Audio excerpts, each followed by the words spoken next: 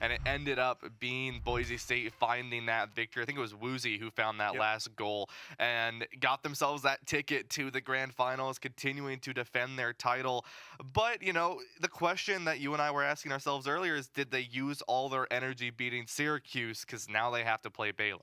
Yeah, the Bears undefeated, not dropping a single game in the PEC, 3-0ing Boise State yesterday in our winners finals. That's how dominant this Bears team is. But Boise State has beaten them, right? They went to Hawaii. They beat them in group play. Of course, the Bears came back and ended up winning that one too. But Boise State has shown they have the blueprint.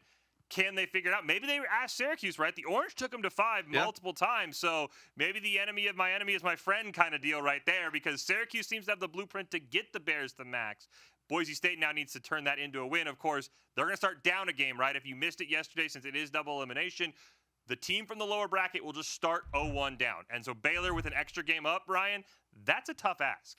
Yeah, it is. And I mean, this Baylor squad is just disgusting. They have been not only one of the best teams in the PEC, but one of the best teams in Collegiate Rocket League all year. They have the synergy under their belt. They have the skill under their belt. They have the team play under their belt. They are just a phenomenal team that you really don't want to mess with. But then you take a look at this Boise State squad, who has really found their way back into the competition, right? There's been some ups and downs on this Boise versus Syracuse, but they said that they wanted to take this victory. They were able to do that. They're able to put themselves on the bucket for this next matchup, and it's going to be Boise looking to try to take that against Baylor. Like you said, one game down is how they're going to start, but we've said this multiple times, right? You can't think about that. You just have to think about what the shot is right in front of you and go from there.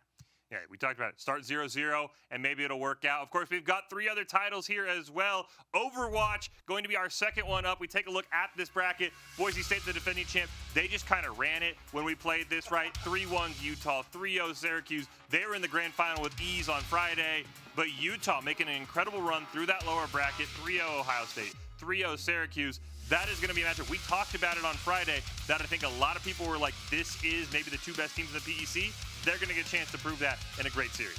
Yeah, absolutely. And I think the biggest thing to worry about, and we'll talk about it more later, is when it comes down to that Utah-Boise game, it's going to be watch out for PDK on that MRAY. That is going to be Boise's downfall, frankly. If you let Utah go to those long-range maps and allow PDK to play the MRAY, I think that's going to be sort of the checkmate for you if you are Boise State. But we'll talk about more of that later. But I think that is going to be a very interesting game to watch later. Still thinking 4-2 Boise, but it's going to be close for Utah, for especially that MRAY on those long angles. And we have one other one to hand out. It's Valorant. They, of course, have 2 games today. We won't have the lower finals on stream. We'll keep you guys updated as we can. Boise State locked in there. Took them a little bit more. They had to go the distance against Michigan State and Ohio State, but then it's Michigan State, your defending champs in that lower bracket, against Ohio State, who was dominant in the fall, has sort of found their footing here in the spring. That lower final is going to tell us a lot about maybe who can challenge Boise State. Absolutely. Both of these teams doing a good job against Boise State, bringing them to a Game 3, like you mentioned. It's just a matter of, right, you're playing each other now, right? You were both able to bring Boise State to a Game 3, so I wouldn't be surprised if these 2 teams go to a Game 3 themselves. And then they're going to play Boise State later today. You and I talked about this. They do have some time, right? Yeah. So you don't have that momentum from, like, if you're Ohio State, you beat Michigan State, you get to go directly into that match against Boise. You have a few hours to wait as we take a look at that roster. However, right, when it comes to those 2 teams, it means you get some time to reset, let the nerves sort of back off, let the adrenaline take a breath, right, get some water so that you can play that Boise team. Both these squads have taken Boise to a Game 3, and I think if you go into that grand finals, no matter if you're Ohio State or if you're Michigan State, as we take a look at their roster as well, that could be a very, very long game. I think it could easily go to Game 5. Yeah, I think you nailed it too, right, for these 2 teams. I think if you get a 2-0, which I don't think will happen, you kind of would want to play Boise State immediately. But the fact that, again, this series between Michigan State, Ohio State, and Valorant, most likely to go the distance, you're going to want to rest and relax and get ready for this loaded Boise State lineup that you see here on your screen. Remember, only 1 loss in the PEC all season for Boise State Valorant. That was in the fall to Ohio State. So Ohio State maybe has that blueprint. In the spring, though, it was a 2-0 for Boise State over Ohio State in the regular season. Of course, they went the distance yesterday. So I think Valorant's going to be a ton of fun. Of course, we'll talk about that as we go on because it's Rocket League we need to focus on right now. Again, it's the undefeated #1 seed Baylor Bears taking on Boise State, the #2 seed, the defending champion Broncos. What do you think Boise State needs to do to get over that Baylor hump, right? As you talked about it, one of the best teams, if not the best team in Collegiate Rocket League. What do they need to do to break that curse? I think, I mean, when I was watching that game against Syracuse last night, right? Syracuse, like you said, was able to bring Baylor to map 5, Yeah. right? Boise, they'd have beaten Baylor in the past, right? So both these teams have the capability to beat the other. It's a matter of what happens in the moment, and I think that is really what it's going to be down to here. Is Baylor is new, right? Yep. They are new to PEC. They're new to this bracket. They're new to coming here, right? They're new to PEC, and so Boise does have the advantage over there in terms of playing on that stage, playing for a national championship, right? They have that advantage. But you can't let that get too ahead of you, right? You have some great scorers on your team with players like Durtho. As we take a look at some of those highlights there against Nebraska, very, very good squad overall, but you can't let that get too far into your heads of saying, we've been here, you haven't. Yeah, and I think the adaptability is going to be key. We saw in this Boise State-Nebraska series, right? The Broncos put up a ton of goals. Nebraska found ways to slow them down, keep the series close. We've seen that throughout all of our series. Remember, Boise State and Michigan State, that went 5 games in our second round of the upper bracket. So it's going to be really, I think, to me, how well does Boise State adapt to what Baylor's throwing at them? You talked about it, right? Game 1 of a series could be 6-0 Baylor, could be 6-0 Boise State. That's very rarely indicative of how the rest of the series is going to go. In Rocket League, it always feels like that game 1, you're feeling each other out, and then all of a sudden, it's going to get really narrow. We were talking about Boise State-Syracuse yesterday. Game 2 was a 7-1 win for Boise State. You see that, and you're like, oh, the Broncos cleared. Game 4 and Game 5 went into overtime, right? It is very much one of those where past performance is not indicative of what's going to happen in the future. Absolutely. Every game is going to be different. Every game is going to be unique in how you play. And the adaptation, like you mentioned, is going to be one of the biggest elements of how these teams are going to play into each other. Both Baylor and Boise have good scores. Both Baylor and Boise have good team play. Both Baylor and Boise have good mechanical play. It's going to be a matter of, in that moment, who can snowball it and who's going to be able to adapt the fastest. That's what you get when you get these high-level teams, is which team at the end of the day has the ability to adapt and overcome faster their opponent and be able to win those games. As we approach kickoff, right, again, Baylor 1-0 a lead in the series right now as they are coming from the upper bracket. But Ryan, what is your thoughts? What do you think the series is going to look like? As much as I would love to see the back-to-back for Boise, right? I think Baylor is just a disgusting element of a team. Yeah. I think they are comfortable in where they are, and though I think the blueprint is there to beat them, and I think it's going to be a close matchup, I still think Baylor is going to take this one. I'm going to give it to them 4-1 against Boise today. Yeah, I think it's going to be key for Boise to get ahead early, right? Again, I've talked about this with a ton of people coming into this tournament. They ask, hey, who do you think is going to win? And I say, if you give Baylor a game, that is just an enormous climb, right? Yeah. No one has beaten them on even playing fields. Now, all of a sudden, they have an extra game. You've got to win 4. They've got to win 3. I think it's going to be very tough. I could see Boise State getting 2. I don't think we get a full game series. Again, maybe Boise State comes out fired up and ready to go, but as you and I talked about, last night's series against Syracuse, I mean, everybody who was anybody was watching that game because everyone was going nuts, right? It kind of was, we're pulling some people into the HyperX arena. They're like, what's going on? You have to wonder, yes, you got a day of rest, but how mentally drained are you? That was the very last thing that happened in the arena last night. How drained are you from that if you're Boise State? Because Baylor, feet kicked up, relaxing. They were in the grand finals long before that series ended. Yeah, exactly, right? You were the last team to play, right? You're out there until, I don't remember exactly when we got out there last night, but 8, 9 o'clock. yeah, it was late. Yeah. And it was the last thing, like you said, right? And furthermore, right, now you got to wake up pretty early to get here in the arena, and now you got to play this matchup against Baylor, and it's a tall ask. It really is. And so you have to be able to find your sort of center and find your calm in the midst of this, because there's a lot going on. There's a lot of voices in your head. There's a lot of noise out there, and you have to be able to get in and play your game and not worry about the fact that it's 11 in the morning or that you played until 8 or 9 p.m. last night against Syracuse in a Game 5 series.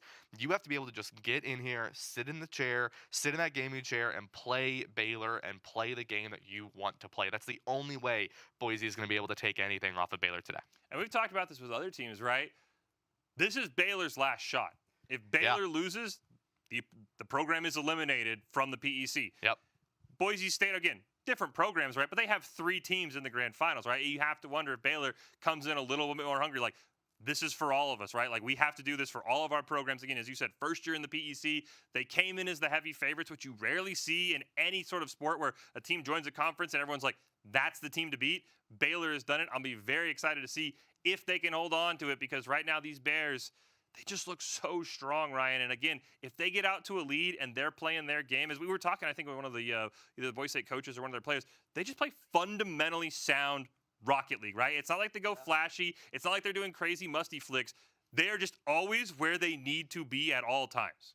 Yeah, and sometimes that's all it has to be, right? You just play it simple, right? Yep. Don't overcomplicate it. I know that was mentioned yesterday on the stream, is just play it simple, right? Yeah. Don't make it flashy. Don't try to be the clip maker. I heard Doc Axel who's mentioning this. He was saying, we want these games to be boring, Yeah. right? We want these to be quick, easy games, right? Because if not, that means we're not doing our job correctly. And that is kind of, I haven't really thought about that before. Because, you know, when you're on the desk or you're We want the here, exciting we games, want the exciting yes. games, right? We want them to go the distance. But when you're in that chair, you want it to be done. You want to be boring, right? So don't be flashy. If things get complicated, go back to your fundamentals, go back to what you know, and play the game, because we know that you can do it. We know the blueprint is there. Baylor is not unbeatable. You can play your game. You just have to sometimes go back to the fundamentals. Yeah, it's PEC Championship Sunday here. We are moments away from kicking off of our first grand final of a pair of 3 today. It is Rocket League, Baylor versus Boise State, the defending champion Broncos coming up from the lower bracket.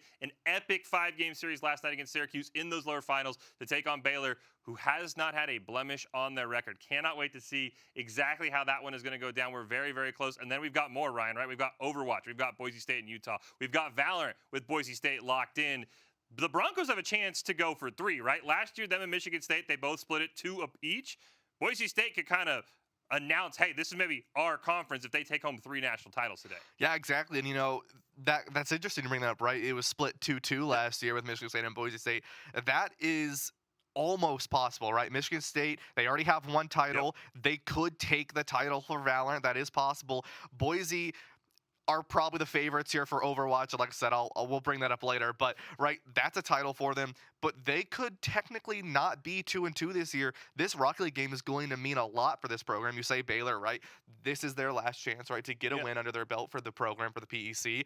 But this is also, in a sense, this is Boise's rivalry against Michigan State to confirm that they'll also be able to split it 2-2 potentially. Yeah, and on the other side, right, we have a chance we could have 3 new champions when it's all said and done, right? Baylor, one of our new additions, potentially could win in Rocket League. Utah, another new addition. They have a chance in Overwatch. And then, again, Michigan State, Ohio State still have to play. If the Buckeyes take down the Spartans, then they have a chance. So we could have 4 national champions, right? So either way, either we got the dominant Boise State, maybe the split still from last year, or we have 3 new champions. Of course, Michigan State defended their title yesterday in Smash, and you say, wow, the PEC is wide open, right? And that's just how deep this conference has been all year, Ryan. It hasn't been one of those where, like, all right, check Baylor, check Boise State, check Boise State. It's, we think Baylor, we think Boise State, but there is a very good chance a Utah, an Ohio State, or even a Boise State Rocket League can take home a title. Yeah, and that's something that's a really good point to bring up is you take a look at these teams, you take a look at these conferences. I mean, take a look at how we were talking 3 days ago when we were talking through some of these brackets, and we were thinking,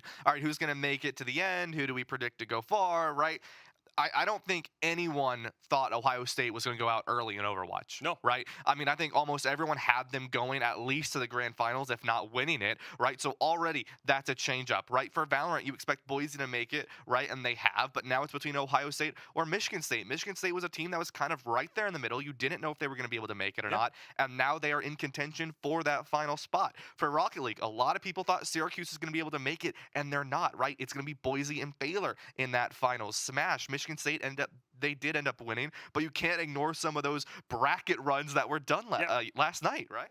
Yeah, and I think you're right. I mean, some people had Michigan State in Rocket League, right? I mean, Michigan State, Boise State was the game last year. That didn't come to fruition. Of course, I have to ask you, because we're going to keep bringing it up. I apologize to our poor friends in Minnesota, but I have to ask you, it's the national championship. We didn't quite get it yesterday. Michigan State just basically put their foot down and said, we're going to win this 3-0 in Smash.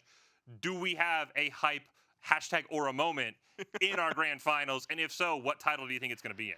I think if we are going to get the Mill Sharks play of the game, I think we are going to probably end up seeing that from Valorant tonight. I think that is, I think in terms of Overwatch and Rocket League and Val today, I think Val is going to be easily the most competitive series we have. I think if any of these titles go the distance, it will be Valorant to a game 5. Yeah. And I think if we can get there as we take a look at the clip again. It's the moment of the event so far. Again, we cannot restate this enough. This is the moment of the event right now. I mean, it was just, it's aura. There's no other words to put it. It's hashtag aura, like you said, Fish. I think if we get that again, it's gonna be like a Game 5 14-12 Valorant victory, and it's gonna be like Michigan State finding their way through, right? Being technically the third seed in terms of these three teams, finding their way through, being able to make it. It's a 5 games. I think that would be where we see it. Overwatch is possible. I think if Utah can turn it around, I think that's possible from them. And then Rocket League, I think Boise would lose it if they were able to take the victory over Baylor. So very much possible today, but I think all of them will be more underdog stories. And you did kind of mention this, right? We are going to play extra games in all of our titles, right? We were best of 5s in Rocket League and Overwatch. We were best of 3s in Valorant and Smash. Now we're going to best of 7 in Rocket League, best of 7 in Overwatch, best of 5 in Valorant, which if you think that's going to go the distance, we might be here all night. How does that change your mindset, right, when you're going to have to play? Rocket League's a little bit different because there's nothing that changes, right? Yeah. Overwatch and Valorant, you're going to play another maybe round of Control, right? You're going to have to play another. You're going to have to find another map ban in Valorant, right? How does that change your competitive mindset when you're playing that extra map that you really haven't played all season, the PEC? I think if you are in these positions, right, like you said, I mean, for Overwatch, it's a little different, but specifically for Valorant, right, who wins that map? Yep. Obviously, Boise's going to start on that map. It's what map are you going to give them for free in a sense, right? And so when you go into the ban phase of what maps you pick and what maps you want to ban, that does play a big strategic element of where you're going to go. And I think another element is if you go the distance in any one of these titles, right? We talked about how tense it can get in Rocket League. I mean, 2 minutes of overtime in Rocket League, your heart rates will spike just as much as an overtime will in a game like Valorant. And when you get into those matches, they get very, very close and very intense. And the mental is so, so important when you are deep into an overtime of a Game 7 Rocket League or a Game 5 Valorant. It's very, very crucial. Yeah, we're taking a look at some of the highlights of Baylor and Boise State meeting in the regular season. Again, these two teams were back and forth. Nearly every, if not every single game is one goal. Maybe Baylor gets a couple in one, but you can just see the scores. 2-2. I think it was a 1-0 win as well. Another title and another replay we're watching, right?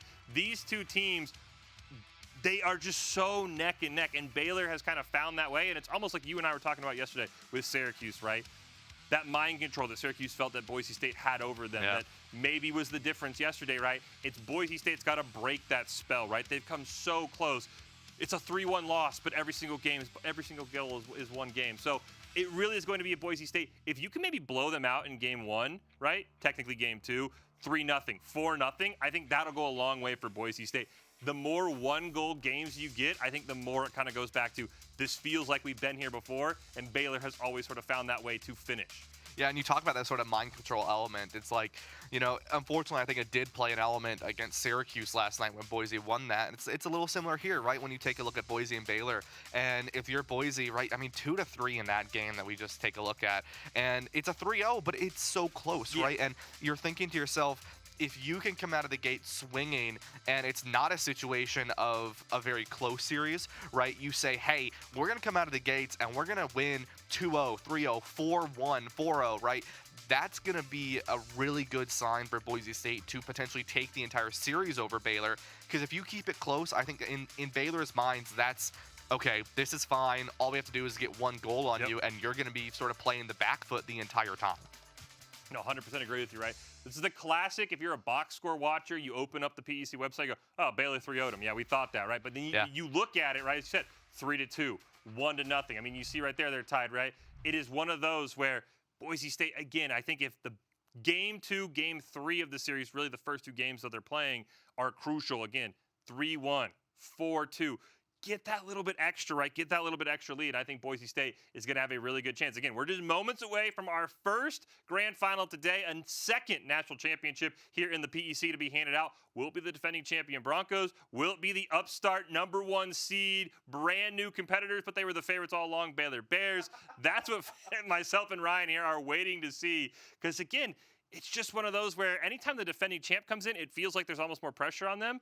But somehow Boise State's the underdog, which is always kind of weird as the defending champ. Yeah, I mean, you take a look at Michigan State, and they quite dominantly kept their title, right? Yeah. And then you look at this situation, I think it's going to be similar to Valorant, too, right? I mean, even though Boise is in the winner's final, or the grand finals, excuse me, for Valorant, you went to game 3 with both the teams that will be potentially fighting you for that grand final championship. So the pressure is there, right? You're coming from the lower bracket for Yep. Rocket League, and you're playing into this Baylor squad. And so there's definitely a lot of pressure there. You've already lost once to this team, and now you've got to find your way back through. And then for Overwatch, I think you're a little bit more comfy. But for 2 of the 3 titles that you have to look to defend, you're not in a comfortable position. Yeah, as you said, 2 of our defending champs, probably underdogs. Boys at Overwatch, maybe the lone favorite of the 3. We take a look. We can bring up the Rocket League bracket one more time here just so you could see how the entire event played out, right?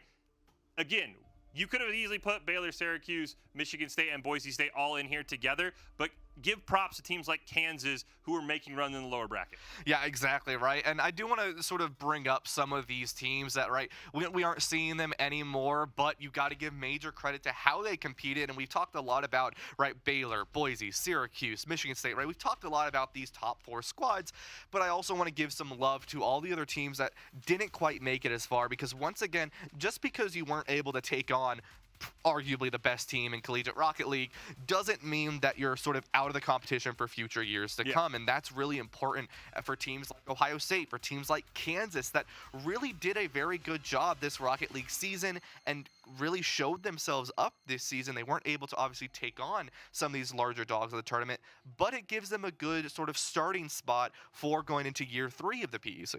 Yeah, I think this is, again, year 3. Maybe we've leaked it already. It's going to be happening, right? I think it's going to be a ton of fun. And again, it's one of those, we talked about this with Smash, right? For Ohio State, 2 years in a row, they don't place well in the regular season, but they end up finishing the event top 4, right? And it is, again, I think Kansas is a great point. As you said, you're building momentum for year 3. We know teams like Baylor, we know teams like Boise State, Syracuse potentially, but people got to graduate, right? There are seniors on some of these teams. There's going to be that power vacuum. And so I think for a team like Kansas, I think Ohio State even has one of our members on the All-PEC team that we'll take a look at later in today's broadcast.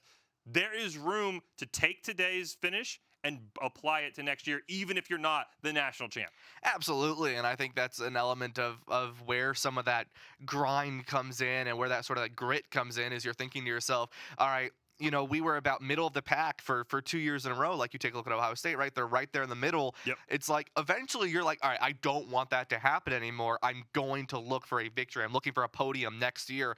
And they confirm that, right? And they make sure that. So going into future years, teams that are right there in the middle, now you sort of get more of that desire, more of that passion. And then you have teams like Syracuse, where for 2 years in a row now, they've been just shy of playoff competition or playoff even appearances. Overwatch being the only one last year to make an appearance. This year, no one, right? And so now you're thinking, we want to win. We don't want to just be just shy again. Well, it sounds like we are just moments away from our Rocket League Grand Finals, Baylor and Boise State. But before we get over to the casters, we want to give one more shout out to our amazing sponsors here today. We aren't looking for just anybody to join the Space Force. We're calling on all late-night coders, early morning gamers, self-proclaimed space geeks, stargazing science junkies, tireless trailblazers, daydreamers, and especially square peg and a round hole type thinkers. To shape the force that protects our interest in space and our everyday lives on Earth, the only force created for the 21st century. We need people like you. So consider this your invitation.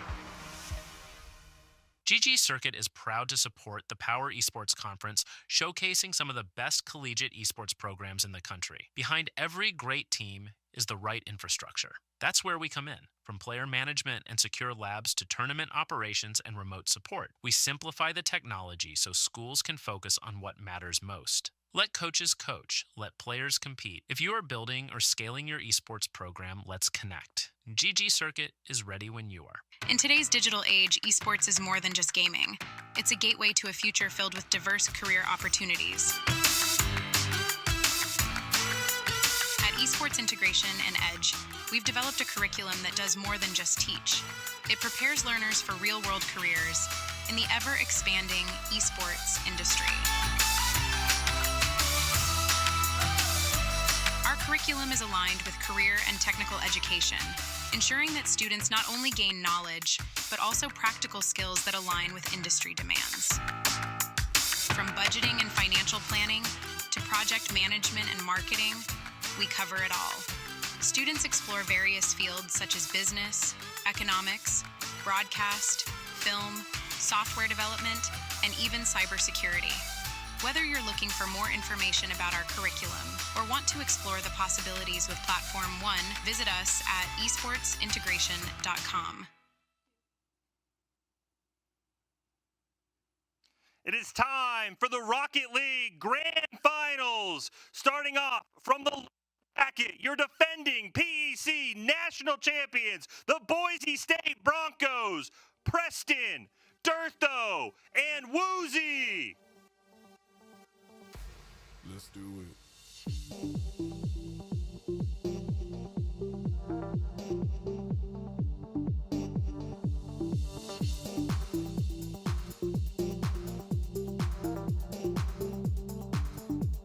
Let's do it,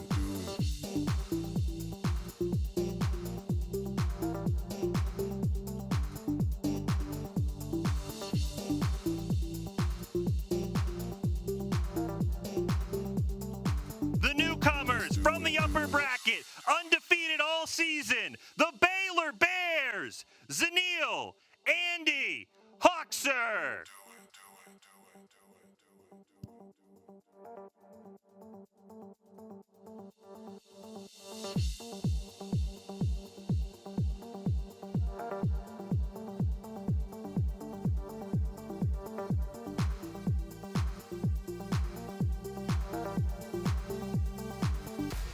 Let's do it.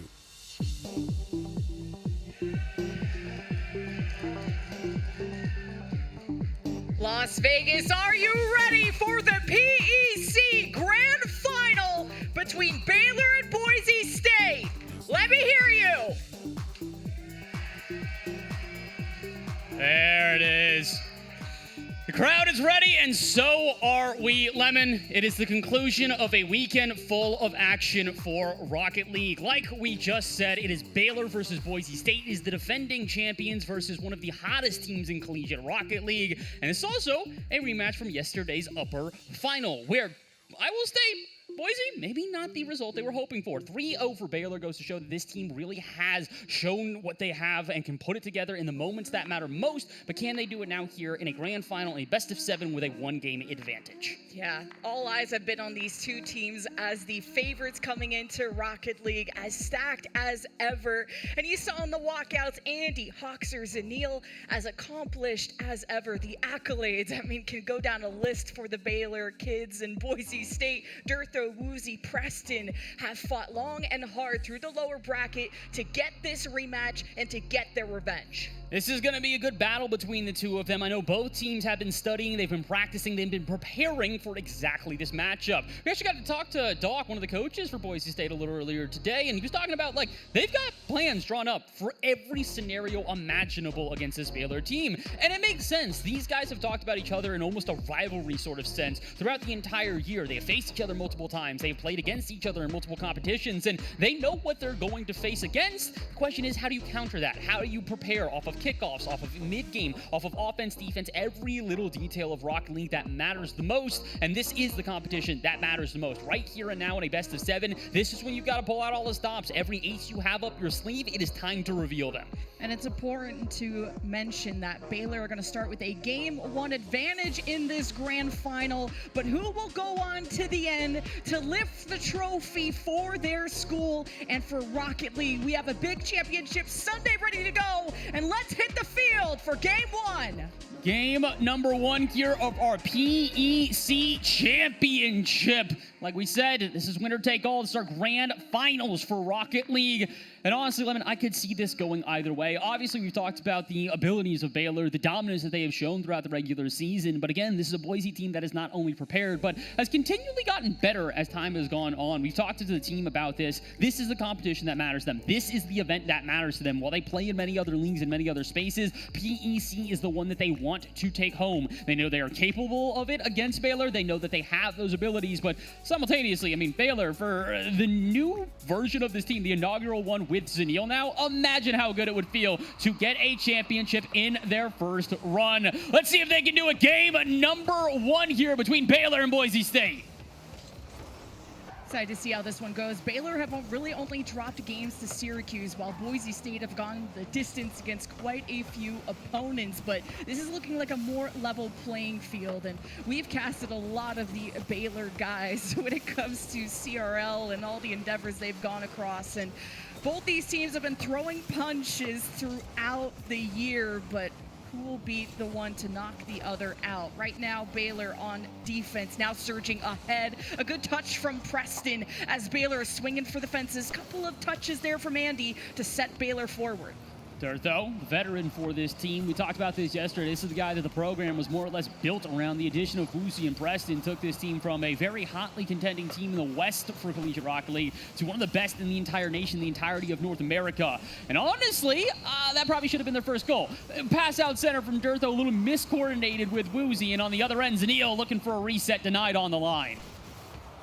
You do have Boise State look like they were trapped. I like that Woozy has the confidence to go for it. And if he's not going to get contact on the ball, he's going to be productive off the ball, steal the boost. Does Andy want to maybe pop that up? Good clear, though, from Woozy. Boise State, though, couldn't follow up. They just needed that reset to get their bearings, get their resources in check. But wait, a missed touch does create that gap. A good save from Boise State, and the pressure is on. And Preston and Woozy have to guide this out. Somehow, some way, we do not have a goal on the board quite yet. Opportunities on both ends, but unfortunately, it's kind of a save from a teammate on the side of Baylor that prevents their first goal. 2 minutes or so gone now here in game. Technically number 2, as there is, like we said, the one-game advantage to Baylor, but really, this looks about even on both sides. Boise have to play a little bit of extra defense here, though. Shot on target, turned away by Durtho. The sidewall finds itself right to Zanil, so Durtho will make a second challenge just to disrupt. Hawkster an extra redirect. He's still trying to get this one out center, maybe trying to guide some blocks so that Andy can get involved. Another pass out center thwarted, and Baylor right now just looking for lanes they can find. So far, everything's been cut off by this Boise defense. And Hawkster can be an offensive spear for his team, so looking forward to how Baylor are going to build up from here. Boise State, okay, 1v1. Preston, good challenge, and it's recovered there by Baylor. It's now the midfield. It's quite the skirmish. Andy in trouble, completely surrounded, but you're able to regain your footing if you're Baylor. Good saves across the board, but how can Baylor really respond? Boise State are able to break out of their own half, but it's really barely holding on to possession. Chance here for Andy. He doesn't really have any boost, so this probably is not going to turn into much. But Baylor doing a good job right now, like you said, of keeping possession, keeping pressure on. When they do get into offense, they tend to lurk there for quite a few moments. They might not need many moments here. Unfortunately for Andy, that does get a bit far away from him. And you can hear from the crowd, Andy's kind of the center man right now for Baylor for a number of reasons. A very talented player, touted as one of the best in Collegiate Rocket League. However, he's also really good at getting passes out center perfectly on a dime to Zanil, and that is a banger way to start. What a pass from Andy, and Baylor finding the rebounds. That is what's making their offense threatening. And Boise State, sometimes when they run out of boost, they run out of good firepower to put up the saves with the double commits. Boise State, oh, the passes across court to the back of the net. It's Woozy from Boise State. Boise said, I see you. You want to play a passing game? We can do it better. How about a 1-2-3? Every player getting involved, and honestly, you just got to feel for Hawkster. A full tank of boost, but so many players that you have to try and keep track of. That final pass just sneaks right on by him and right on into the net. 100 seconds to play, and we've got a tied ball game. Oh, Durtho off the ceiling now to Woozy, combining the pinch towards the crossbar. Hawkster to the sides. Anil, what a good carry through the transition. Baylor so smoothly as it pinches out to Hawkster. Wasn't ready, too high of a ball as Baylor will retreat. Woozy kind of just clearing this one to no man's land. Nobody there except for Zanil, who's got a decent amount of boost, but a challenge from Durtho to take away any chance of that aerial turning into anything. Could happen again here as Preston does have an aerial developing, but no, challenge a little bit delayed from Hawkster, which means there could be a follow-up from Boise, if not for Woozy. Miscalculating where that one was going to bounce off the ceiling. Andy trying for something else here. Looks for a pass out center. Zanil is still there, trying to take this one carefully, but Woozy's immediate challenge will take away the shot. Durtho tries to get this one off the sidewall, but Andy there lurking to keep the possession going. His attack has been extended, and honestly, this again is how Baylor have played. They get into offense, and they like to live there, break their opponents opponents down for as long as they can, but Boise not buckling under the pressure. And Boise State, I mean, Preston has been fantastic on defense. Boise State are ironclad on their half, but it's the response and a shot. Zanil makes the save, and the transitions, you got to be careful of these Baylor counterattacks, but Dirtho's 50 turns everything on its head. Back to square one is Baylor on defense, and the pre-jump for Boise State. Got to watch out. Now Preston collects and didn't get a great first touch and decides to concede to Baylor, but the pressure's still on. The last 10 seconds could be overtime. Here's the reach, here's the beat. Zanil on offense, Baylor with a shot, last second save. The ball is still up off the ceiling. Dirtho wants to land it, and we go to overtime for game one. Honestly, it's an understandable take there from Baylor. They had a little bit of boost to maybe try transition downfield, but you do not want to force it. You do not want to give up an opportunity when it's been near perfect Rocket League so far. Neither team making any blunders in this first game, playing very carefully to keep possession in their favor, to keep the defensive structure strong, and to make sure shots like that do not find their way into the back of the net. Great save from Preston to kick off overtime. The amount of saves that Boise State have had to put up is ridiculous. And Boise State, if they can come together with those passes, that is a trifecta that threw Baylor for a loop, and why Boise State were able to find that equalizer. But Baylor have been as mechanical as ever. A keen eye on Dirtho, kind of some fakes. Woozy gets through some of the defenders, and that's towards the backboard. Not great for Baylor, and Boise State can't take advantage. Baylor doing a good job right now of keeping, like we said, that structure on defense right now. Even if an initial challenge fails, they've got somebody behind them to make the follow-up and prevent Boise from getting those passing plays that have been so effective for them so far. Long ball downfield. This one just tries to test the net. Zanil prepared for it. Can he actually get some extra touches here? Almost gets past Preston, but he does have Hawkster in the wings. Double touch, not on target. Where is Andy to finish the job? And Baylor will take a second game in the series. From a snowball to an avalanche, I was worried when Baylor didn't go for the direct shot there at the end, but still it just boiled over. Once the Baylor keep finding these rebounds, there just is no stopping them, as that game will go Baylor's way, and with that game one advantage, they're up 2-0 in the series. And as you can see, Boise not taking that one lightly. Immediately into the comms are the team. That's Coach Wayton and Coach Doc there that are both going to be talking to these guys, making sure that they stay in this game. Like we said, they've got a game plan for what's happening here. They did not expect Baylor to be slouches. They knew they were going to be a strong opponent, and them taking game 1, 2, however you want to call it, is maybe not the most surprising. So now it's time to lock in, not let that affect your mental, and keep on playing. On the other hand, doesn't seem like Baylor is satisfied with that either. They probably didn't want to go to overtime and have to force it in a one-goal ball game. So they're in each other's ears as well, calming, trying to talk about how they can improve. And again, for every game we get further into the series, that familiarity, that comfortability will increase, which means you're going to have to get creative in order to find goals. Definitely the shot count is going to be higher on Baylor's side.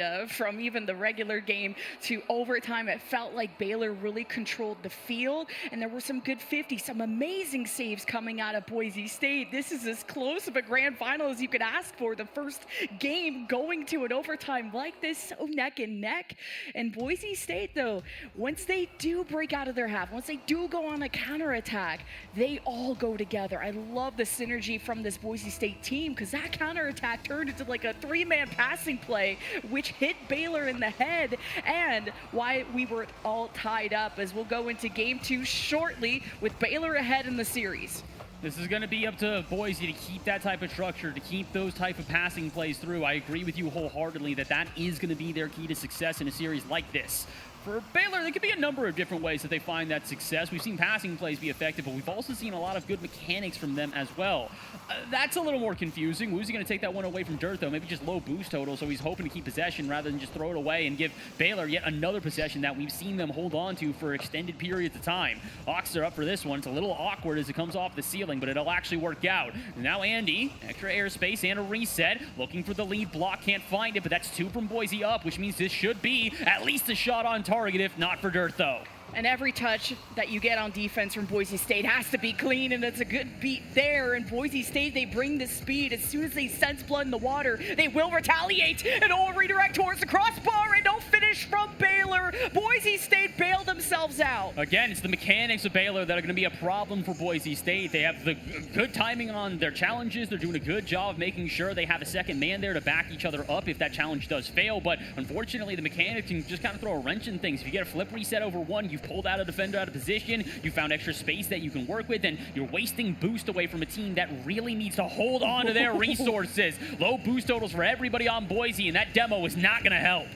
This feels like this Boise State defense is barely keeping their heads above water, but man, the reads are so precise. Baylor are trying to fake things out. I mean, what Hoxer did there just at the end was scary. With Preston, I've been keeping my eye on him and being that spark plug for Boise State to get them downfield. But Boise State need a strong secondary, and they need a stronger defense. What a dunk from Hoxer! And this is the problem with constantly pulling defenders out of position. Durtho's got a full tank of boost, but if he doesn't make the correct challenge, this is up to Hoxer just to beat one more, and he can line that 50 up perfectly. Unfortunately for Preston, there's a very small window in order to try and clear that around him. He tries his best to do so, but cannot. And once again, Baylor on the board. If they take this one, it's going to force a reverse sweep out of Boise State if they want to take this series. So it's time for them to lock in and find something here in the back half of game number 3. Hey, Boise State have gone to so many game 5s from this tournament to the rest, so they are a resilient and composed team that will not give up and will not surrender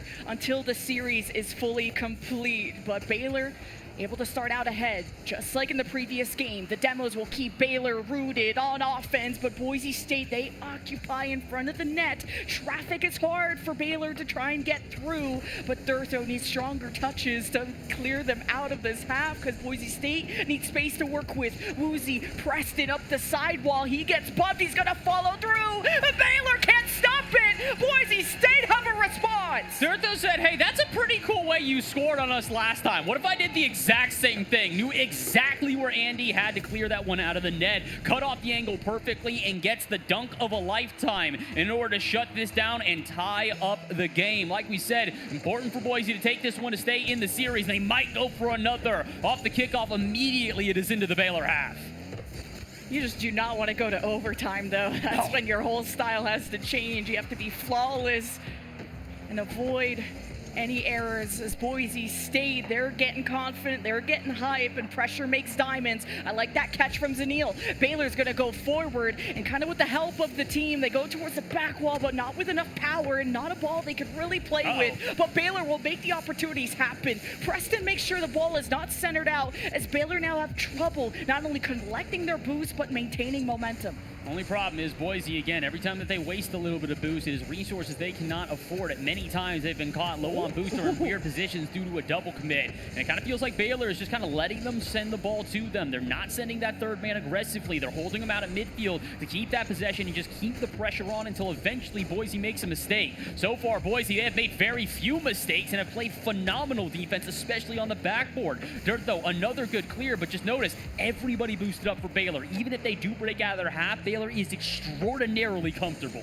Baylor is so good at denying these clears. Can he deny this double? But still, the tip of the arrow from Hoxer. He gets his second goal of the game, and now some insurance for Baylor in the last minute. And again, it's Andy setting the pathway here. Just a good idea to send it to the backboard. You've already pulled players from Boise out of net. You know they're going to be awkward, and somebody's got to make that challenge. Yes, the second man could get in the way, but at the end of the day, they keep winning through these 50s, through these forced challenges in front of the net. It has worked out for them multiple times. It could work out again. Zanil throws it to the backboard. Preston, low on boost, needs to be careful, and Hoxer will just test the net again. Another shot on target as Boise is just being pummeled by these constant barrages. I like that Woozy's trying to utilize more of the ceiling, because Boise State have not been able to clear, but once they get out, they will get the mitts out and they will brawl. But Boise State now fight tooth and nail for possession. A pass to Preston, to Durtho, and it's beautiful! That is one of the cleanest plays we will see all day. An incredibly heads-up play from Preston as well to recognize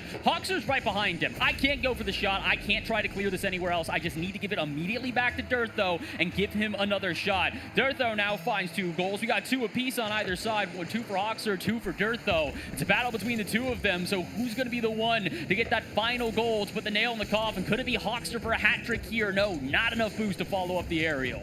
Hoxer gives Baylor the lead, and Durtho keeps Boise State still in the game. 20 seconds left. An important game for Boise State to try and win, or they will go down 0-3 in the series and will have to fight for a reverse sweep. As Andy keeps control of the corner, as Durtho has to muscle through traffic. It comes back out to Preston. Decent setup, but Boise State are on the opposite side of the ocean as Durtho tries to scoop this out for a playable ball, but Baylor just keep on watch. We will go to our second overtime of the final. You can see it. Baylor knew they were in a rough position there. They tried everything to keep that ball away. They got a couple of bumps on Woozy, and I honestly think that's the only reason we're even in this OT right now. They could end it quickly, though. Zoxer, he's in 50, but actually Preston's going to muscle past it. He's going to have to do it again, though, because here comes Andy to take a shot that Durtho turns away. That's got to be like his 20th save of the game so far. This has been an incredibly impressive game from Durtho, and it's only right he caps it off with the OT goal. That's a hat trick for Durtho, the game for Boise. Hat trick, but give Durtho a crown. He saves Boise State, ties them up every time, and gives them the win in Game 2. Boise State are not done yet. That is the best game we have seen by Boise, and that is the vintage Durtho that I like to see. It has been a while since I've been able to call that man's names out in the lights, but it is good to see it yet again. Like we said, that's the guy they built this program around. That's the guy that they had at the foundation of this Rocket League team, and he is proving why. Fantastic play on both sides of the pitch. The saves he had in that game were innumerable, and obviously we can count the goals. That's a hat trick for him to take the victory. What a grudge match between these two teams. Already a better Boise State than we've seen when they first encountered Baylor, which, again, that was a sweep in favor of Baylor. But when the lights hit, when the cameras are on, Boise State are used to this environment. I mean, they've kind of simulated a broadcast for their school, and they have their players be in this kind of situation, so they're used to that pressure. But there's a lot of eyes on them, especially from colleagues to fellow students to even students from the same school. So Baylor are really gonna need your energy, folks, to see if they could take this final. We need a Lanimal to show themselves on the Baylor side. Again, we talked about that term a lot throughout the weekend, and Boise, every single player on that team is perfectly described by said word. Lanimal really is what this team is made of. They improve on land. They continue to get better and better every time that they play on these in-person events. Who's that going to be for Baylor? So far, it's been all three of the players. We talked about Hoxer almost getting a hat trick in the last game. The first game was Andy and him to combine for the OT goal, so it could be anybody. It might need to be Zanil right now, though. Stepping up on defense, again, very well structured here for Baylor. They're not making any mistakes if they do not get forced into these awkward positions. Yeah, Boise State need a cleaner game, but if they can keep punishing this Baylor net just like this, 1v1, Durtho in the net, Hoxer no boost, tries to take a low ball, it's off to the side. That was real close, and no serious lead as the Baylor will keep the pressure on. There's bumps in the net, and Durtho escorts the ball to safety. Andy, though, already back for this one. Durtho doesn't have many lanes, and Andy will cut off any that he maybe even had. Good 50 from Andy. Where's the follow-up? Right there from Hoxer. A great demo out center. Gives him a wide-open net to shoot on. Man, Hoxer is just that rock that Baylor can rely on every single time. He makes magic happen. Every single game, Baylor starts with a goal, but it's Boise State that always pick up the phone to answer. We'll see in this first minute of play how Boise State will form, and it's the saves right at the goal line that gets your real nerve as Baylor looking clean with the max as Andy wants to cut off, delay the Boise State resurgence. It's a battle in the midfield. Preston has to step up as the third man back. That leaves the net exposed, and Hoxer won't miss those! They're starting to win every single 50. You're seeing the issue right now, which is that Boise, again, great initial challenges, but the immediate follow-up from somebody from Baylor is catching them off guard more and more frequently as the series goes on. They're going to have to be aware of that because, like we said, Baylor are not making many mistakes. Boise aren't either, but that's the problem in a game of very precise movements. You cannot make a single failed challenge or you guarantee somebody is there to punish. It feels like Baylor have more quality touches, or at least they really dive at the ball when they know they can get a beat. But Boise State, they just take a shot and oh, it's home for Baylor. And just like that, the lead is cut in half. And this is what we're talking about with the second man needing to be there almost immediately. You throw that one out center, there's almost a guarantee somebody from Boise is going to crash the net. That time it was Woozy, and he does not miss the mark. Boise State clawing back here. It's only been a minute and a half. They have plenty of time to see another. They could just see it right now. Open net off the kickoff, and Dirtho will score. In the blink of an eye, Boise State clapped back. What a bump off the kickoff and a setup from Woozy just to line up the pins for Dirtho to go for a strike. And just with 90 seconds, we find ourselves with a tie game. And this is what we were talking about earlier, about how Boise have been studying this Baylor team. They've been really paying attention to these kickoffs. As they got certain players in certain positions, they've got plans drawn up for it so they can try to counter. That was a perfectly executed version of that. The bump through, immediately throw off the second man for Baylor, and just kind of opened up the space necessary. That was not a lot of space there, but it did force all three players of Boise State, so things get a little bit awkward. Some boost for both Woozy and Dirt, though. They'll be able to hold on to a little bit to drag this out to midfield, but definitely better boost totals here for Baylor. If they can get a passing play, though. Nobody there in the corner to make the challenge. Eventually they will, but by that time, the pressure is alleviated. And now on the other end, it's Boise State to take advantage. Boise State went from being down 0-2 to 3 back-to-back goals, 2 of them from this guy on your screen right here, Dirtho. Boise State are winning very impactful 1v1s and challenges against that third man of Baylor, and this completely frees up the net if one mistake is made. Baylor just can't be offense all day, and Boise State, they wait, they are patient for their moment to get their revenge. As Boise State on offense, Hawkster knows he has to get ahead of the game. He cannot let Boise State take those shots because they will nail it every single time. The unfortunate thing is I'm starting to see that patience that you just complimented Boise for dissipate on the side of Baylor. They're starting to send that third man a lot more aggressively, either out to midfield or sometimes even into offense just to try and extend the play. That possession play that they started off the series with is no longer as effective, as Boise have found ways to poke and prod and just start disrupting said offense. But they do it again here. Preston, not a lot of boost to work with, but he will get a good 50, and Hawkster is going to pop this one awkwardly, but Andy will get there as a recovery. Can he do anything more on the sidewall? Not really. He's only got 26 boost, and Dirtho, I'm not sure how he recovered off the sidewall, but he prevents that from turning into any sort of attack. I like that Baylor fake, too, to just kind of buy time on the ball so you steal all the boost from Boise State and you play the long game. But right now, there's less than 2 minutes. It's not really a long game left as Preston is just battling through this right side corner. Is Zanil with a few touches, not ideal. Is now Baylor on the retreat. I like that delay from Hawkster, and he's even going to go up the sidewall to attempt the pass towards Andy, but Woozy's going to get ahead of it. Andy, decent amount of boost to work with, especially considering Woozy's got none on the backboard, and neither does Dirtho on the ground. Pinch is a little aggressive, though. I don't think Baylor were looking for that, and unfortunately, it's going to end their possession and end their attack. Now, Andy, to try and restart it from his own corner. That's definitely not the touch he was looking for. And Dirtho might just punish. Musty flick off the ceiling. I like the attempt, but it does not work out. You do not want to see a guy like Dirtho get excited, but off the crossbar, it's Zanil that shows him how it's done.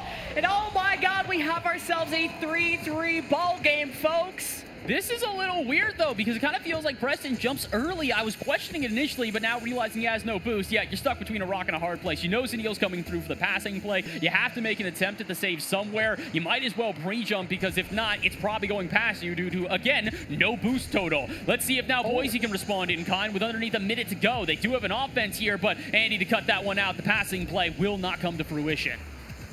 Preston with a setup. Andy reads it with the demo at the back. The net is open. Woozy puts it off to the side. That was close. This next play could be the kiss of death with 33 seconds left. Hawkster with a good challenge win, but Boise State, they play close. They bail each other out, and now they have to follow through. Dirtho off the ceiling. The 50 kills it straight down, and with the demo, Andy is pushed off, and the net is just open. Once again, physical play coming to the rescue of Baylor in what was unfortunately one of their worst games so far. I don't care if it's a pinch, double commit, what you want to call it. I think it's intentional. Either way, it gets the goal. Hawkster finds another, Andy gets the assist, and Baylor have the lead with 18 to play.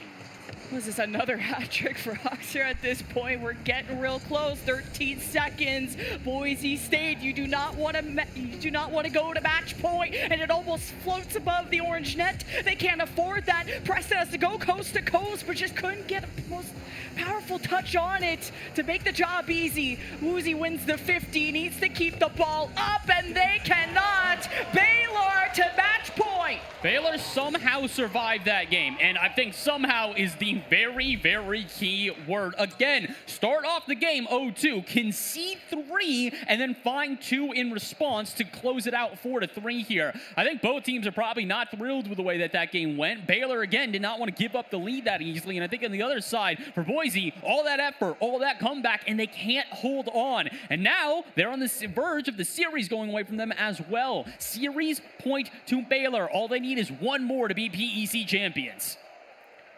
Baylor have definitely started to clean up their defense, or at least put it more in consideration in that last minute, but Baylor is showing a lot more stronger mechanics in the air, especially in these first touches. When you can just save precious seconds by having a better first touch, you can find your teammates faster, you can create threat level a lot quicker.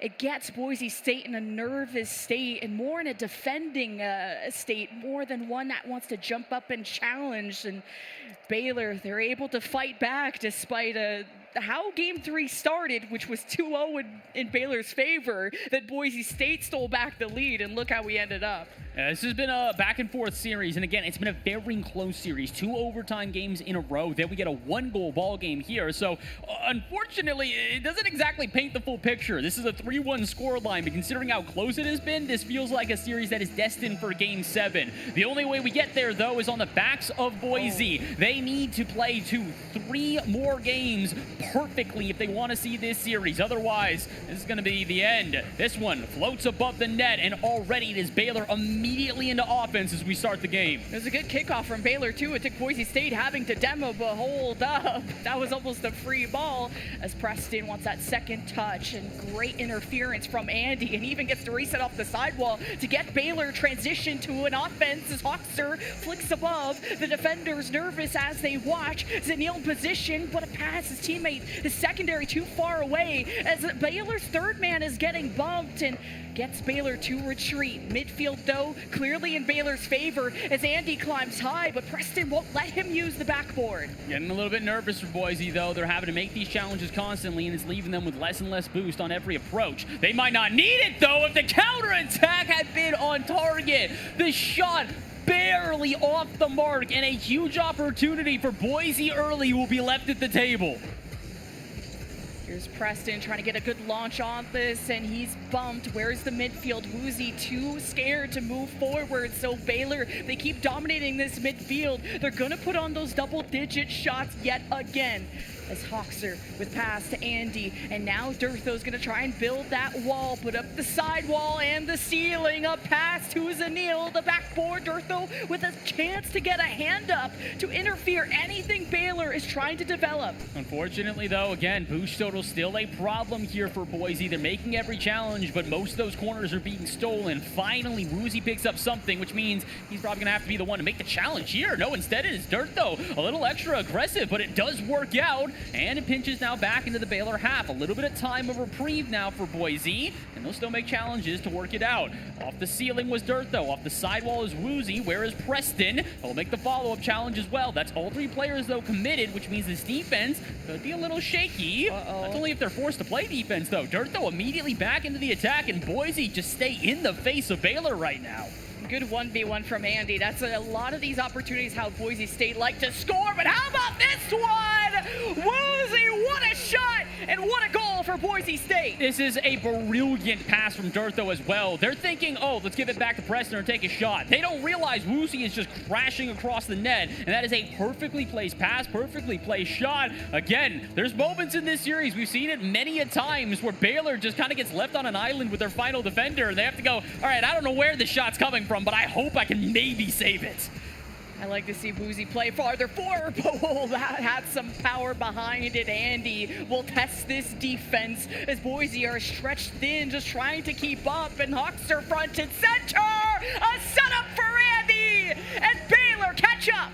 Andy said, I'm not going down quite yet. We got a lot left in the tank, and a helpful pass like that absolutely should be rewarded. Hawkster, great dive across the net, leaves it for him. And honestly, Andy, smart as well to recognize that if Boise State are just diving everything, throw a curveball in there. Throw a quick little changeup that just throws them off their game, gets them a little bit nervous. It's exactly what he did. It's a great way to tie up the game. And now with 2 minutes to go, it is either team's ball game. Yeah, Baylor is so good at finding each other, but oh, it just takes one, it feels like, from Boise State to crack this net open. A lot of good solo plays from Boise State. Feels like they have variety with their offense, but Baylor has really had the tech and the mechanics to pull off some magic. In the second half, we are tied 1-1. This is for the championship for Baylor. If they can get ahead with this offense, the ball feeds out to Zanil towards the backboard. Too low on the ball. Now with the back pass towards Andy, he's shoved off. Boise State need to find some power and some confidence. They cannot be stuck on defense because eventually this will bleed through into the net. But Hawkster's demo will relieve Boise State from their back, and what a flick to fake out Boise. I'm not sure how Zanil got that reset, but I'm happy that he did. I think Woozy's not going to be happy with the outcome of this. Yeah, unfortunately, with no boost, what could have been an open net rush the opposite way does not work out, and now it's time for Baylor get their chance. No, Zanil's challenge on the sidewall doesn't even make contact, so now it's up to Hawkster to just keep this contained. Zanil, though, in the opposite corner, fires it back to Hawkster, who unfortunately was preoccupied by demoing the defense. Had the pass connected, it could have been a goal, but coulda, woulda, shoulda. With a minute remaining, you have to make every single chance count. Well, when the stars align for Baylor, this can be scary. Durthro's doing what he can to be the bodyguard of the net. 48 seconds. This could be the nail in the coffin if Boise State give up anything. And any kind of clear is what they need. Attempted bump does not connect. Baylor get rid of the ball. And Preston goes up high. He has to reach for the stars. And Woozy gets demoed. No one to pass to if you're Boise State. Baylor bring the physical game, and they're out for blood. Smart plays from Baylor here on defense, just taking away those passing lanes, whether they're making the challenge or straight up removing the attacker. Either way, it's worked out, but can they hold on for another 20, or maybe can they actually get an attack of their own? Not a great touch out center, but it will be received by Woozy, who looks for the 50. It gets sent skyward, and it's up to Andy now to try and clear the lanes, which he cannot, because an immediate challenge from Preston keeps it on the Baylor half. Woozy gonna try again. He's got Preston on the backboard, but the defense knows that. They're not gonna let him get a free touch like that, but they will let it bounce in the corner. Dirt, though, keeping this one alive. Can he find a teammate? Kinda. He's still keeping it going, but they will let it drop. Another overtime between these two teams. The third overtime of this grand final. Baylor on golden goal territory for that golden trophy. And Andy towards the backboard. Preston, that's not an ideal touch. And Baylor swing for the fences. Boise State hold on to the net. As Durtho with the reset at least goes for the bump on Andy. Boise State need momentum now than ever. Wind in the sails, but the ship is sinking. And oh, off the post. The rebounds for Baylor. It's just a matter of time. Boise State, time is running out when it comes to how many lives you have left in this final. And just barely any space gained from Boise State. Woozy's doing what he can to control Preston behind him. You cannot abandon your net like this, not with Baylor's challenge game. This is Boise getting away with highway robbery. There's no other way to say it. The first goal, I don't know how they didn't have it get shot on them. They get a perfect save. The second one, it's a collision between two players on Boise State, and the shot goes off target.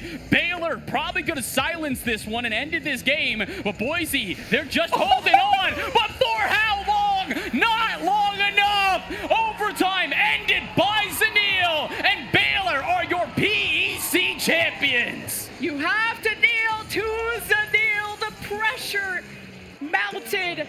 They strangled Boise State in the end. Not just a statement and dominance, and one that ends with an exclamation mark for Baylor, clearing through the winner's bracket, denying revenge from Boise State, and Baylor will be your PEC Rocket League champions.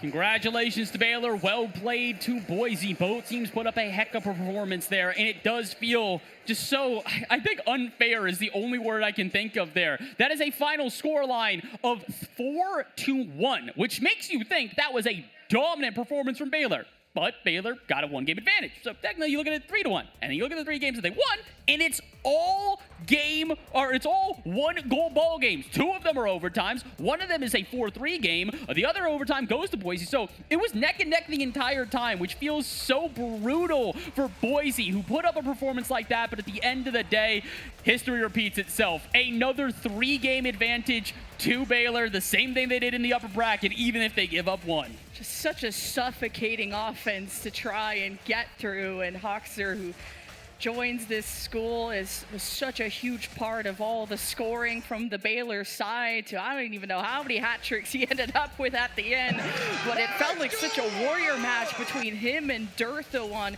who could really carry their team. But I wouldn't even say carry, because it was such a team effort from both sides. Like, yes, Hoxer and Durtho are scoring, but it's not without a pass from Uzi or a pass from Andy or whatever the situation might be. Both teams should be really proud at the Rocket League that they put on today. For Boise State, for their defense to last as long as it did, for how many saves they had to put up, it must have been in the double digits.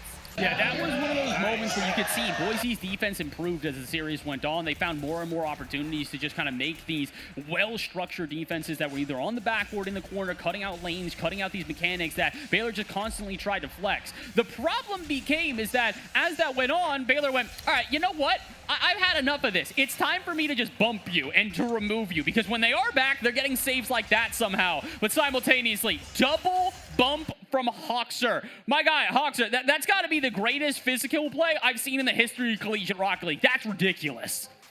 Well, the boys in green, it's a green light to the trophy and a whole lot of extra green in their back pocket as well. And both these two schools have been really duking it out when it comes to all the games, I feel like, that we've had. I mean, from Baylor and Boise State having really strong Valorant teams, so I'm sure Overwatch, they're going neck and neck. And we're just waiting for everyone to set up on the stage for our final trophy lift. But we also have Overwatch and Valorant finals going on today. Smash got really exciting yesterday with their final.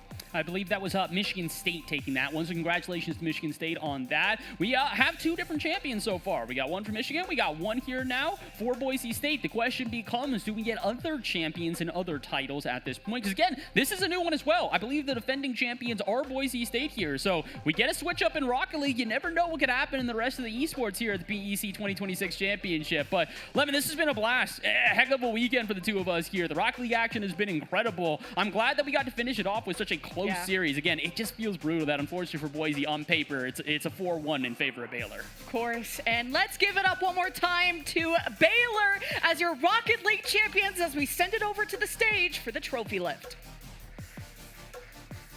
Hello, PEC. How y'all doing? Excited? Come on, let's hear it. Well, my name is Joshua Kell. I am the CEO of Horizon AVL and Esports Integration, one of the sponsors here, and just really excited just to present the trophy. I want to thank Boise State for an amazing season, but I want to present our 2026 Rocket League champions, Baylor. Congratulations.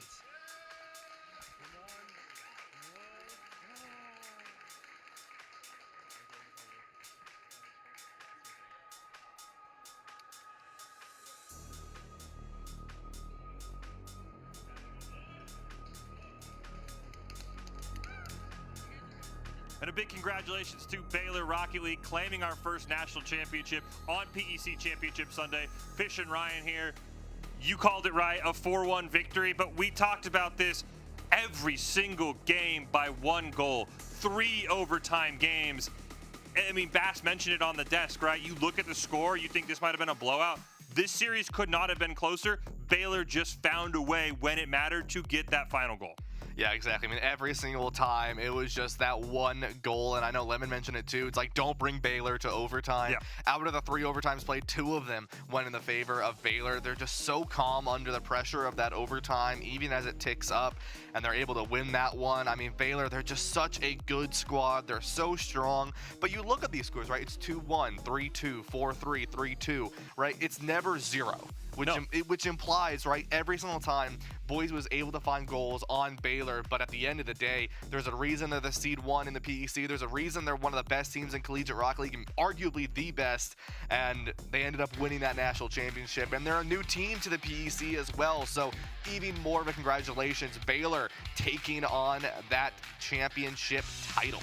Yeah, and I mean, the third game was one we were watching, right? Baylor jumps out to this 2-0 lead, and we're like, uh-oh, Baylor's about to run away from this. 3 straight goals from Boise State, then Baylor puts in 2 in the final minute. This series was just so back and forth, as you said. There's a reason that they went undefeated this year, but it's not like they were never tested, right? Again, this series proves just how close these two teams were, but Baylor finds a way, that championship pedigree that you mentioned, Ryan, in those other titles, it comes through. A big congratulations to them. And Boise State doesn't defend their crown, but I do think for the PEC, as you mentioned, a first-time team winning it, it builds that confidence for everybody else in the league that, hey, we might not have been there last year, but we can easily make a run in the coming years. Absolutely, and I mean Baylor as a institution, right? They haven't had the best of luck in some of their other titles, but this is sort of that ground for them, right? Yep. Baylor was known for their Rocket League team coming into the PEC, and this is what they wanted to prove. They're like, yes, we know that we are the Rocket League team, and we're gonna make sure that we get that trophy to prove it, and they were able to do so. And like you said, right, it wasn't without tribulations. They did have some contests between multiple teams, right? Boise, Michigan State, as well as Syracuse, all gave their runs against Baylor. And Baylor was not undefeated outside of the PEC, right? Boise did get that win. So Baylor did have to fight hard to get this victory. And on paper, right, like you mentioned, if you look at it, it says 4-1. It looks like a blowout. But in reality, it was a very, very close matchup. It was a good grand finals game. Boise just coming just short of defending their title. But it's always good to see fresh blood on the championship floor. Now, once again, congratulations to Baylor, but we are not done. We've still got 2 more national championships coming up. We'll preview that and more, but we're going to take a quick break with a shout-out to our sponsors. In today's digital age, esports is more than just gaming. It's a gateway to a future filled with diverse career opportunities. At Esports Integration and Edge, we've developed a curriculum that does more than just teach. It prepares learners for real-world careers in the ever-expanding esports industry.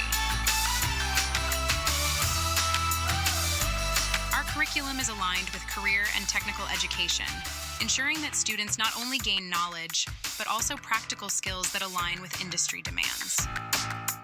From budgeting and financial planning to project management and marketing, we cover it all. Students explore various fields such as business, economics, broadcast, film, software development, and even cybersecurity. Whether you're looking for more information about our curriculum or want to explore the possibilities with Platform One, visit us at esportsintegration.com. And we're back. I brought Josh in today instead of Fish. I decided to have some new blood on the Change desk. it up a little bit. Yeah, change it up a little bit. How you feeling, Josh? I'm doing great. Yeah? How are you? How was it? I'm good. I'm good. How'd it feel, though? Like, getting that trophy to Oh, Baylor after great. that victory? Yeah? It's great. Yeah, like just trying to get the energy up in there. I mean, when you're down in that space, it's awesome just to kind of hear the interactions with the crowd and the team, the back and forth. That was an amazing match, right? To watch just overtime after overtime. So it's awesome down there. Yeah, I mean, you've been here for a couple days now. How has the event sort of treated you so far? I mean, watching these games, obviously Smash was yesterday. We've got 2 more titles tonight. How does it feel? Oh, it's fantastic. I love watching just really this true transformation of what collegiate esports is all about, and that down there is just a great example of what the PEC just offers. Yeah, and speaking of collegiate esports, obviously you're here. You're not a caster, last time I checked, but you are up here with me. No. So tell me a little bit about you and a little bit about esports integration. Yeah, sure. So I am a gamer, have been for quite some time. I just love love the entire scene. Played Counter-Strike, not professionally, but played on a competitive team a little bit in 2001, 2002. So I really, really enjoy the world of gaming. Today I still play, love playing Arc Raiders. play World of Warcraft a bunch, and my son plays Age of Empires 2, so I'm getting back into that a little bit. So, but yeah, that's sort of personally my background in gaming. But as a CEO, I'm overseeing Horizon AVL and Esports integration. Horizon AVL is a traditional AV integrator, so audio, video, lighting, control systems, and then Esports integration. We focus on building out esports programs for colleges, universities, high schools, middle schools, etc. Yeah, and you mentioned that, right? You build out programs. Talk to me a little bit about. I heard there's something about curriculum that that esports integration does. Talk to me about that. Yeah, so we're really excited. Have worked with over 120 colleges and universities across the U.S. over the past 8 years, building out their programs, and now we have an amazing focus on building the pipeline, the academic understanding, and really the industry support through the lens of esports. So we are starting as soon as 5th grade, and then walking all the way through high school, and then have built also some amazing programs in the collegiate space as well. Yeah, we just saw a little clip there of the Syracuse space. Have to rep that, myself. And Josh, when it comes to that collegiate space versus a much younger space, right? Obviously, you've seen that a little bit more. How does it look? How does it transition from someone who's in their early teens versus some of these players here that are in their 20s playing at this high level of competition? Yeah, the space is so important to develop and design, and we really feel it should meet multiple aspects coming from that K-12 model into college. And we want to give sort of the scaffolding approach, right? So as they come into programs like what we did at Syracuse University, it is that next level of space where they are competing at a professional level. They have access to the tools from a production perspective, and so it's great to see kind of that flow and what Syracuse has been able to do with Shine, which we're sort of looking at right now, but also their new space, Marley. It's just an amazing opportunity for students to learn the industry of broadcast. Yeah, absolutely. And I mean, I'll comment on it as well. Obviously, with that space, it has been truly amazing. I mean, learning not only what sort of the pros use, but also what collegiate esports can become, hosting these tournaments for these high-level teams, for these professional rosters that are coming in and wanting to use this space provided by your company. Yeah, it really is giving that opportunity. And I think going back to sort of where we are here in Vegas, right? It's preparing for that professional world. Yeah. It is preparing those when they get on the Ross and the Carbonite and the Expression tools at Syracuse. It is transferring right into the real world environment, and that's so exciting to see that. Yeah, it really is. I've gone in there a couple times, and I'm like, I have no idea what some of this is, but the other people do, right? The people in the back of the house, they use that, and it's super, super cool to have that high-level equipment. So I'll thank you for giving us that opportunity. But Josh, I mean, there's obviously a lot that Horizon AVL does. Where can people learn more, talk to you, and figure that sort of stuff out? Yeah, absolutely. So you can visit us on our website at horizonavl.com. You can also visit us on our esports website, esportsintegration.com, and then there's contact information there. So look us up.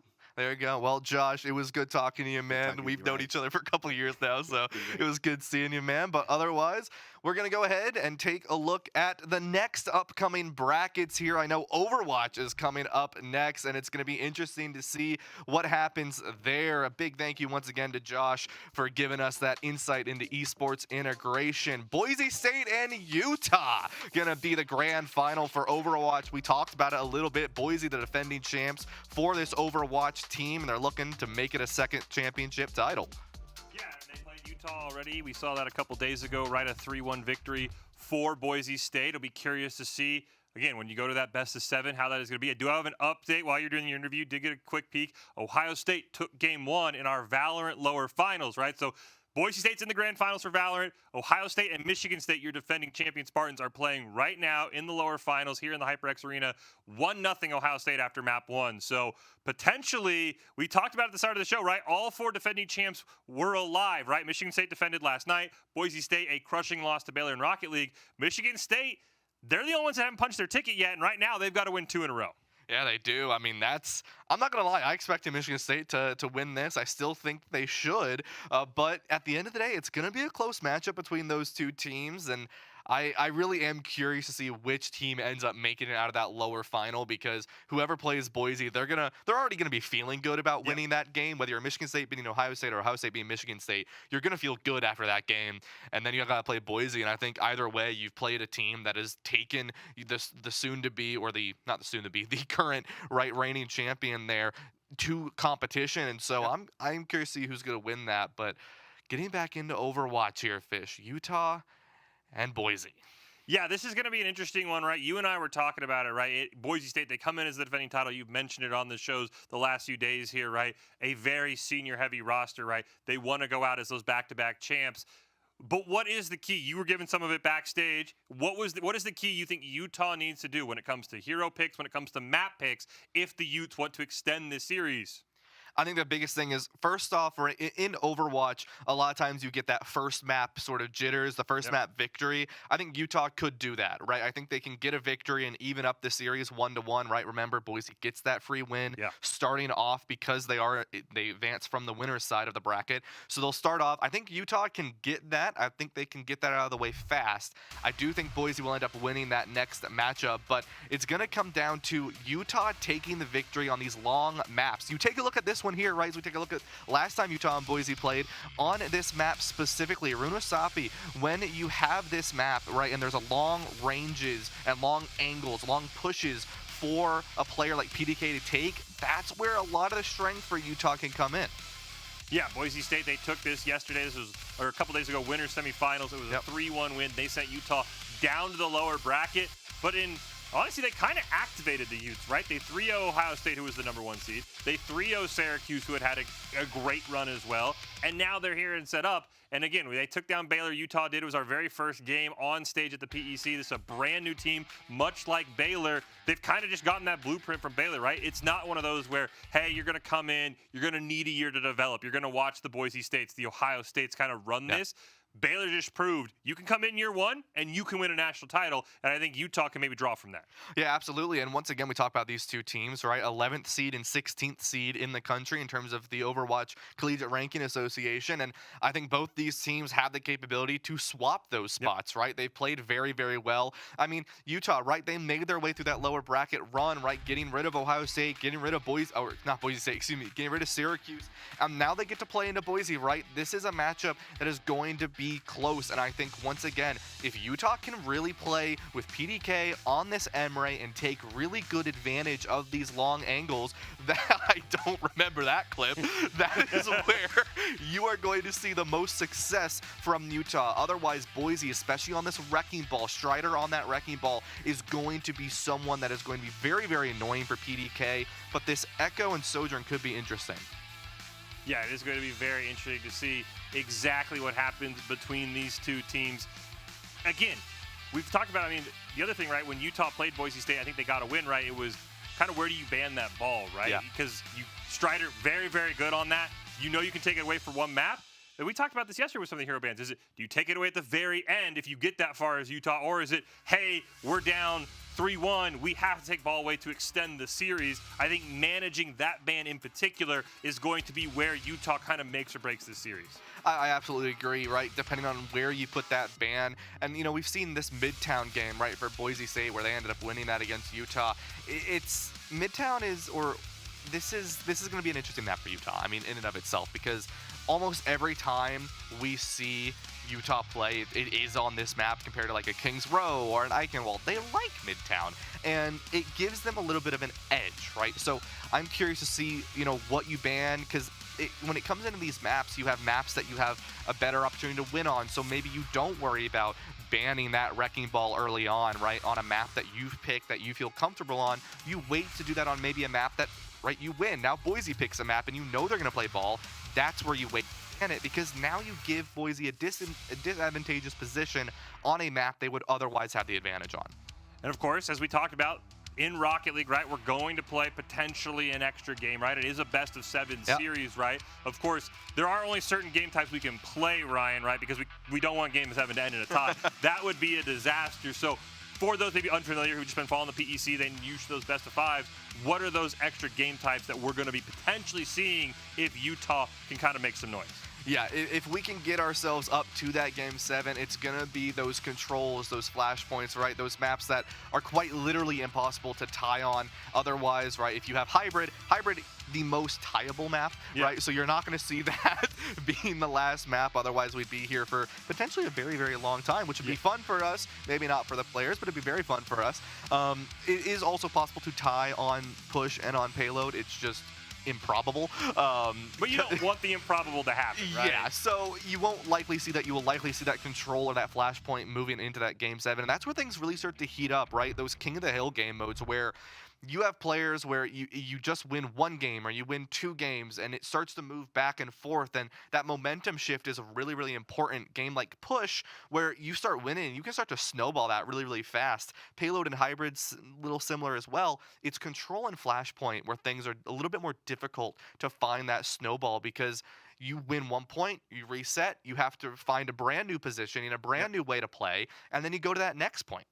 Yeah, and we've been talking a lot about the players, right? We debuted these lists yesterday. We'll see if we have time to put up one of our all PEC lists, right? Reward the players who've been playing their hardest, right? We just saw Rocket League, the all PEC team for Rocket League, right? It was littered with names that we were seeing a lot throughout this championship, right? And again, you mentioned it, PDK, Teddy, another one of those, I think, second team, Sam for Utah, first team player, right? It's going to be, you need your stars to make plays if you're Utah in particular, because Boise State is a very strong team. Yeah, I think the Teddy PDK duo is going to be really important, right? Sam on that tank is going to be someone to make that space, but specifically for, right, namely the Echo Emre duo, right, for Teddy and PDK.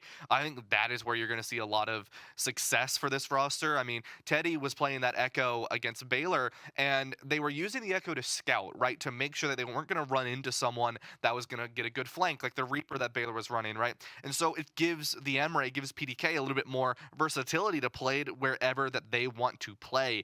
And I think that is going to be really, really crucial for this Utah squad to give PDK the play style that PDK needs, and then using players like Teddy and Sam to get those off angles and get that space for free so that you can make those angles and make those playmakes without being at a disadvantage. Yeah, and let's take a look at those all PEC teams. We have those here for us, right? Rocket League, we just saw it wrap up. And again, 2/3 of this team was in our grand finals, Ryan. Yeah, I mean, Durtho and Andy, you heard the casters, right? Durtho is one of those players that you just mentioned multiple times, making a lot of those goals. One of the most successful players for this Boise team because of that just pure raw skill that they have. Andy was more of that quiet sideline character you didn't see too much of, but it was always from the passes that Andy made it successful for this Baylor team.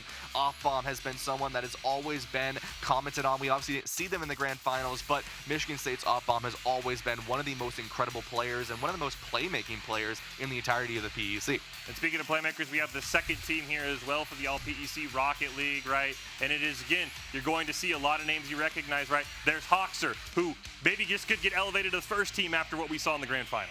Yeah, Hoxer and Woozy, right? Those two players we just saw that were doing just as much, right, as some of those players on the first team. You also take a look at Gaines, right? That Ohio State player that we talk about, right? Maybe this year it wasn't your year to take on some of these top dogs, but you're here with the top dogs on this all PEC second team because you have that skill, you have those capabilities. Tiz and Gababy from Syracuse as well, right? Very, very good job from them last night against Boise, making those goals, playing for the passing potential. All these players, both from the first and the second team for all PEC, are well deserved, and Rocket League has come to an end for us, but very, very good job from every single one of these players, and another congratulations to Baylor.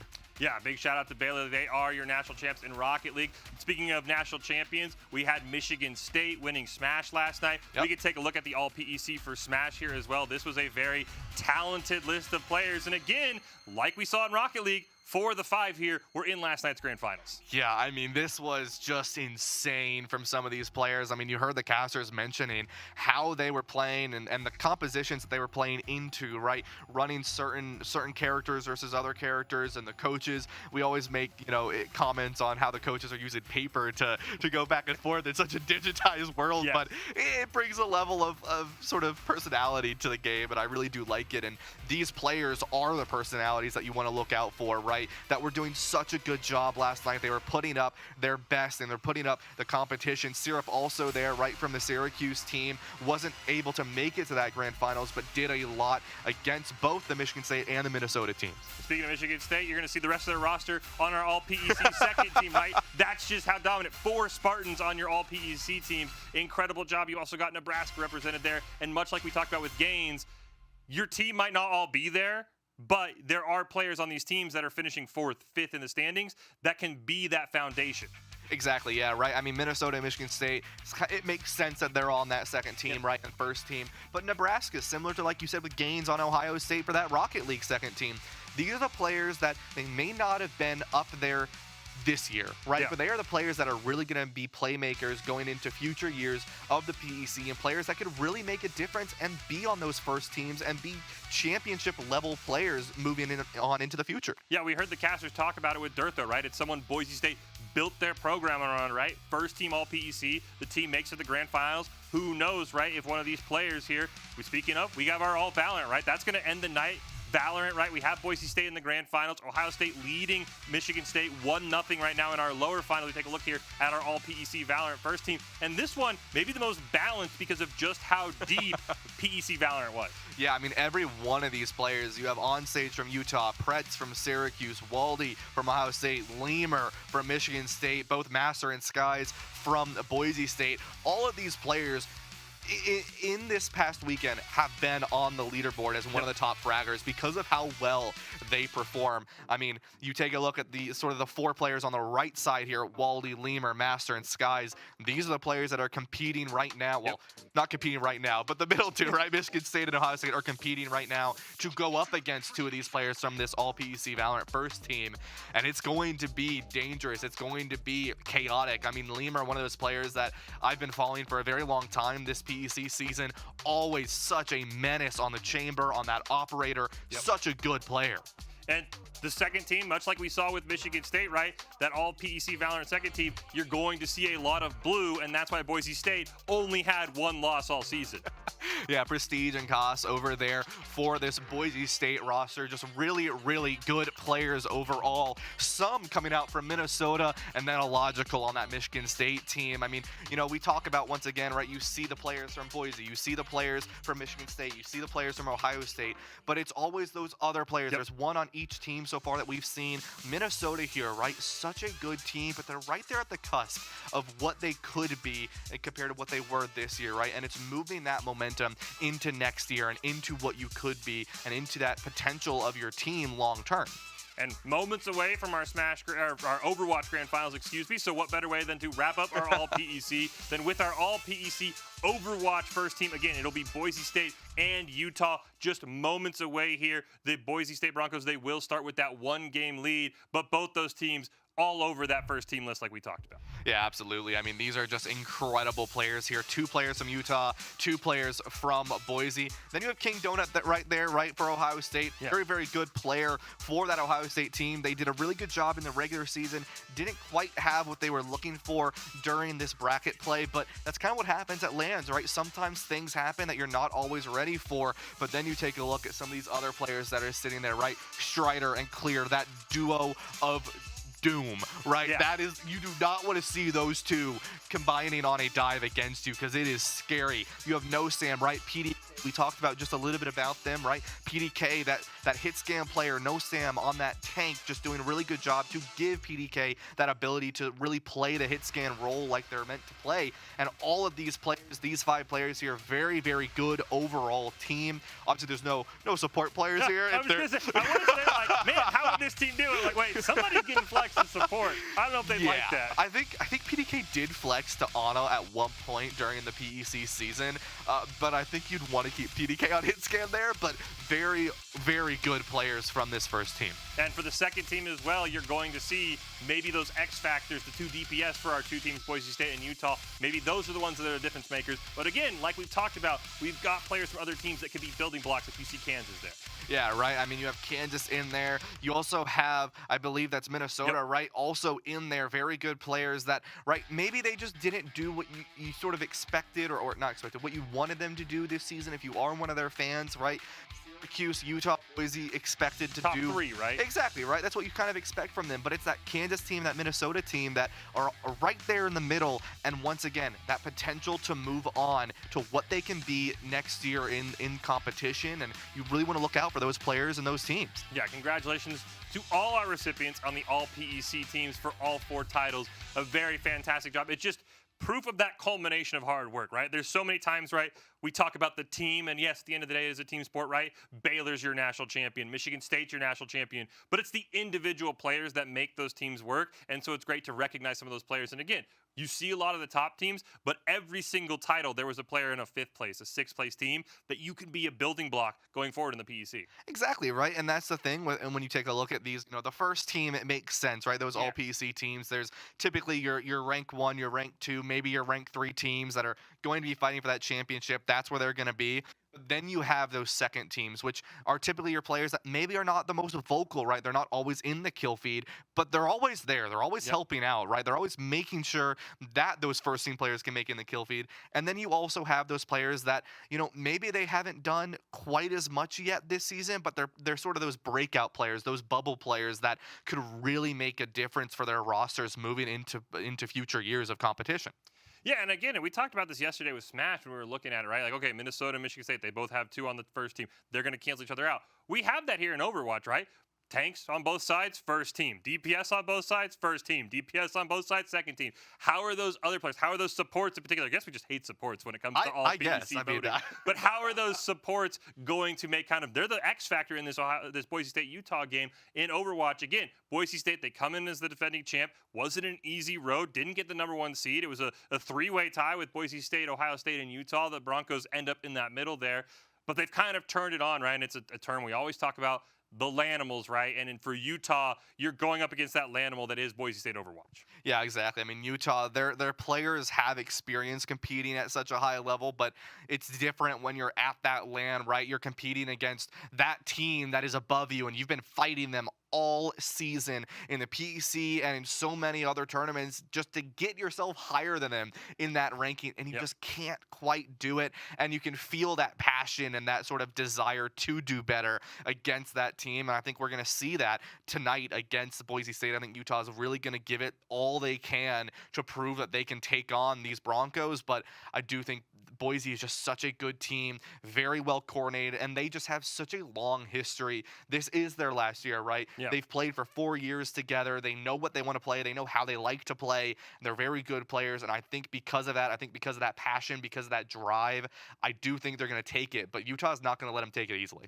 Well, you've been, I think, almost 100%, if not 100% so far, Ryan. So we have to put the pressure on. You've said Boise's going to win, but what does the series look like when it's all said and done? See, I want to say I'm going to go 4-2. I'm going to go 4-2 here. I think Utah is going to be able to come out of the gate swinging. I think they're probably going to be able to take that map 1. I think it's going to go those map 1 jitters where, right, you don't quite know what's going to happen. I think if Utah can throw something out random that sort of throws Boise off guard, I think that's going to be a good win for them. And then I think, once again, I think if they get a map pick, it's going to be very, very good for them to take a long angle map for players like PDK and Teddy to take those off angles as well as that main angle. And I think if that can be done, especially with a ball ban all in the same map, I think that will go in the favor of Utah. I think Boise will win it, though. I think their team is strong. I think they're complex. I think their strategies are very unique as well, and that's what's been throwing a lot of teams off guard this season. And I also think they're just going to want it a lot more because they know it's their last time playing together as a team. So 4-2, that's my prediction. Well, the defending champs are 1-1 right now in defending their titles, right? Michigan State did it last night. Boise State couldn't quite do it in Rocket League just moments ago. We're almost getting ready to go here with Boise State and Utah. Should be an absolute banger of a series, Ryan, here. Again, at the end of the day, we're going to have 3 national championships given away. We've got 1 more in Valorant as well. We've been keeping a very close eye, right? Boise State is in those grand finals. Ohio State and Michigan State, they're playing right now down in the HyperX Arena. 1-0 after the first map for Ohio State. That would be absolutely incredible for Ohio State, right? Who, as you mentioned, #1 seed Overwatch, doesn't quite get it done. We talked about with Baylor, right? There's only 1 team left for Ohio State, right? They need to this is their last chance to defend that and maybe say, we're going to keep playing as a school. Yeah, exactly. I mean, this is a really important one for this game, right? This Michigan State Ohio State game. There's a lot on the table, right? I mean, you know you're playing Boise, but this is that match, right? Michigan State has that feeling of like, okay, we won this last year. We can do it again. Sure, we have a new roster, but we played very, very well together. We can do this. Ohio State, on the other hand, right? This is your last chance, right? This is where you can make it. This is sort of make or break for your team to have a national title under your belt for 2026. And there's a lot driving on that as well. And so I think both of these teams are fighting really, really hard right now in that lower final to then go up against Boise, which they've both taken Boise to map 3. So it is going to be a competitive series, but it's going to be a lot. I also want to give love to some of these other teams that were able to make their way a little bit further, right? You have Syracuse making a little bit, right? Utah finding their way through and getting themselves over to Michigan State. Ohio State, like I said, they were doing such a good job and they kept themselves alive for a long time in that upper bracket. I've been an Ohio State fan, it seems like, for this entire weekend, and this is sort of that title that they can really win, that they were sort of right there last year on, and they can do it this year, but it's going to take some work to do it. Yeah, and also a big credit to Minnesota, right? Came in as the 7th seed, picked up a game. We're able to take that one as we see some of our highlights. This was from Boise State and Ohio State when they met in the winners semifinals, right? It was a 2-1 win for Boise State, and these teams were they're very close, right? I mean, Ohio State in the fall was undefeated, right? Now in the spring, I've talked to some of the casters. They say they think this Ohio State team may be peaking at the right time, right? Maybe they download what they saw against Boise State yesterday. I think the big thing that you and I have been talking about, right? This could potentially be a 5-game Valorant series, right? It is a best of 5. Boise State will get one, so technically before. Yeah. That's 2.5, 3 hours, depending on if you go into overtime. I think Boise State and Ohio State had like a 14-12 game in the fall. So these players need to be ready at 4 p.m. to potentially play straight through dinner. Yeah, that's a lot of asking, right? I mean, Valorant is such a fast-paced game. Once those 30 seconds go away, and it takes a lot of you, right? Holding those pixel angles to find what you need to. And I mean, Boise, they're incredibly strong on Haven. That is the map. Frankly, if you get to decide what map you're gonna just give to Boise, that's the interesting part, right? For specifically Valorant, unlike in Overwatch, where it's like, hey, you're just gonna get one. The Ohio State will just kind of pick a map and say, we take the L on that one. Yeah, I think if you're Ohio State, you just give them Haven. Or, sorry, if you're Ohio State or if you're Michigan State, you just give Boise Haven when you get to that point, because Boise's Haven is disgusting. They know how to play that map to such a high level of expertise, and it's always been domination whenever they play on that map. It's similar to how Syracuse was on Bind to a lot of these teams. That was the map that you do not want to queue into if you don't have to, right? And so I think if you're going to play that later on, that's the map to sort of worry about. And then you have maps like Lotus that are back in this map pool that give you that upper edge, right? If you have more experience than your opponent on some of these other newer maps, that is where things can really make a difference for you. Yeah, it'll be interesting to see. Again, as we know of right now, it is Ohio State 1-0 over Michigan State in those lower finals. When that game goes final or goes to a game 3, we will give you guys the update. But again, we are just waiting for our second national championship bout of the day. It is Boise State Overwatch taking on Utah Overwatch. A historic rivalry as well, just in general in the Overwatch sense. And with Utah joining the PEC this year, I think a lot of people were like, this is going to be good. And interestingly enough, right, it took this Utah team a few weeks to get going, right? I remember they were like 2-2. They had a crazy, I think, 5-game series against Kansas, I believe, and that kind of turned it on, and they've only dropped a couple games since. So they're just proving you don't even have to start fast sometimes in the PEC. It's how you finish, and a big shout-out to Utah. I mean, the fact that we have 2 brand-new teams representing, Baylor already won, Utah now. Imagine, if new teams get those mojo for those wins, that's a good vibe for the PEC. Yeah, and you kind of think a little bit, it's like, is it beginner's luck, right? And that is sort of a question you have to say. It's like, is it beginner's luck? And there is an argument, but the other side of it is, okay, well, they've played like 18 weeks of a season. Is it really beginner's luck? No. And it's not. I mean, you take a look at how Baylor took on Boise, right? It was a 4-1 victory. Now, yes, it was a competitive 4-1 victory. However, that's not beginner's luck. That is domination. That is a great team that was here to win a championship, and they did. I think it's going to be similar here for this Utah squad, right? Is it going to be beginner's luck if they can win this? No, absolutely not. And that's because this Utah-Boise sort of rivalry has played each other multiple times already, and I think that is going to be where you need to put your cards on the table is, all right, is it going to be beginner's luck if Utah wins? No, it's going to be because they're playing perfectly. They have no Sam making that space for PDK to get the angles. They have Teddy on flanks making sure that the supports are going to stay alive on the Echo, right? That is a team that is well-oiled, and you need to come into this match swinging so that Boise State knows that you are not to be messed with. And I do got to say, I will shout out Baylor, right? We were complimenting just the polo shirts. It felt like a business trip. They were locked in. It acted like they knew they were going to win. But, of course, for us, right, we didn't get our hashtag hype moment, right? I'm still looking for that in the championship game here. We both think Valorant's going to be that, but just that shooter genre, it kind of alludes to the fact that we're probably going to get a pop-off here. Again, I'm sorry to, I believe it was Stitch for Minnesota. I'm very sorry we keep playing this in your face, but just, I want to see this in a grand final, right? No offense to Syracuse. That even just forced a tiebreaker, right? That didn't even win a series. I'm hoping somebody pops off and does that here. And I think Overwatch and later Valorant, as you mentioned, kind of build into that. Because shout out to Baylor. They just were like, all right, we knew we were going to win this. The polos were sharp. It was a business trip for them. Yeah, it was. And I mean, you know, you say sorry to Stitch there on Minnesota. I mean, you can also be apologizing to Syracuse because right after that, Minnesota 2-0'd them in the lower finals. True. So it's like, it's true. kind of a bittersweet for both sides of the teams there. It's great for us. We love to watch it. Yeah, but we're going to play that. That is, so we're going to play that until somebody tops it. That's going to be next year's highlight reel. I mean, you're going to see that. That's the intro. I like that. I hope, that's the right? hype That's got to be the intro. It's got to be. Right? I mean, it's so perfect. But I do agree with you, right? I mean, you take a look at some of these jersey designs from some of these teams, and we were talking about a little bit off camera is sort of how Baylor came into this, and it brings me back to what Doc was saying is like these games should be boring, right? It should be a clean sweep, and I kind of got that vibe from Baylor. It's like they were in here in their collared shirts, right? They were ready to win the game. They won it. It was calm. It was simple. GG, go next, right? I liked it. I thought it was really, really clean from them. And it kind of reminds me a little bit of how football and basketball players will wear suits the day of their games. Very similar, right? Baylor wearing that collared shirt. I thought it was a nice design. It was also very different from some of the other teams here.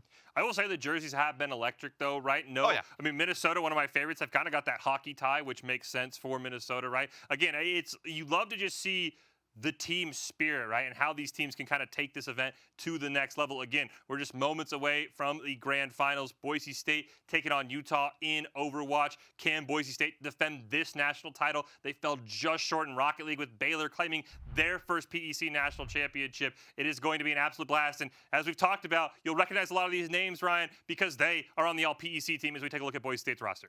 Yeah, I mean, this Boise State team is ready to fight. They've been together for such a long time. Like I said, if not all of them, I think the majority of them are seniors. And so this is their last time playing together. And that has an element of bittersweet, but also desire and grind and passion to make sure they win. Because if it's your last time playing with your team, you want to make sure that you have that on a good memory. And I think that is going to be probably the biggest thing for Boise. And outside of them just being an incredibly good team, this is our last time together, right? We want to make this good. We want to have that hype moment. We want to make sure that this is something that we can take with us outside of collegiate as we move on in the rest of our lives, right? This was a team that I played with for 4 years. I love them. They were great people, and I want to keep that in my heart for the rest of my life. Yeah, and as we get closer, we did just get confirmation. Lijiang is going to be our first map, Ryan. So I apologize to the casters. We're going to take some of your job, but break it down for me. How, Ryan, do these two teams match up? Because you mentioned you felt like if Utah needed to extend the series, they needed to win map 1. Do you think Lijiang plays into that, or do you think that's maybe Boise favorite? I mean, Lijiang is that staple of Overwatch, just like Kings Row. Yeah, they are the maps. Yes, so yes, they are. It's very vanilla to start. Exactly, right? Like, so in terms of who it's more favored towards, it's pretty even because these maps have been in the game for many, many years since Overwatch 1. And so it's like, at the end of the day, who is it more favored towards? It comes down to composition, right? I mean, Boise's going to walk out on that Wrecking Ball composition with Strider. I would not be surprised to see that, right? Then you have Utah, right? What are they going to walk out on? And if they walk out on this Juno Brig composition, I think that is going to be really, really good for them. Because if Boise walks out on the ball and you see Utah walk out on Juno Brig, that ball is going to get shut down. Brig is a direct counter to that character. And so I will say, if Utah walks out on that and Boise walks out on ball, that's why I'll give them the map 1 victory, because unless Boise is willing to make that adaptation, it's going to be so much stronger for Utah, especially if they choose to switch to Maga later down on the road. Be very interesting to see here. Again, it is a best of 7. Boise State will start up 1, though, however. So we're really going to play 6 maps. It's going to be very interesting to see what these two teams do. And again, I talked about it right before we went to the casters for the Rocket League one, right? If you're Utah, it feels like you need a dominant win to start off this series, right? If you go back and forth, we'll have to see. But we are ready to go. We're going to throw it over to our sponsors, but we've got our Overwatch Grand Finals coming up right after this.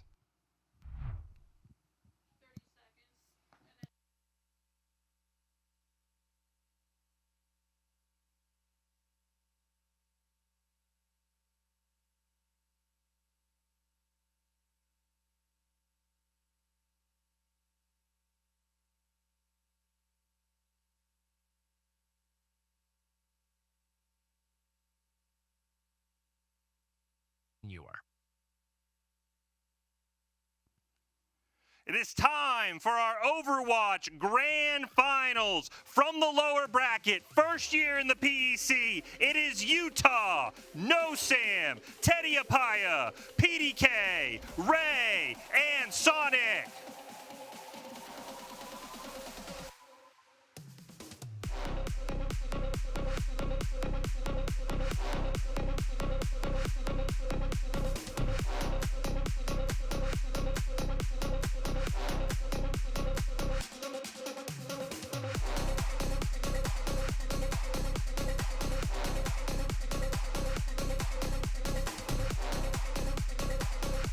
And the defending national champions from the upper bracket, the Boise State Broncos, Lyric, Hex, Strider, Clear, and Maxwell.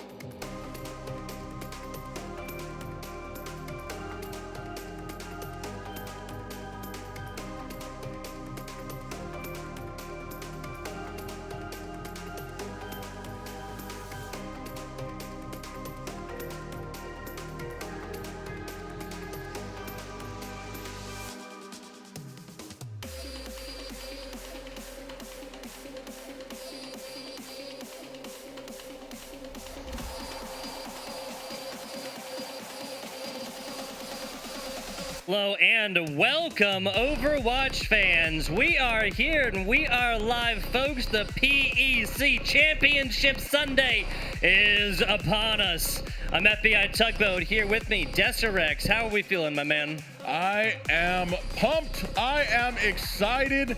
It's been a fun road getting here. There's a lot of storylines that we have to break down. And of course, between these two teams, there's been a lot of struggles going back and forth.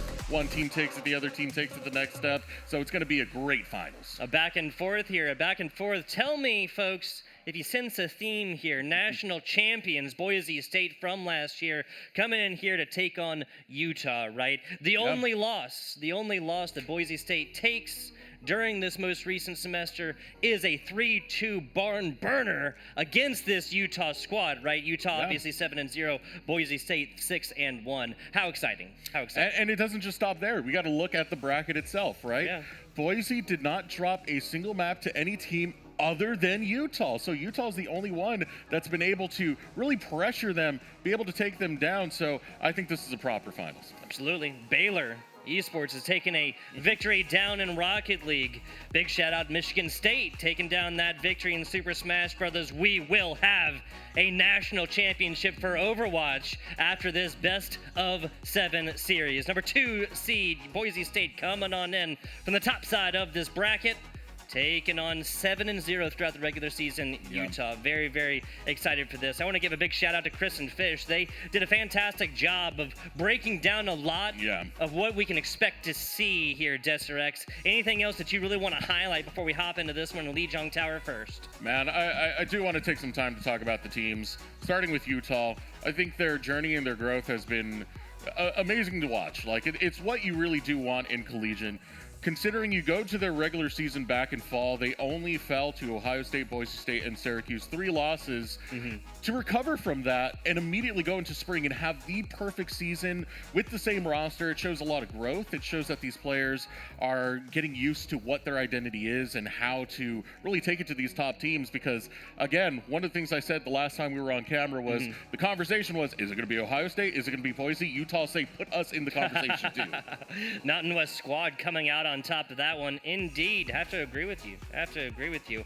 We're looking at a situation here where both teams have a whole lot to prove. We talked a little bit Friday. I was not here yesterday. About what's at stake. Undying honor and glory, Deserex. Undying honor and glory. Yeah. Or maybe it's less dramatic than that. No, I feel it's the proper amount of drama to really have. Yes. Especially considering for both of these teams, they're going to have big graduates coming in, right? We have Sonic, Ray, NoSam for Utah. We have Lyric, Clear, Maxwell, and Daydream for Boise. So these teams are going to look very different next year, but that is a good reason to give it your best. The last hurrah in the PEC. Get that championship. Kind of like an equivalent of like an esports homecoming a bit, right? Obviously, Idaho, Boise State, Utah. I'll let you guess what state that's from. Not too far away, right? Obviously, homecoming's always done at home, but they don't really have to travel too far here to the beautiful Las Vegas Strip. That's not the Strip. That's Lijiang Tower. Yeah, we're seeing the first set of bands coming through and getting ready for this matchup right here. I mean, University of Utah, we've gotten a lot of good performance out of them, but they're going against someone who is red hot right now when it comes to the LAN environment. Again, only losing one map. Boise State have looked phenomenal in this bracket thus far, and the very clear favorites to take this series. Utah are going to have to step up and show that they can be part of that conversation once more. Absolutely. And it's a question that is constantly asked by these esports competitors here. The lights, the sounds, the pressures of in real life competition. All of us, it's a different obviously. Environment, It really is, because obviously all of us have so much experience. Wow, that is an early pick and a bad one. Strider, done, dusted. That wrecking ball. This is what we talked a little bit here. They were talking about some of these counters on the other side. They'd mentioned Sonic. I'm really going to be looking at PDK and Teddy, especially, I mean, this is a Tracer. That ultimate is basically on cooldown, Deserex. Yeah, is that Lyric on Jetpack Cat as well? We are getting some of the new characters getting played out. I'm right. Top of your screen should be swapped. Don't you worry. It's Boise State on the left side, Utah on the right side. And of course, NoSam, always very happy to hop onto that Malga, be very aggressive with that level of play. But Teddy getting the better of Clear these early exchanges as we look for the capture. It's going to go Utah's way. Yeah, for right now, big shout out. Forgot this earlier here, Deserex. Big shout out coaching staff here for Boise State that is shifting. That is Doc. You saw Doc on the stage here earlier. Big shout out, NoSam here, the coaching and player. Am I getting this right? Got it all, man. Seriously. Got the skills to pay the bills more than one way. Tracer on your screen right now. Goes for the shot, goes for the melee afterwards. Not quite going to find it in that boxing match. Now, this is a close quarters combat type situation. This wrecking ball on the other side has got to know that. That's that's Strider as of right now. Did I just notice this? Do Jetpack Cat and Wrecking Ball look a little bit similar in the top left? Yeah, they do. They're both fuzzy, cute little fellas coming in. But true. Ooh, Protocol. this is not fuzzy and this is not cute. It's the Override Protocol coming out from PDK. He's been playing a lot of the M-Ray, and it's been working wonders for Utah. It's going to continue to work right now. Boise are able to capture the point and hold it for the time being, but it gets turned right away to Utah. Yeah, once again, this is going to be Utah. NoSam, we have our names correct here, folks. Sorry about that earlier. It's a live competition, right? Yeah. But yes, I'm right, PDK right there. That flies, it dies. The Jetpack Cat trying to get in with the rest of the squad, not going to happen as easily. To talk a little bit about ultimates, there's going to be a couple of things available for Boise State now, immediately used from the Jetpack Cat. Takes one on a long walk up a short pier. The Maga as well. That's a fantastic job. Marga's a hard target, hard to kill, my man. Yeah, you know what? You don't have to go through the HP bar if you just take him right off the map. But here comes PDK, looking to take a 3v1, biting off way more than he can chew. Falls to Lyric. The grand scheme of things, Sonic's able to get the better of Clear, but this allows Boise some positioning on the point to try and fight back. Lyric's got to be careful. Being on Jetpack Cat, you are kind of vulnerable when you're up in the air of getting picked off. But Maxwell picks up 3 kills back-to-back to get the Broncos back in. Jan Sport play of the day. That's a backpack carry right there. Maxwell just whips this one out. Now, is it Maxwell? Yeah, Maxwell. Sorry about that. I thought there was an R in there. Fun fact, his name is Mark, so that's probably why, you know? Did you say his first name a minute ago? Am I the one going crazy here? Or am I just hearing things? 33% right here for Boise State after Utah. Now staring at his situation where they're just going to have to come back a little bit. This is not a cage animal you really want to mess with, and PDK just keeps their eyes on the prize when it comes to Hex. Main source of healing down for Boise State, done, dusted, and deleted. Yeah, the story is always going to be that override protocol. You get that ultimate back so fast on the Emre, and PDK, he's fantastic at this character. A lot of the big turns of momentum have come through him, and you can see it's still being found as player goes down to PDK, and holding the ground is going to be Utah. Yeah, gotta assume the Lyrics going to use that one. They do. Overtime counter has been started, but Maxwell falls in the thick of things. Long walk, short pier, tank goes, Hex down as well. Clear is still here though, and they have that one. No, it's a headshot. Fantastically done. They had to know that that tracer bomb was gonna come out. Sub-map number 1 goes the way of Utah, 100-50. So a little bit of back and forth, but doubling up is Utah. Yeah, this is why you can't count Utah out. They've been incredible throughout the majority of the PEC. Again, the bracket, the only team that took a map off of Boise State throughout this PEC playoffs. And you can very clearly see why. PDK on the Emre is phenomenal, is fantastic, and it definitely paid a lot of dividends here. There was some change-ups that we have not seen from the regular season from Boise State. I have not seen Lyric play Jetpack Cap before, so this is something that they definitely prepped for this Grand Finals to pull out. Just didn't work in this first round. I feel like if you know No Sam's going to play on one of these characters that can't get like some crazy movement off, like to come back from and off the side type play. But Maxwell over here on the Farah, I'm really looking forward to this one. Getting inside, just kind of break up the lines of Utah. This is never a bad decision, in my opinion, right? Just kind of break up the communication lines and resources. No, left on an island by themselves, and Teddy's gonna drown. Strider right in the face. Every time he sees you, he will be rolling onto your direction. Now here comes No Sam grabbing a kill onto Clear as well as Hex. So Utah, they're still finding those priority targets. You're down to Lucio. Support that you really need for a lot of these elongated fights, and it's making a struggle for Boise State as right now Utah is going to hold the point.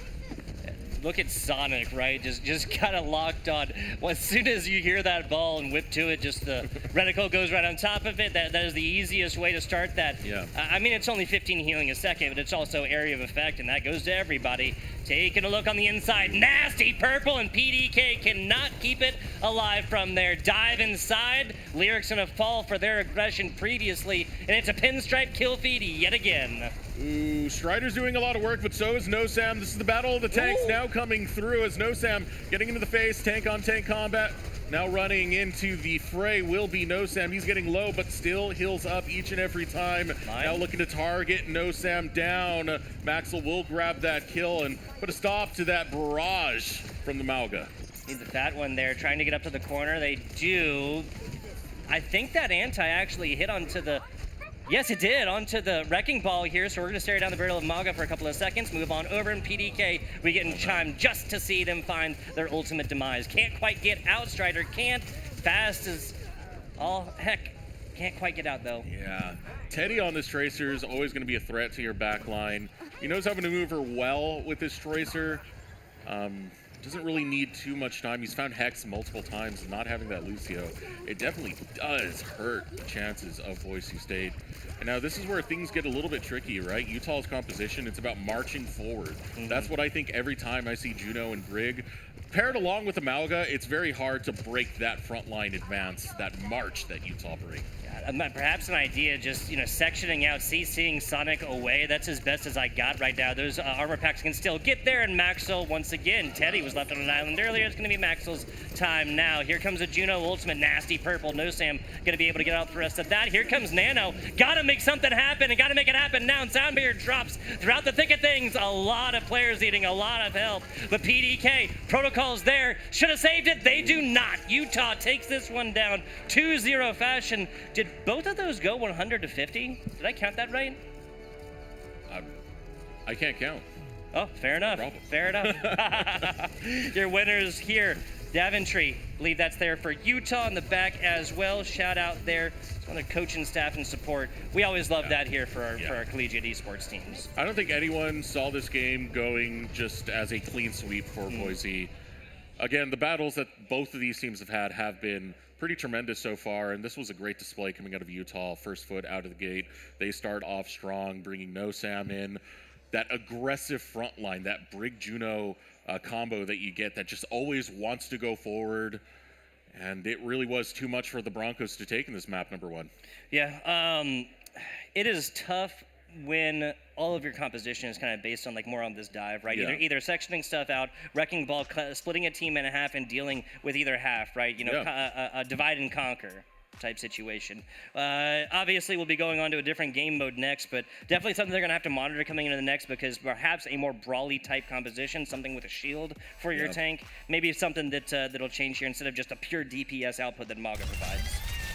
I mean, one of the things I did like, oh God, there we go with the jetpack cat. One of the things I did like is it shows that Boise have at least come in with kind of a different playbook than what we've seen from them throughout the regular season. They're trying out new things, and they're trying out, to see if this is the answer, if trying to keep a lot of stuff like jetpack cat hidden is going to catch Utah off guard. But eventually, when you find out stuff like that doesn't work out, you still got to go back to the tried and true. We haven't seen the identity of the Broncos that we've known from the PEC regular season show just yet. And also, to an extent, the Jetpack Cat Ultimate is a fantastic answer for a lot of different tanks, especially in situations where you have any sort of when you have any boop capabilities, right? You can just take them off the side of the map. Don't worry about a res. Don't worry about shields. Don't worry about heals, right? At the end of the day, this is also pretty easily read out by Lifeweaver and just using your life grip, right? And this is even a cooldown ability, right? It's not even necessarily like an ultimate, so it's something that can very easily be read out, and that's why Overwatch is so beautiful, right? Because there's this constant chess match back and forth, this push and pull like you're a cat needing like a blanket or something like that, right? Trying to find that perfect spot. When you do, you're going to come out on top. 0-2, but honestly, I would be wildly surprised if this ended in a 4-0 sweep for the side of Utah. They are goated right now. They show that they have everything, all the skills to pay the bills, but this has been back and forth. That's the theme that's been established between these two teams for semesters now, and I'd be very surprised if we didn't see both of these teams take at least one. And technically, this was the great equalizer that Utah needed, right? Because coming into this match, you are in the upper bracket if you're Boise State, and Boise State, that means you're going to get a free win in the grand finals. So now being able to even that up, hey, now it's pretty much come down to just a best of 5 between these two squads. So Utah showing that, they are heavy hitters. They can bring their best when they need it, and especially at a critical moment like the grand finals, this is the stage to show up. Yeah, so the standard, or perhaps just the way this has been done in the past, is the bracket reset, right? Team coming in from the upper side, obviously doing things a little bit differently here. So a little bit less wiggle room is what you're talking about, right? Yeah. So Overwatch, any hero shooter, right? Any FPS at a certain extent, any strategic game, it's about realizing exactly what it is that you did in the previous match that you want to recreate, and what your opponent oppositely did that led to them going forth and taking down a victory, and then stopping that, right? And in Overwatch, it's this beautiful little dance, like, what do I think they're going to take from this geographically different map with a different game mode into the next, and on top of that, add everything that we know about them from the regular season. Well, I can tell you right now what Utah are probably going to continuously take until it's banned. Emre. Yep. PDK on Emre. This makes sense. I mean, right now, Yeah, he's incredible on that character. I mean, the character itself is already pretty strong. Yes. But considering how often you are able to get your ultimate and just start override protocol, jump up, begin to rain death upon the enemy team, that's something that Boise State are going to have to figure out. How do we stop PDK from kind of taking out, a lot of our squad when he's allowed to just open up and fire? It's true. I mean, frequently the answer is either something very simple like a shield tank, or just something a little bit more complicated and a little bit more encompassing of your entire team composition, which would be something like, you Kiriko blink out. You also have a Lucio to positively influence the speed of your teammates, other stuff like that, right? Zarya bubbles, other things like this. But then it comes the other question, right? How much of your team composition do you want to change around the entire ideal of one character? Now that Emre was just absolutely wrecking. Every single protocol override, I believe, was at least 1K. We can have conversations about how maybe this ultimate lasts a little bit long, right? I am not a game developer, folks, but maybe we got to do a little balancing, a couple of seconds less or something, or maybe just 2 of those fat shots, or making a situation like others have suggested, where you have to kind of make a decision between the light shots or the heavy shots, right? Heavy shots, doing like 150 per individual shot, and then more if you're in the AOE, right? Yeah, something like that. I mean. For the most part, you know, there is going to be a map where they ban the Emre. I know there's going to be a map where they ban the Malga as well. That was kind of a no-Sam special. He looks fantastic on that character, and especially when he's able to get the cage fight going on your backline, just try and pick out a few supports that he can go ahead and 1v1. You can tell that Boise, it feels like they're on their back foot when they don't have their support line together. A lot of that just comes from the natural progression of having a Wrecking Ball comp. Boise State are very smitten by Wrecking Ball, to say the least. I remember I've had interviews with Strider in the past. The dude just tells me ball is love, ball is life, and that was the entire interview. Spin to win, baby. But if you have no Sam on Malga jumping into your backline and you don't have a dedicated tank really helping you out there, then you are going to have some issues trying to bounce back. Yeah, because that's the difference, right? Because Malga has sustain, has plenty of ability to get enough damage on by themselves, and especially if you hit multiple members and you start that burn early, now like that, there's that little bit of the mental timer, right? It's like, yeah, I might have taken damage, but now I'm on fire and I'm actually taking more damage, like, you know, fire alarm bells in the head, right? And it's going to be an earlier situation where other teammates of yours have to pull their attention away from whatever they're doing to come forth, peel for you, and keep you alive, especially if you're a healer here. Also, playing these like super divey tanks kind of forces your hand when it comes to the healing support, right? Like Juno obviously can get heals off from quite a distance. Lucio, not so much. Yeah. And we are now stepping in to game number 2. Yes. See if the Broncos can bounce back or if the Utes have found their stride. Very curious to see what characters will get picked coming into this one, because you do have a lot of these long corridors that you have to play around. And already we're seeing some changes on the Utes. Jetpack Cat going to be picked up, as well as another new character, the Mizuki, that gets locked in for the Utes as well. So not against it. What was that? I said not against it, not against it. Sonic's what showed us what they can do with this healing core specifically. Mizuki, Ray Stan on over towards their Jetpack Cat. Kind of seems like a little bit of a comfort pick, maybe. Bans, though, this is what I want to talk about. This is kind of what surprised me like a little bit. Roadhog, Anna, we will not see them for their respective teams. Yeah, interesting ban. Reading into like kind of no Sam's playstyle.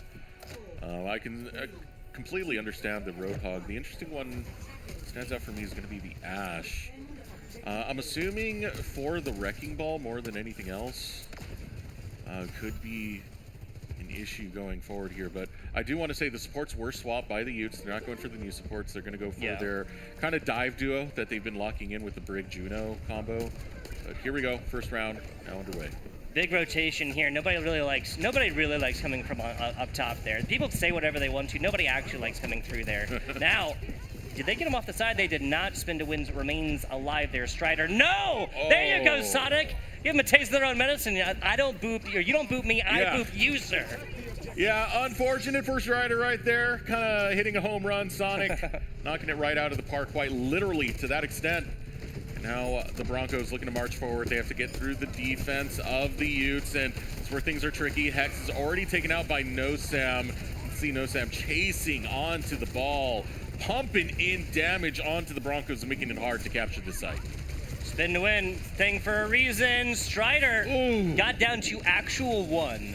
One. You always got to pay attention to the bottom left there, and we are a thumbnail away, 4.3% specifically, away from attacking team taking their first tick. Yeah, especially when, once they change Maga so that you can't CC him as he's doing his charge in. It's really just a, hey, it's time to get out of dodge type situation once you see that charge get initiated. Man, but what a fight coming out from the Utes. The damage that you got from the Malga, No Sam being able to just stand in there and constantly pump in damage. And again, this brawlish-like composition that the Utes like playing. It's getting the better of the Broncos so far. And now, taking a look at some of the ultimates right now, it's just a sticky bomb for both of our tracers. And already one getting picked off right there. Clear, able to find No Sam. That's significant right there for the Broncos. Down a front line is the Utes. Oh, man, but the other tank on the other side can't quite get out first. This is some quintessential Overwatch, man. Tanks falling first. That's what we love to see. No Sam will be back for the rest of their squad just a little bit. Teddy going to look to attack this one from on high. Just use that sticky bomb. Won't see it for another couple of seconds. Now hitting, what, they're coming up to the second to last turn for this entire point, SRX. This is a really quick stride found by the Utes. But now we are going to have some pretty big ultimates that are coming online. Same for the Soj. Oh, Kitsune rush as well for Lyric. Not far off will be the sound barrier. Boise, they do want to combo these ults, so they got to be careful not popping them a bit too early. Yeah, speaking of PDK, like I said Friday, right? The best block is simply not to be there.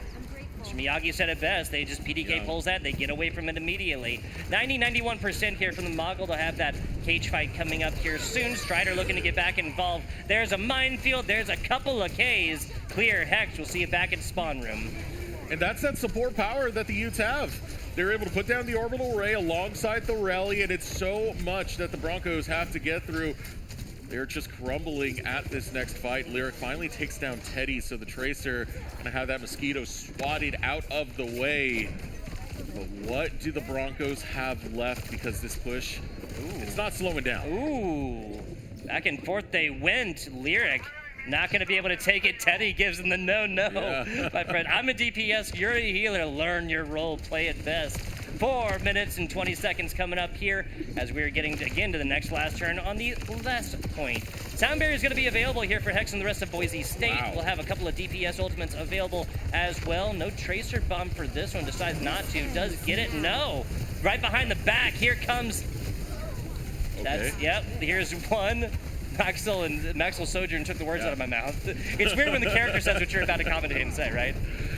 I mean, Ray going down. Nice pick coming out from Maxwell. And this is pretty significant right here. Not willing to play the Wrecking Ball anymore. Strider goes on to the Malga. So going to give the Utes a taste of their own medicine. Taking a look. Utah lost the previous team fight. Now it's time to get involved. Bunch of shots. Here it comes. Sound barrier. Oh, that's going to be enough to keep Boise State alive on the defensive side. Here comes a PDK overload, looking for the Roadhog, looking for more. Everybody's just getting out of dodge. They got to move payload while this is going on. Teddy's the only one to fall. Yeah, and I like this from the Broncos. They all got into cover. Override protocol couldn't really find too much. It allows the Broncos to find some picks of their own. They're finally stopping the momentum of the Utes. PDK grabs Maxwell. Lyric trying to stay alive. Will find no Sam, and suddenly the Utes have been stopped. Yeah, fantastic job. So PDK literally just waits out the sound barrier. I mean, damage came in pretty much immediately, so they didn't have a whole lot after that. But that sound barrier just doesn't last very long. Immediately, PDK pulls it out. Everybody, just beats feet, gets out of dodge, right? Yeah. Now, do find one tick, but that was just, or 1K, excuse me, on the other side. But that was just from the teammates picking off what was trying to get away from that ultimate as quickly as possible. Teddy opting that this is probably not the best team fight over here on this corner. Teddy actually going to beat their counterpart. Excuse me. Unfamiliar with your game. Cage fight going to be used as well. Strider looking to pull in the members of the Utes and take them down, but No Sam is holding ground and fighting back. Will break the chains. Now Sonic gets the better of the Broncos. And it wasn't a matter of if this push would make it to the end. It's a matter of when you have that ult economy of the Utes. When you have this brawly dive comp that the Utes like to bring in, now the Broncos at the very end of the road looking to fight back, but Maxwell gets one. Clear. The venture out here for the stall was fantastic, but one Sojourn gets involved, can't stay alive, gets a little bit too farther away from their healers. PDK trying their own hand. Headshots and more abound here. It's going to be the Maga on the other side. Boise State trying their best. Here comes the sound barrier again. When does Hex not have the sound barrier? It's always up. It's always available. He makes it seem that way at the very least. But Ray, they are putting on a clinic. Kills going across the map. And the Utes will complete the payload push. Nicely done. Nicely done there. What is that? 2 minutes and some change. We'll be there. Yep. They counted down from before we switched before we could get there. 2 minutes and some change, which is a pretty solid Numbani map. It really took some time before the Broncos were able to figure out what works and what could slow down the Utes, because for the entire first 2 to 3 minutes, it was just pure Utah push. All Utah all the time. It really was. And the thing is, there wasn't even some massive changes hero comp wise, right? That forced this out. It was just a little bit of the cleaning up of the edges there from Boise State, and a fantastic hold in the last little bit. I mean, if they'd gotten that in there, you're talking that closer. If they'd just gone straight from second point all the way in, you're talking about closer to 5 minutes than 2, and that is how maps are lost, right? Like allowing that, just a couple seconds sometimes, but obviously 3 extra minutes is completely insurmountable. I mean, there were definitely some adjustments, very minor from Boise's side. Obviously, like, it's the gameplay more than anything that had to come together. But the big shocker to me was just Strider taking out the Mauga, and it paid some dividends to slow down the push. But now the Broncos need to figure out what's going to get this going as fast as possible so they can match Utah's stride. Freya Tracer, I'm not against this one at all. The idea is being a little bit, there you go, now mid-range damage. When you look at a team comp, you frequently want to look at like a theme here, and Clear is just completely invalidating my point immediately. So Tracer Freya will be the move. Maxwell takes a lot of damage here early. We'll be able to get back, not have to pay for that one. You definitely want to get this Tracer in, maybe try and find PDK. Again, he's on that Emre, and Emre is so strong in his hands, so strong in general. Strider, I'm going to bail out, but has good awareness of where those health packs are. And this is what Strider's job usually is, right? You want to get in there, you want to push people around, knock them off the map if you can, get them out of these choke points, and find a angle that the Broncos can march forward in. Absolutely. Maxo falls, PDK, the Emre finds that, and another one afterwards. Utah holding strong right here. At a 3v5, you come back from this one. Lyric did not get the memo, unfortunately. Because at this point, you have to think about feeding ultimates on the other side, right? And every percentage point really, really matters here. Now, Strider's not going to take enough damage. Wow, okay. Once Teddy gets involved, Strider will take enough damage to not be able to get out. Now, that's like 700 damage or something like that. That's some serious ultimate charge you just gave to this defending squad. And PDK is still unstoppable. It's been so hard to match the damage output that PDK has on this Emre. You can see he's holding this choke point right here, has a little bit of a peak and angle that you can keep bringing in that damage. Strider's going to look to do what Strider does best and interfere with your backline, try and get them off of their balance for this push, but this push is coming in very slow for the Broncos. Just love it, like the Sonic right there. Them hitting the donk, like the denial, right? The flail whip. Here it comes, PDK looking for it. Jump off the side there, PDK kept alive by teammates. Heavy shots attempted down low, finds it. Prey is gonna be the target on the other side, now looking for a little bit more. Got the thick of things. Teddy gonna follow as well, Hex there, so a 4v4 for a couple of seconds until the main support now for Boise State falls. They'll have Hex, the only player left to get them heals, and that will not keep it alive. Clear on a solid one, but probably would have wanted to have saved that one for the next team fight, Deserex. PDK, you gotta watch out for this man. If you were looking at the health bar, it was kind of yo-yoing back and forth until it went full and the bodies hit the floor for the Broncos. PDK, again, you're just going to keep hyping up this man because he's that good. Makes Utah look tremendous, and the Broncos still yet to capture the point to get the payload going. Going to try and give their best in this next push. Kitsune Rush was used. Sound Barrier will be up in just a second. The Broncos got to make it work. Yeah, Sound Barrier, so a solid decision on the other side by Hex here, but it's going to be Strider. They were waiting for the cage match. Immediately pull that out. You lay that entire area with a minefield. They can't go anywhere. Fantastically done. Fantastically done. This is me, the solo here, and this makes sense from the Tracer to try and stagger this out and take a little bit of time off that clock. Right, every second matters. So that 1-2 punch, that support combo, Kitsune Rush with the Sound Barrier, coming online at the right time, at one of the most crucial times for the Broncos, because this was a slow first capture for them. It means they're going to have to make up a lot of ground as they get this payload forward. Clear. Looking for their counterpart. The Clear and Teddy 1v1 has gone back and forth so far. We'll try and keep track of the scoreline between those two. Two Tracers. Who comes out on top? PDK now on your screen, 2 points away from that override protocol if they so choose. They're inside, and this would not be ideal, though. Here it comes through. Get out, and you're not going to like the result.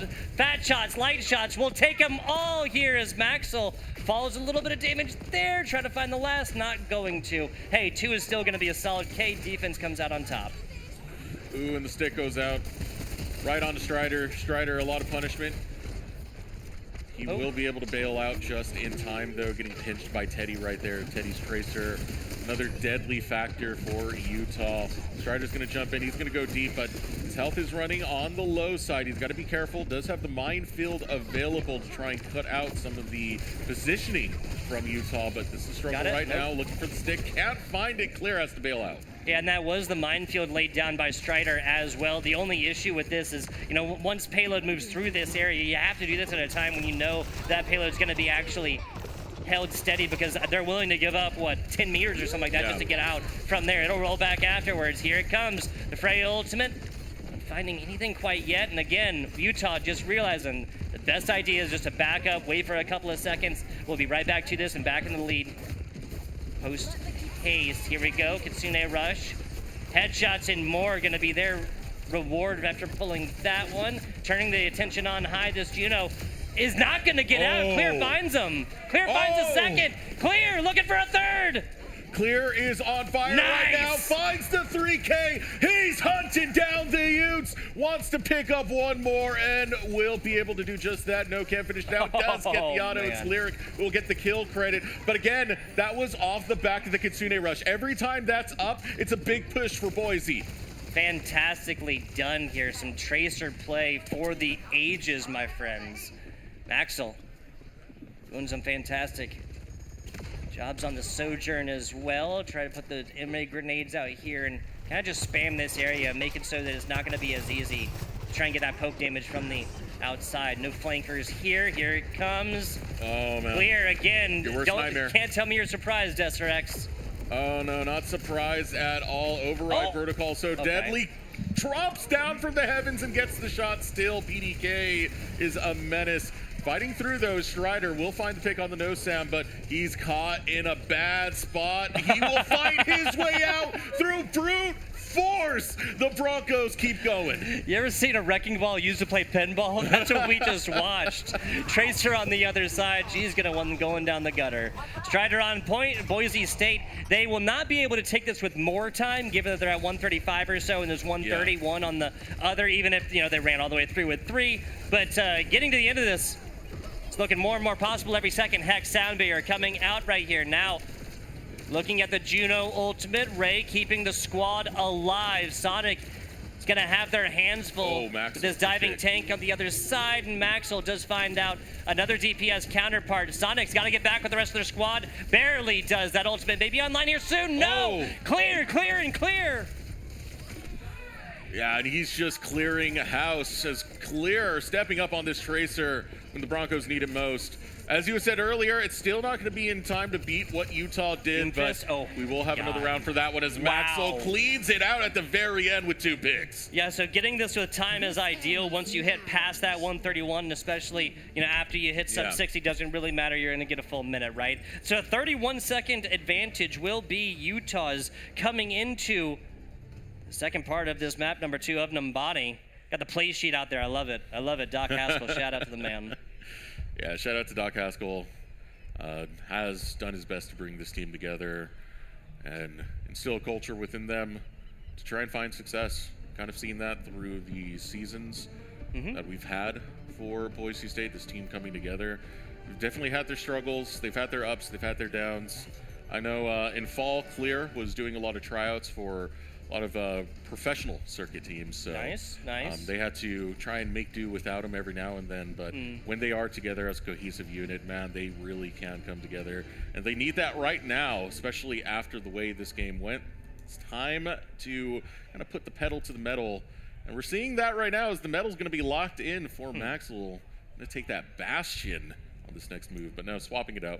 Yeah. It's kind of like the hover thing, right? You can never really lock in. It makes sense, especially given that our voices can be heard within this LAN environment. Interesting DPS picks, I'll say, there from Boise State. A theme being established, perhaps, is large bursty damage up close in your face. Now we see what... I love this combo. Yeah, right? Well, we obviously see on the other side where, one of these healers is going to utilize their ultimate. We're having a slow look right now. It's casual. It's cool. Yeah. It's Championship Sunday. It's just not matching the vibe as much. That's okay. Oh, man. Well, we got to get to the action, man. Maxwell's in the air right now. He's getting taken out. PDK will grab it clear, takes out Teddy in the Tracer versus Tracer matchup. Now jumping in, Utah trying to do their work. Strider is going to play that backline interference once more, but it's hard to when a choke point is held by Utah. Nicely done. Healer down here first. The fact that it's a Lucio is big for the squad, but that Lucio will be fast and back here soon. Lyric! The Jetpack Cat coming in to ruin your day. Yeah, Lyric comes in, gets the job done, puts in the claws, and it gets enough work done for the Broncos. Sonic falling down to support. Ray's getting critically low as well. Both supports have fallen for the Utes, and suddenly this is looking good for the Broncos. Looking fantastic. Strider not able to get out, doesn't matter. Sacrifice the body for the squad. That's third tick. Staring on the barrel, 90%, and nobody touches. Another point awarded here for Boise State. Maxwell, though, Utah might just be looking at this as like, hey, we lost that one. Let's just shut them down afterwards. Flirting with Ultimate is PDK. Flirting with Ultimate is this Tracer. These DPS is ready to go crazy in just a second. Ooh, two different angles that you got to pay attention to. Teddy's putting on the pressure. Jetpack Cat's still flying around here. Looking for the push is Boise, and they are getting it going. That Mauga is such a difficult target to have to take down and have to break through. Boise are going to have to work overtime, especially when PDK has the override protocol. He takes the skies, pushes away Boise, finds Hex, and suddenly the Broncos are falling one by one. That ultimate is so strong, and it'll stop the push of the Broncos. Up next will be the Utes. Nicely done. Boise State will be getting 4 points for this push.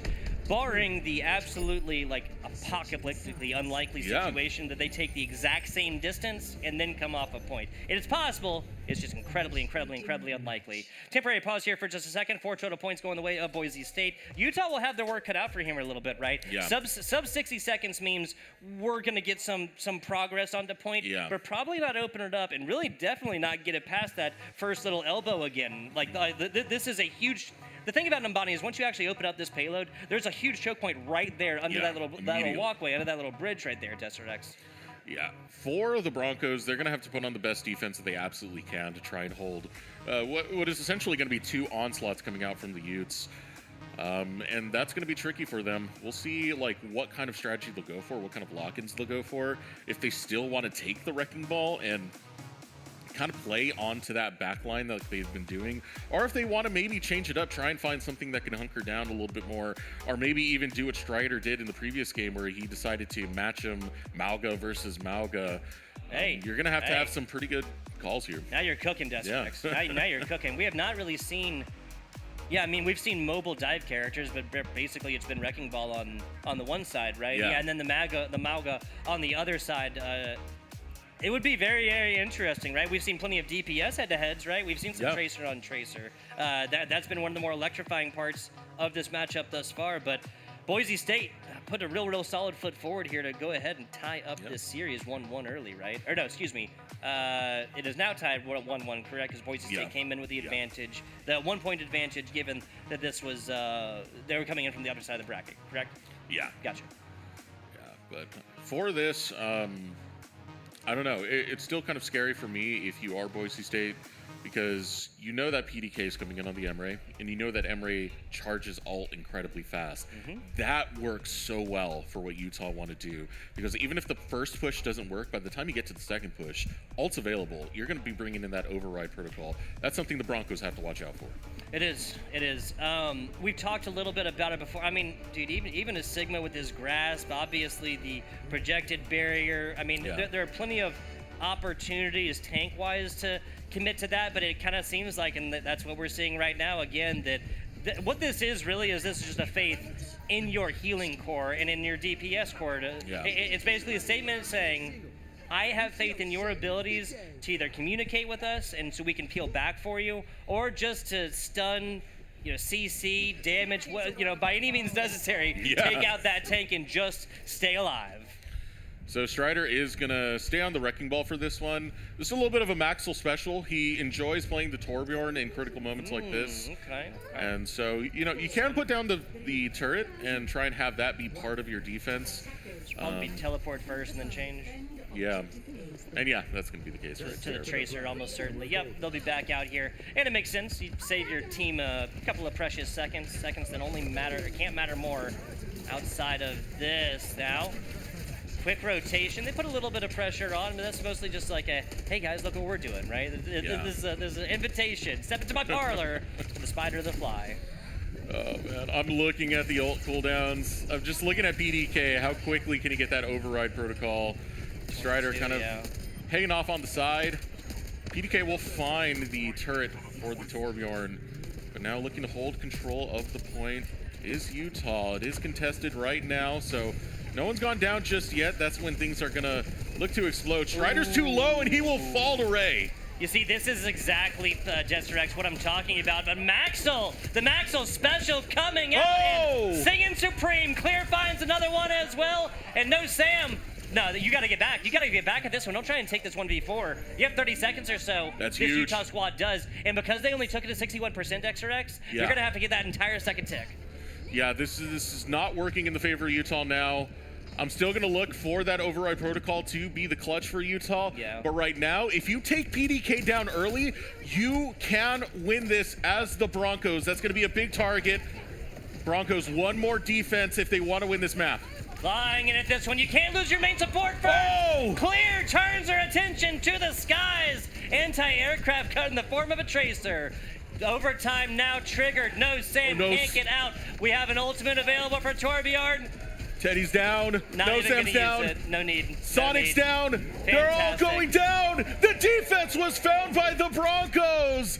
And Utah putting their best foot forward. Couldn't do it in OT, and the Broncos will lead. Boise State gallops on here. Takes it the advantage here in the series. 2-1 in this best of 7. And hey, I don't want to call it... Like, you can't really call it a skin in the teeth play when you come out and do that in overtime, but getting sub 60 is never a great feeling, right? Like, finishing the map with sub 60 is never a great feeling. And look at this, playing the game, going to Maxwell on his Torbjorn. This was a clutch swap, right? On the Torbjorn, he's very proficient at it. It does provide additional defenses to try and stop what Utah were looking to do. But again, I really did put so much emphasis on PDK getting his ultimate to be able to fight and get the push going for the payload. He never got it in time. We got the backline picks needed by Maxwell to make this a win for the Broncos. Yeah, fantastically done. Arguably the most important time of these matchups is right now, right? Top of the squad, getting coached up. Again, shout out Shifty, shout out Doc for Boise State, shout out No Sam, and shout out Daventry for the side of Utah. This is the kind of support that these esports players can use to go forth and create greatness. I mean, and definitely how they got here up to this point. Let's take a look at some of the replays here. This was a fantastic one. That was the first take, and it happened pretty darn early. There really wasn't a whole lot of defense early for Boise State. And this was when we were very favored towards Utah because of how fast they were going. Boise State didn't find an answer until the later stages of this first round.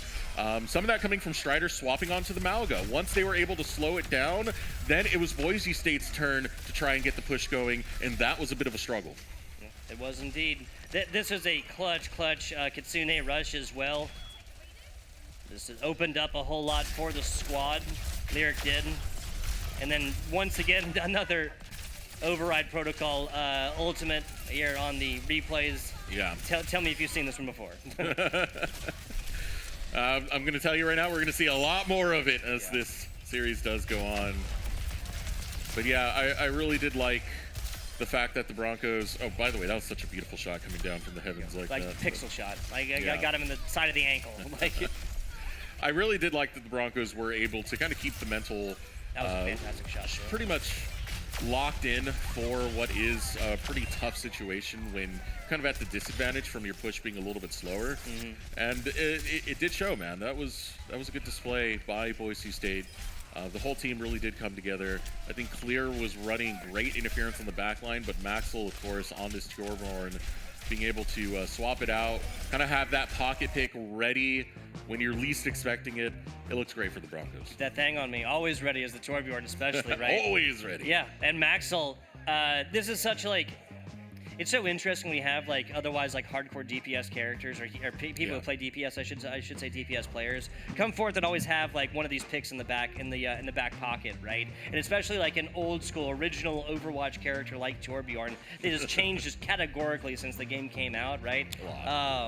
It's always just it's a good thing to see, right? Yeah. And some people would call it like a utility play, but when you go forth and you kind of use that Torbjorn to win that previous game, I'd say it's a little bit more because there wasn't a whole lot different team compositions wise on either side outside of that Torbjorn. So seriously, hats off type play. I mean, the Torbjorn does deceptively high damage. You never really think about it. You think mostly about the turret, but if you do land those headshots, they ring true, man. So. Yeah, I like this. We're seeing a lot of adaptions coming out from the Broncos as they try and kind of figure out Utah. I think for the most part, Utah have been pretty true to their identity. Like, they keep going with the Juno Brig on their support line. They keep going with Emre for PDK. Mauga has been a big tank pick for them. It's been the Broncos kind of adjusting to the dance that Utah's bringing, and doing it successfully. Yeah, we also saw longer range damage capabilities, or longer range healing capabilities. Excuse me. Yeah. This is really a lot of the reason why we're seeing the Juno, right? Super far tank. My tank is literally on the horizon, like over there, right?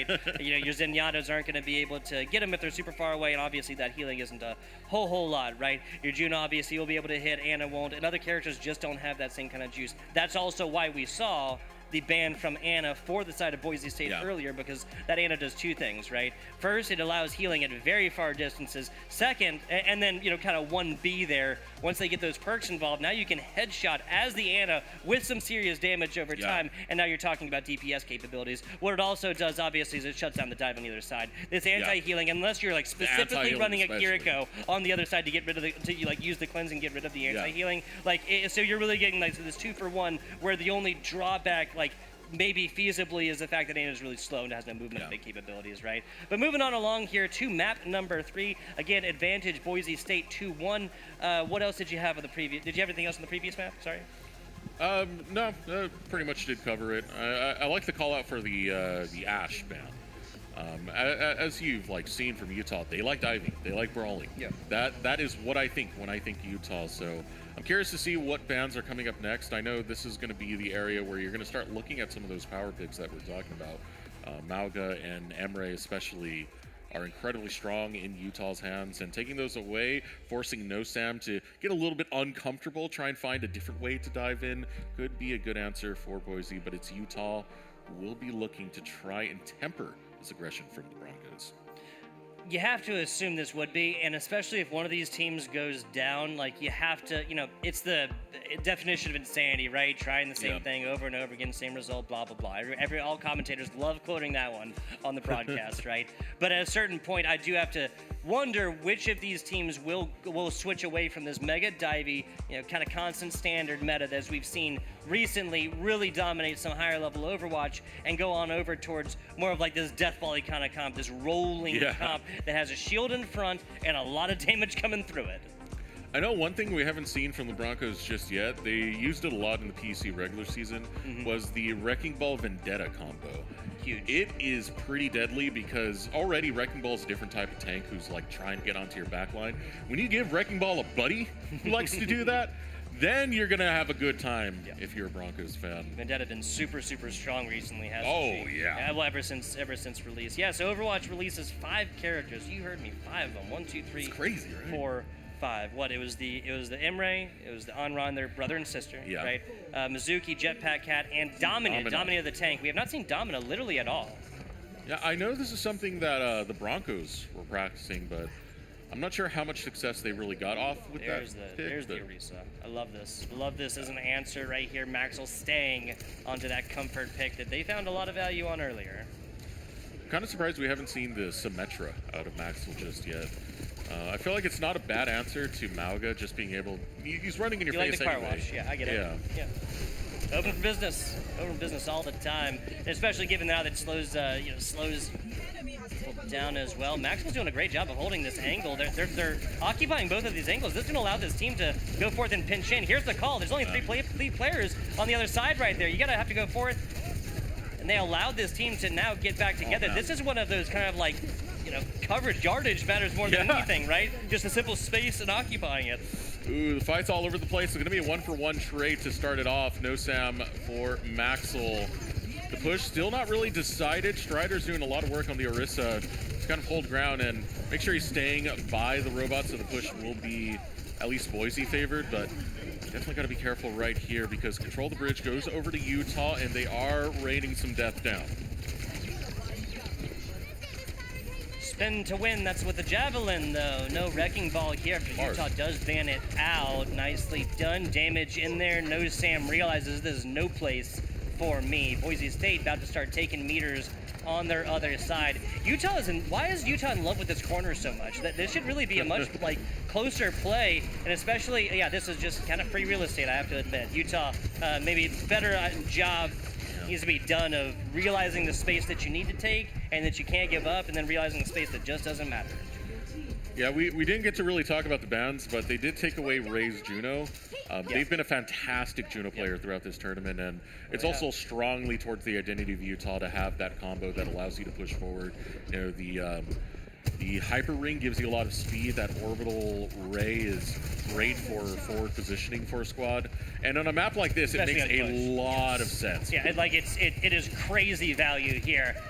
Something tells me we're going to hear PDK scream those words in just a couple of minutes, takes it to the corner. The rest of the squad is all with them. Hey, why do you need it if you could just find this one? PDK, a lot of damage, but it's going to be Maxwell finding the first. Sound barrier does land. Fantastically done. Clear taking out their counterpart as well. Well, it's time. How about a 2-for-1? Are you kidding me, PDK? He's able to take 2 of the Broncos down off 1 shot, and when the Broncos, they had momentum on their side, PDK's the hard stop that turns it around. Still looking to pressure forward, though. Look at No Sam. Swap over to the Diva. Need to be a little bit quicker with it, as well as much more in the face of the Broncos. It allows at least No Sam a position where he can kind of contend with this Orisa on pushing the robot as much as possible, but here comes the next fight. Here's the Kitsune Rush. This is going to help so much. You need to get this sticky out there quickly and get this thing back. Now, Orisa finding a lot of damage. Strider hits the corner and tries to find a little bit of rest for the weary. Spin it up. No Sam. That's just going to be the turret following the Maxwell, so a standard 5v6. Here comes the Kitsune Rush on the other side. Advantage Boise State right now. Looking for a head with that kunai as Strider going to be able to take it. Nice shot. The Javelin comes out. Hex finds another one here after the Baby Diva does get demeched, and Boise State going to be taking meters of their own. These are great plays coming out from the Broncos.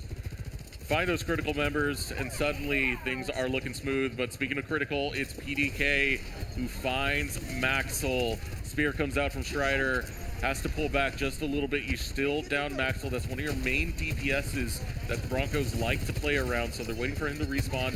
Gets off the respawn. His ultimate will be up soon on the Swordshorn as well. Here comes Utah now positioning forward. Do have the Diva Bomb if you want to go for the self-destruct. They are kind of in that corridor right there, but No Sam's not willing to push forward, at least not without backup. You put that right in the middle right there. You put it right in the middle, and so everybody has to go down each corridor each way and at least get split up. That's not going to be enough. Down, Maxwell! Maxwell, you got to pay attention to your corners. Death from above, Deserex. Maxwell will see you back in spawn room. Ray down as well. Here it comes. Looking for it. The switch shot, nicely done. The first couple were able to be avoided by Clear there, but PDK keeps the rise in the prize and finds the K. Yeah, Clear was the one who was messing up the Utes, and just like that, PDK is able to pop him.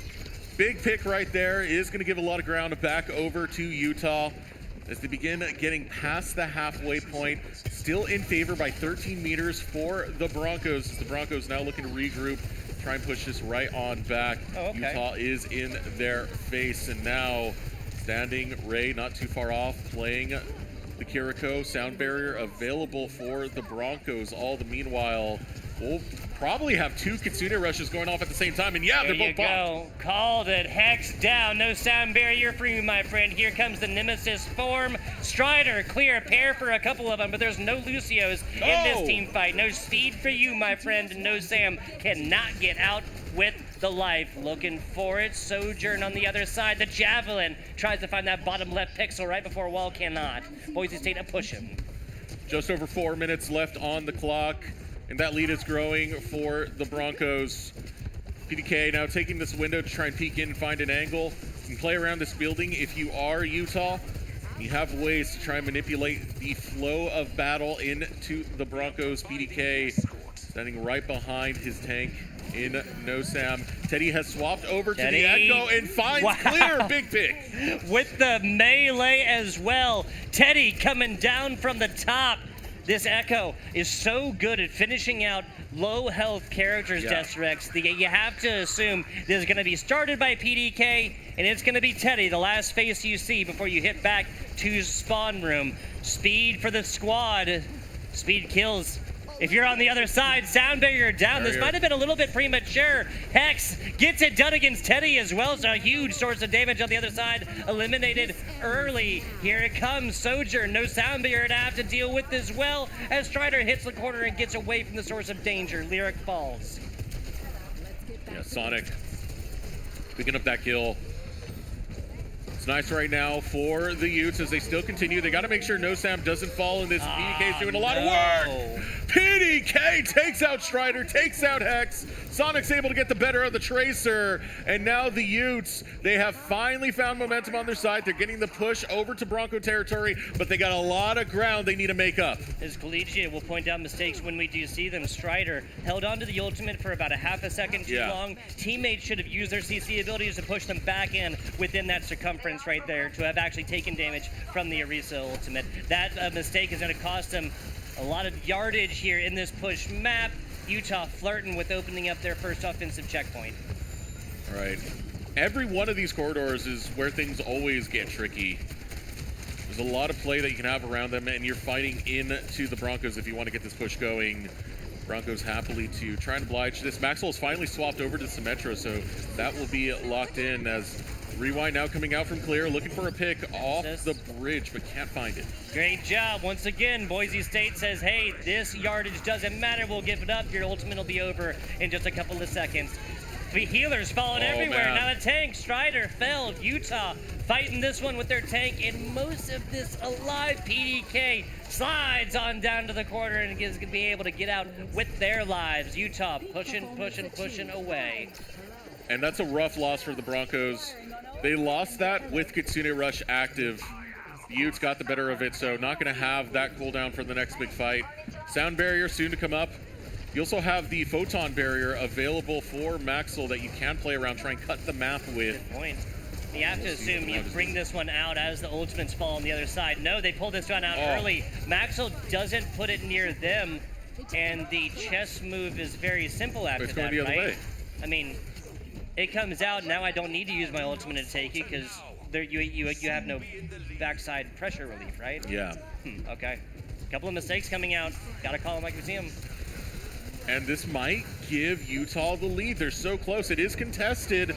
2 meters now separating Utah from potential success. Jumping in is going to be Clear, looking for the back line, wants to find a pick. Can't get it because PDK will take his head. Now the Utes, they're on the border of victory. There's less than 40 seconds left on the clock as Teddy gets to work. Nice copy. There you go. Ultimate available as well. Gotta get inside there and burst damage. Puts this Echo back to their traditional form. Couple of Ks right here as Utah does take the lead throughout the thick of things. Wow, PDK, did they just find a second one? Yes. 4 for 2. They call that a buy one, get one free. And look at the time on the clock. 13 seconds. The Broncos need to push across the map. They need to go coast to coast. First, they need to win a fight in the very first place. Utah are looking like they have this one in the bag as 2 seconds go down. PDK will snipe out Lyric and put the dreams of the Broncos taking this next game into the grave. Overtime extended, but your support has fallen as Hex hits the ground next. The death timers are staggered. Maxwell's gone, Strider's gone, and Utah see victory in their sights as overtime ticks down, evening up the series. Best of 7 boiled to a best of 5, boiled all the way down to a best of 3. It's only a little bit more boiling down to get here, and that's going to happen in Game 7 if we get there, Deserex. A fantastic job, and Utah keeps the dream alive. We saw it Clear with a 25-player kill streak at the very end of that. Yeah. But try as they might, Deserex. Still not going to be enough. A fantastic job there from Utah. And I have to say, capitalization upon mistakes, and in large part due to PDK finding more kills than they're putting out shots. Crazy stuff. And again, I really want to emphasize there was that one moment where Kitsune Rush was used by Boise, and Ray got the better of them using their own Kitsune Rush. Utah winning that fight meant that resources were down. Next fight, Photon Barrier comes up at the same time that the Broncos are going down. So the ult economy was not on the Broncos' side, especially when they're losing fights and using them at the tail end. Gotta agree with you, Hex. Cool, calm, collected on your screen right now. I love it. I love it. Eyes of a killer. Just locked in right there. Locked in and ready to go. And also, I mean, and again, in case you're just joining us or unfamiliar, there was a one-score advantage for Boise State coming in from the winner's side. So even though we've only played 3 maps, this series is officially tied. Strats, and deep comms. That's what's going on your screen and on your stage right now, folks. Yeah, PDK on the Sojourn looked phenomenal. And Utah really did handle that Juno ban quite well. That was one of the worries coming into this one because Juno is so effective when it comes to this push map where you can use a lot of her ultimate for these long corridors that you get into. All that being said, though, swapping over, using the tried and true combo of the Kiriko and Lucio, and outmaneuvering Boise State on a lot of those ultimate timings did work splendid for Utah, to say the least.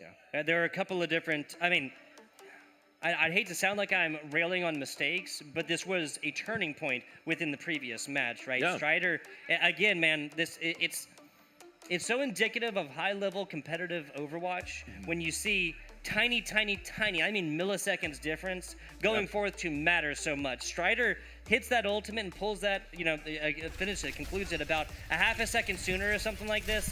They're finding damage, if not actual Ks, against at least one, if not 2.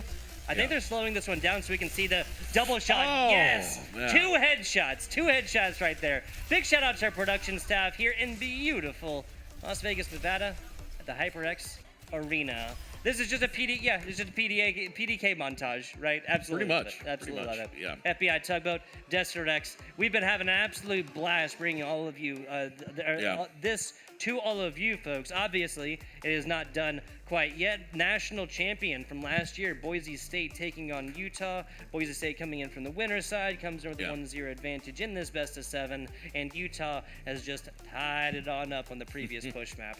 I'm not sure what more you could want. Are you entertained? That's the quote that comes to mind, folks. I am personally very entertained, to say the least. This is a good time to reiterate the history of Utah throughout the PEC, because you're seeing what Utah have shown throughout not just fall but spring season, right? Again, they fell to quite a few teams going Ohio State, Boise State, Syracuse back in fall. They come into spring and they get the perfect season, taking Boise State to 5 games and winning out in the regular season. Right. So this is something that they've had on their mind. They've shown the growth, they've shown the development. Now, even though you've lost them earlier on the upper side of the bracket, it's not over because you've demonstrated growth. You've demonstrated the ability to adjust to such situations. And sometimes, you bathe in the blood of your enemies in the lower bracket, you come out a completely different beast. And that seems to be the case for Utah. Baptized by fire. I think that's the phrase. I'm 100% for it. I mean, and this is the kind of grit and the kind of pressures that players need to go forth and have incredible careers, right? Yeah. It's a theme established, a song sung across esports 1,000 times over. Absolutely goated player who's been playing online for a long time, gets picked up higher level leagues. First time there's light sounds in your face, friends, opponents, parents, teachers, coaches, lovers, everybody watching you play on a stream, on a stage, with all this going on live. These are the kinds of pressures that cannot be recreated at home. And that right there is why colleges, universities, all together right here, beautiful HyperX Arena. Looking at map number 5, I said it before and I will say it again, folks, the best of 7 has been boiled down to a best of 5 to a pure form of Overwatch. That's the best of 3. It's actually incredible that we've gotten to this state already. I'm really happy with the story that Utah have had, performance they've been able to bring, especially a champion defender such as Boise State, who have been on top of a lot of things, right? We still got to talk about Boise State and a lot of power that they bring. But again, we talked about the dive duo, Strider and Clear work really well together when you do get something that complements this wrecking ball. Maxwell has been an excellent DPS player, which, by the way, he is sort of kind of a role swap. He primarily plays support when he's on other squads, but plays DPS for this team and does it phenomenally. Kind of shows you the versatility that the squad does have. But this all has to come together right here, right now, if Boise want to continue that winning streak, get another championship, because I do feel like Utah is hot on their tail. I mean, the fact that Clear was able to get a 25 kill streak throughout Right, the last like 2 team fights, maybe in 3 team fights, right, and just simply didn't die as Tracer, which like you're generally like, yeah, okay, like as long as I get a little bit added to my ultimate, again, basically a cooldown, I'm gonna you know, get eliminated. I'll go up. I got 3 blinks. I'll be back there in just a second. You're going to see me again soon. Don't forget my face. But still staying alive throughout all of that, and especially as a DPS. Now, Maxwell kind of showing, well, like original Overwatch, right? You remember offense and defensive characters, HyperX? You remember that? No. I played Overwatch 1. Now we have like almost like a subspecies of your individual healers, tanks, and DPS roles. Well, this Torbjorn comes out, sings supreme, really does. I mean, got the actual play of the game, whatever, in the second map here, comes out on the third actual map, played, 4th map point, right? And provides value all day long, man. And if somebody on Torbjorn that at one point, like especially what we talk about, like Overwatch League, like the ancient times, in the way back when, right? Back in my day. Yeah, back in my day. Yeah, Torbjorn, like, you know, you'd have crowds calling for it, so you'd have Torb fights in the middle as literally a meme, right? Not as an actual player to go forth and have an effect within an Overwatch game, but as a meme. Now, I do think coming into this game, there's one thing that we have to really mention.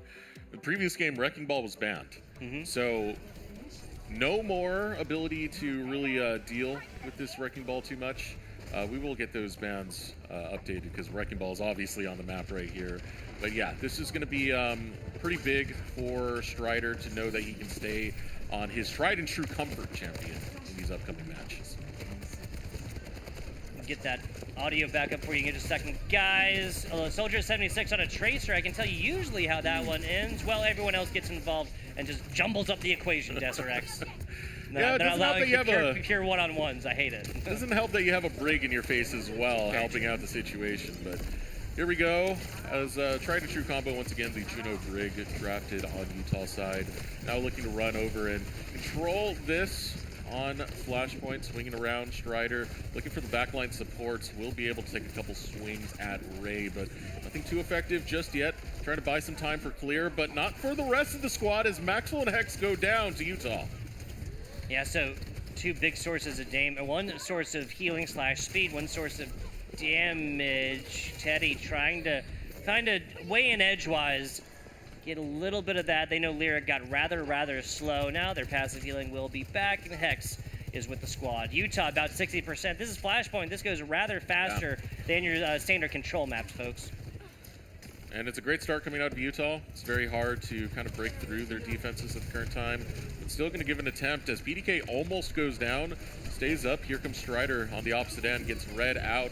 Sticky Bomb not going to find anything. Clear has to bail out before he goes down. Teddy will chase down Clear. Find that kill. Teddy back to back finds Lyric on top of it. But it is a trade. Maxwell and Strider will get kills of their own. No Sam looking to fight this one out. Overtime now for the point taken away. Strider needs to get on there. He needs to get on there quick. Finds his way through, but now getting chased away by the rest of Utah, who should be able to secure this point if they can deal with this Wrecking Ball. This keeps triggering the overtime timer and does. That fuse gets lit. Now back with it.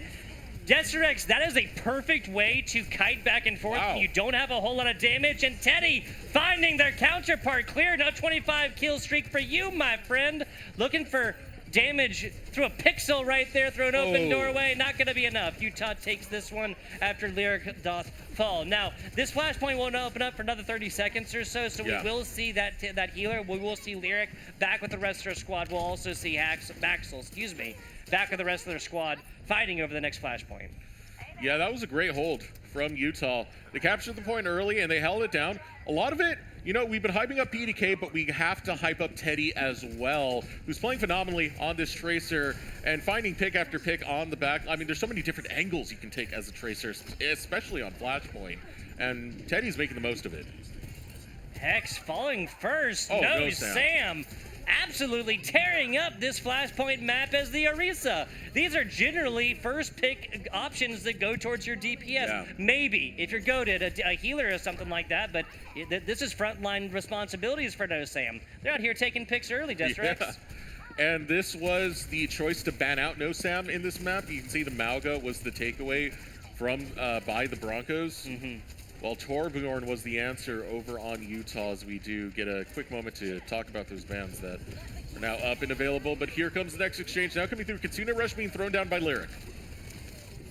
Here it comes, the Kitsune Rush online for Boise State. They do have that nicely done. So Sonic actually rips their shield right back on over to completely block away any damage that was coming onto that. I mean, that timer is not very long. Here it goes. There's the Juno. Ray lurking for a healer on the other side, doesn't find it. Gonna be able to get out. Strider, tank done. Boise State has not found a lot of way in edgewise here, but Clear. The sound barrier finding a bunch of wiggle room.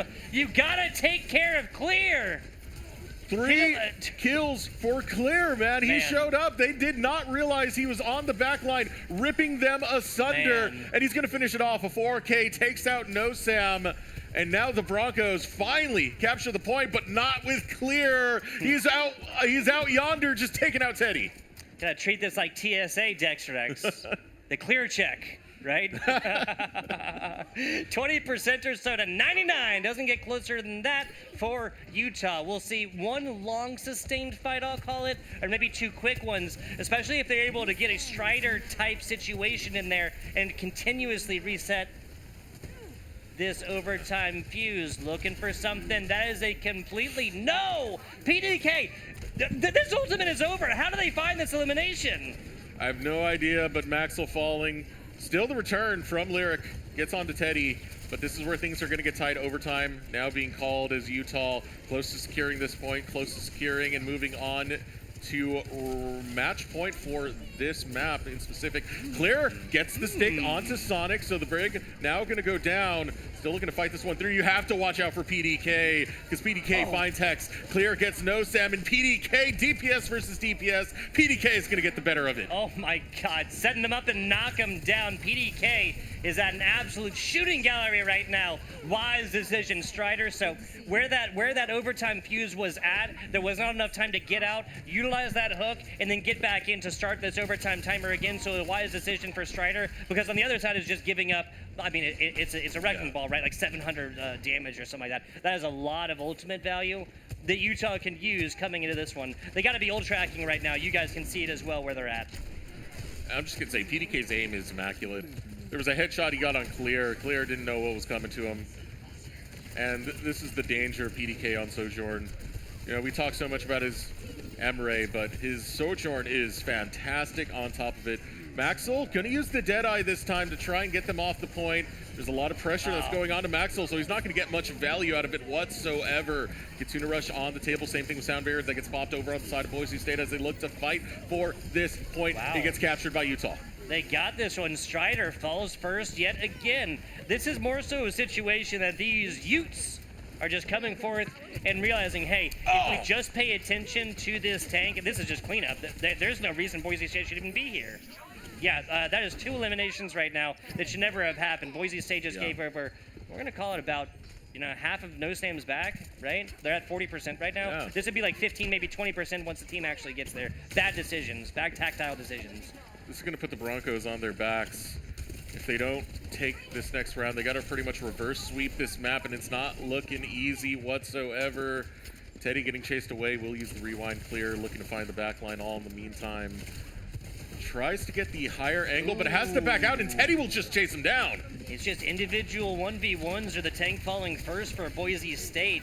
The 1v1s they lose are Strider just biting off a little bit more than they could chew. It's been the situation thus far, but a little Orisa action. No Sam likes the look of it. Trying to butt in a little bit. Is going to get this overtime trigger started. There's the stick.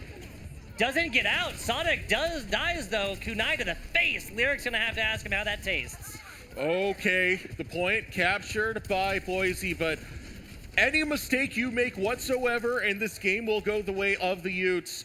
You have to do 3 points back to back to back The Broncos want to take this for the Utes. Just one more team fight win means the end of this game. High Noon going to be used to trying to sway the rest of the Utes from going forward. And it will push them away. A zoning ultimate popped by Maxwell. But there are the shots that are found by PDK. He's disgusting on the Sojourn. That's a huge spin. Gets it there, but damage not enough. Tries to chase down that Lucio afterwards. Not going to happen. Arisa on Arisa. Some robot on robot crime. You hate to see it, SRX. Oh, it is completely over. Overtime ticking away. Down 3 are the Broncos, and Utah will be the first team to make match point. Fantastically done. One game away, SRX. One game away from joining the ranks of Baylor and Michigan State University. Baylor within the great esport of Rocket League. Michigan State within the great sport of Super Smash Brothers. Are you surprised? Your eyes are bugging out and rolling in the back of your head like a cartoon. Oh, it's PDK on the play of the game. Who'd have guessed it? Who would have guessed? PDK is so accurate on the Sojourn. Emre, great character. That character is kind of overpowered, though. We're going to be a little bit honest there, especially that ult cooldown. You're able to get the generation. Oh, I have a problem with grenades as well. Don't get me wrong. When he's on the Sojourn, you see that it's just not the hero. It is the player who shows up here today. PDK, phenomenal to get those headshots in. Especially picking off Clear, who was the most impactful in that game, in just one tap, changes the whole trajectory of that. Yeah, I mean, Tracer obviously having a lower health pool, but it's one of those situations where you don't want to use your callback just because, like, what, 26, right? Because it's 150 at most, obviously influenced by headshots and whatnot there. Let's take a look at some of the replays from the previous Flashpoint map. Clear kind of turning into that anti-aircraft gun for a second. I have to say, I feel like we need better Arisa ultimates, and I'm not singling out either of these sides, right? No Sam found a good one on the end, but this is almost like our High Noons, right? It's almost like for zoning at the very last little bit, and I'd like it to find like a little bit more eliminations, a little more damage, right? You compare this, like, there's not an Arisa ultimate that should go off without a boop from the Lucio like immediately afterwards, right? Yes, they murdered the cooldown. Look how they did my boy. 4 seconds to 5 seconds may not seem like a lot. That is eternity, and I hate it. Regardless, you got to communicate with your Lucio to be able to get them in there because obviously it's one of the CC abilities that can influence an entire other team. And I think really the story of this, as we get to match point, a lot of it is what the lower bracket can do for a team. If you look at the lower bracket run that Utah had, they swept through Kansas, they swept through Ohio State, they swept through Syracuse. Sometimes getting those extra reps in is what you need in order to be able to show up for a grand finals, because this is looking like a completely different team than the one we saw in the upper bracket that lost to Boise 3-1. Now it's Boise who are struggling to find their own beat, to find their own drum, to find their own way to kind of take this back. They're not out just yet, but they need to win 2 back-to-back, and with the pressure of match point, Utah are putting on a phenomenal performance. And given that they've only actually won one, not taking anything away from them, of course, they came in from winner's bracket here, so that's why they awarded the point coming in to avoid the bracket reset capability. For a game like Overwatch, let's just be honest, that like doubles our Sundays, right? If it does result in a bracket reset and an overall close series. We want both teams to have opportunity. We also need competitively, right, logistically and logically, to have the winning team from the upper side of a bracket, a double elimination tournament, to have some sort of advantage. So I feel like that's a fantastic middle ground here. Shout out to the 9 universities and colleges that have showed up here to the PEC Championships, the Power Esport Conference Championships here in beautiful Las Vegas, Nevada. We'll be heading on along here to another map. Will this be the last map, SRX, or are we going the distance? Man, it's hard to tell with these two teams. It feels like they're so equally matched. But the moment an edge is given over to Utah, we saw this the very first time we saw them, right? We casted the game they had against Baylor.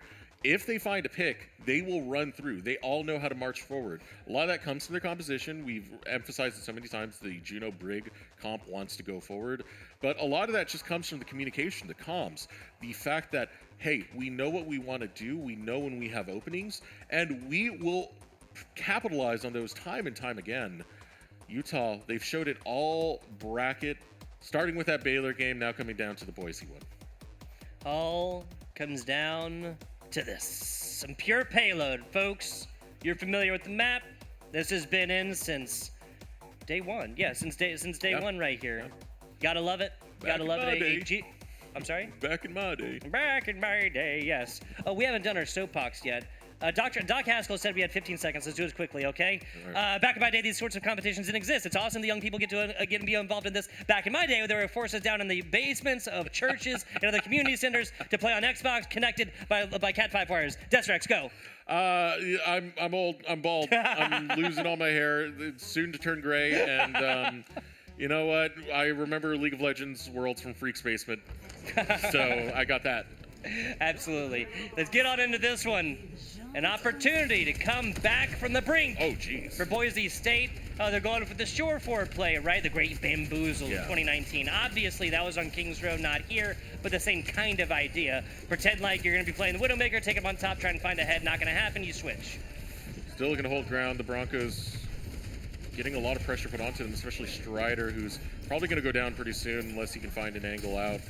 Pressure now coming out of clear, finding the flank onto the back line. Needs to get some kills to follow through with it, though. As we do take a look at the bounds, there's going to be no Swordshorn. Taking that away, Boise State feeling the dangers of that. Hex gets the first kill, however, onto No Sam.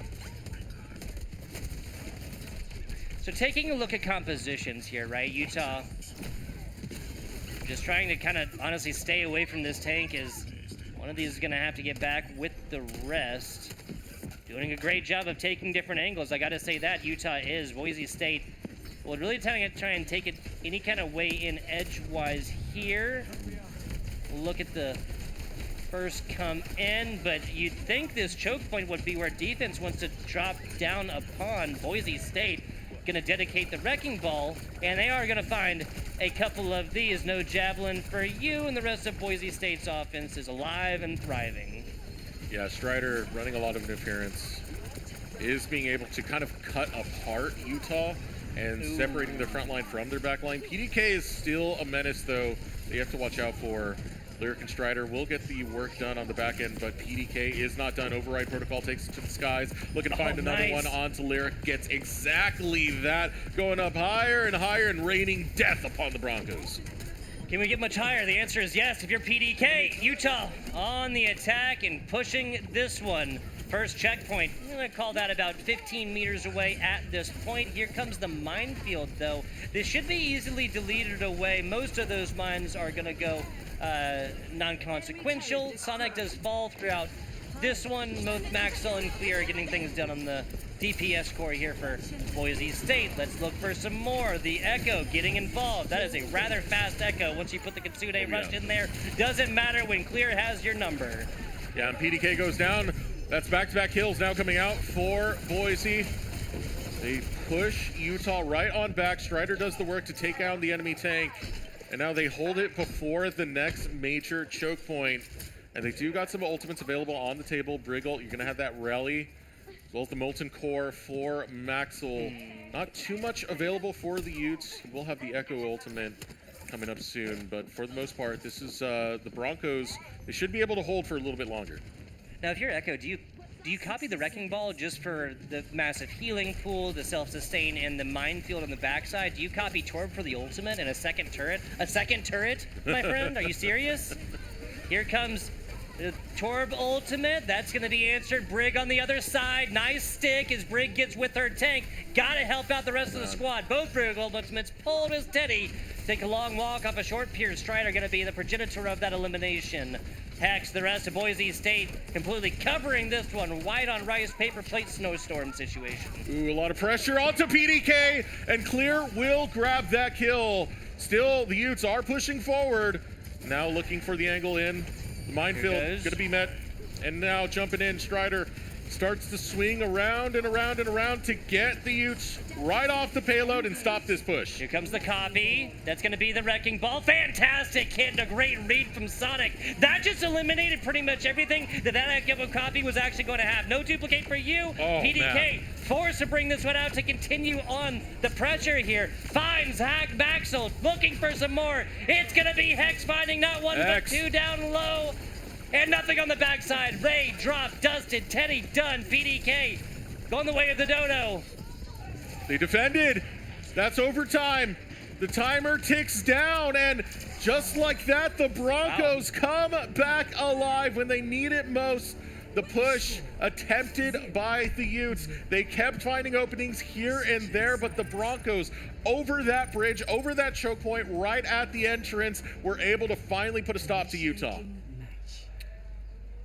If this was a control map, or no, excuse me, if this is a different game mode, we look at a situation where there's like maybe a tie, right? Yeah. That's not going to happen here, barring like a crazy 1 in a million type situation where they get it just far enough, but no points. No points on the defensive, right? Yeah. Does not get to first choke point. Now, on this map, it can be rather difficult once you actually get under this drawbridge right here. Big shout out to our production staff giving us a fantastic pan through here.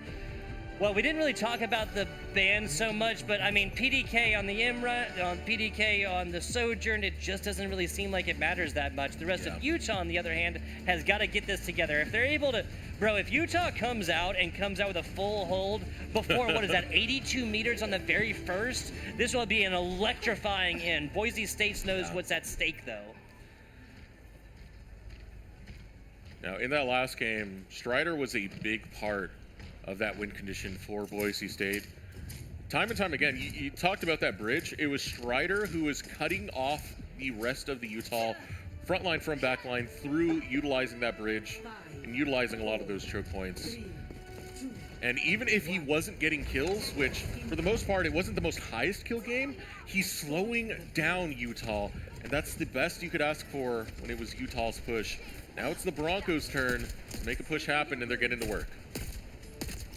Down low, shots coming in. Maxwell making the switch after the Widowmaker is unable to find a couple of those crucial red headshots.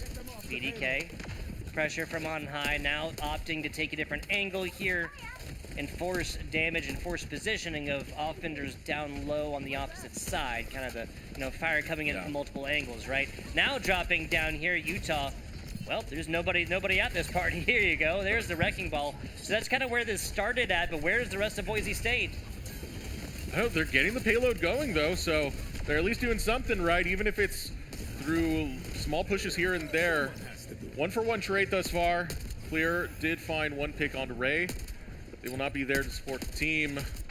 Have to come off the respawn. Maxwell did fall on the opposite side of things. Utes looking for their own defense leading up to this checkpoint, but jumping into the fray will be Strider, trying to run interference on PDK. Strider picks this one up, never one to fall first. Stick. Nice. Stick goes through, doesn't find a kill. But here we go, Teddy now looking to maneuver around. Big open point that he can play. Teddy takes out the turret for the time being. Strider going into the air. PDK going to look to aim up and take down Strider, but Strider still going to be able to stand tall in the grand scheme of things. Clear's running low, and here's that override protocol. There you go. There's the first. Both the turret, then the player, now looking for more. Turns their attention to the tank. Not going to be able to keep it alive through there. Ray is headhunting like he's got a stake in his hand. Yeah. Ray showing up beautifully. There. They are a phenomenal performer, to say the least, and being able to clear up those kills. Teddy as well, who finds Clear. And now this is going to slow down Boise State from getting much else done. They have their ultimate up, 90% to 91. The other support is available. That Brig ultimate is up right now. No DPS really. Again, Teddy's going to have that there soon, but yeah, this might just look like kind of like a dry push, but you have to anticipate stuff on the other side here. Kitsune Rush is up. There comes the Brig, or the Orisa ultimate. Only going to find a turret. Here comes the Kitsune Rush on both sides. Yeah, ultimate for ultimate being met, but it's Hex who's stepping forward on the Brig. Hex grabs the kills, and so does Strider. The support tank combo marching forward onto the Utes. Will be able to find the kills they need to continue this push, and it's so close to that checkpoint as hunting for anyone who's looking to run out. Strider gets the job done, now going after his own tried and true wrecking ball. Has to fight that out from Teddy, who's there to prolong this, to try and get the rest of the Utes to get up and get into the fray. But the problem is death timers keep getting triggered, and Boise State will find us at match point in a final Game 7. Love it. We're going the distance, HyperX. Where else would it happen than the beautiful Las Vegas, Nevada Strip? World famous Las Vegas, Nevada Strip. Now, what I like to see is finally a player not named Clear PDK getting play of the game. My goodness. Holy crap. How many games do we need before we finally got somebody not named PDK, not named Clear, into that one? That man right there. There you go. Hex. Love it. Love it. Put out the Hex signal, and he has shown up. The Brig was fantastic, and I did like the swap to the Brig. I mean, normally it's been like kind of tried and true to just go a Kiriko Lucio all day. But when you're in such close quarters in that choke point, as you were talking about that bridge that tends to be fought over so heavily, why not just go Brig? And why not just brawl it out? I mean, especially right there when you really don't have like a whole lot of geographical space to work with, right? Yeah. Like the map might seem large, but it really ain't. There's once you get under that chokehold, there's the area above you. There's like a long flank to your right that pretty much only tracers or maybe tracers are going to go through. Torbs are actually going to live in, like based on the based on the composition they had, and that'll be an exit strategy, right, for the wrecking ball, like that we saw there maybe. But we've really seen, I feel like, a change from mobile tanks seizing the day and just reigning supreme across the first, what was that, 3 different maps, I guess technically 4 different points, right? To more of the stalwart, like I was talking about, brawly type composition that is headed by that Orisa right up front. And if you try and get in front of that one, you're going to get a javelin through the chest. That being said, though, you still have some presence with the mobile tanks, especially when you went onto the attack side for Boise State, right? I think one of the good things that Strider was able to do on the wrecking ball is, like, normally you're just like, okay, let me mess with the back line, see what happens. That time around, it was like, where's PDK? Where is PDK? Looks for him, kept tagging him on the map over and over, just trying to make sure that, hey, stop wrecking my team. I'm going to make sure you're as uncomfortable as possible, and it worked. Yeah, it's like, if I'm going to have a bad time playing this game, you are too, PDK, all right, damn it. Fantastic job. And really, this is the kind of like threat identification, right, that champions are made out of. Knowing that PDK, on the M-Ray, on the Sojourn, doesn't really matter. When you have these middle range damage characters that are able to get massive burst damage all at the same time, PDK is just there and is going to be taking eliminations. I'm not sure if we saw, did you ever see any like, a kill streak like 25 like we saw from Clear? No? At least not from the camera perspectives that we got, because it only shows up as a notification. Certainly went on a 10, maybe 15 streak, something else like that. But Clear going on the 25. Obviously, it's a tracer, and sometimes this will get the credit for getting the elimination will go over, even if a couple of those tiny little 40-round shots or whatever does land and actually do damage. I love it. The cover into the face. I've seen that on the sideline of a college football field before, I believe. Yeah, you can't let them lip read. Exactly. That's the whole thing. It's a thing. It's 100% a thing. Excuse me? I come from like a baseball background. It's the same thing. You put your glove in front of your mouth. 100%. So, I know you got the football field there. Yes, sir. Yes, sir. It's important. Communication is key, and it is also more important here on the grand stage on Sunday in the grand finals, and definitely within game number 7 coming up here. If all is right and true here in this competition, then this will be a control map, right? A King of the Hill. Yeah. And start where we finished. This is where tension's the highest, man. Like, it's true. I can't imagine being in these players' seats right now, because it's like only one game and they've kind of taken it to us. Like at that point, this is my hands. I'm just shaking all day, man. 100%. They cut back to us for that one. There you go. Thanks, guys. FBI tugboat, HyperX. Gotta agree with you, man. Gotta agree with you. All jokes aside about our playing esports back in the past, that doesn't change, right? The aspect of live competition and friends, and you wanting to succeed, you want to help out friends, teammates, and stuff like that, and go on to the next level. That's the kind of stuff that I am familiar with. Obviously, different. Categorically different esport in a much different way. We got to be connected to the internet to play anything these days now, right? But I just want to kind of hit the same nail on the head, right? We have undying honor and glory at stake here. Getting to second within the grand finals is not bad for either of these squads, number 2 seed, number 3 seed. So the on-paper team that should be here, number 1 seed, which I believe was the Ohio State University, right? Yeah. Squad, they got the bye after we did get down to 7 teams here. Finishing where we started, King of the Hill, and who will come out on top as royalty, HyperX. And again, this is the last hurrah for both of these squads. 3 players will be graduating on the side of Utah, Sonic Ray and NoSam. 4 players on the side of Boise State, Daydream, Lyric, Maxwell, Clear. They both want a trophy on the way out. They want this to be something they look back on, tell their grandkids, say, hey, remember that one time we went against Utah, we went against Boise State. We stood on that stage as champions at the end of my college career. Both teams aching for that, but only one can get that moment in this game number 7. Very true. Very true. This and more at stake right now. These seniors got to know it. And more than that, Desert X, you have to play like it. See how this one goes. I'll take a look at team compositions in just a second. Categorical changes. Categorical changes. Oh, man. Coming out here for both of these squads. Yes, we're looking. Okay, well, you know, no surprise. These 2 teams we'll see in just a second. But yes, the May coming out here. Juno will be back, that's familiar, but the Reaper on the other side. What this says to me is that I want to answer your diving tank immediately and bring you back to the level that we were just playing at, which is toe-to-toe, face-to-face, Orisa on Orisa. I mean, Reaper is so good at just dealing damage from close range, but already Clear is gone. Sonic grabs that kill.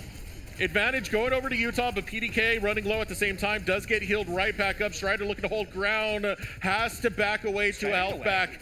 But with Teddy getting the pick onto Maxwell, it's looking good for the Utes. Strider did get away right there, now came out, wasn't able to get with the rest of their squad.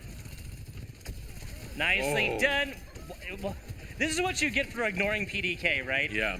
Like, my goodness. Standing, what, a couple of steps away from you, just a stair step or 2 away. Yeah, that man is dangerous.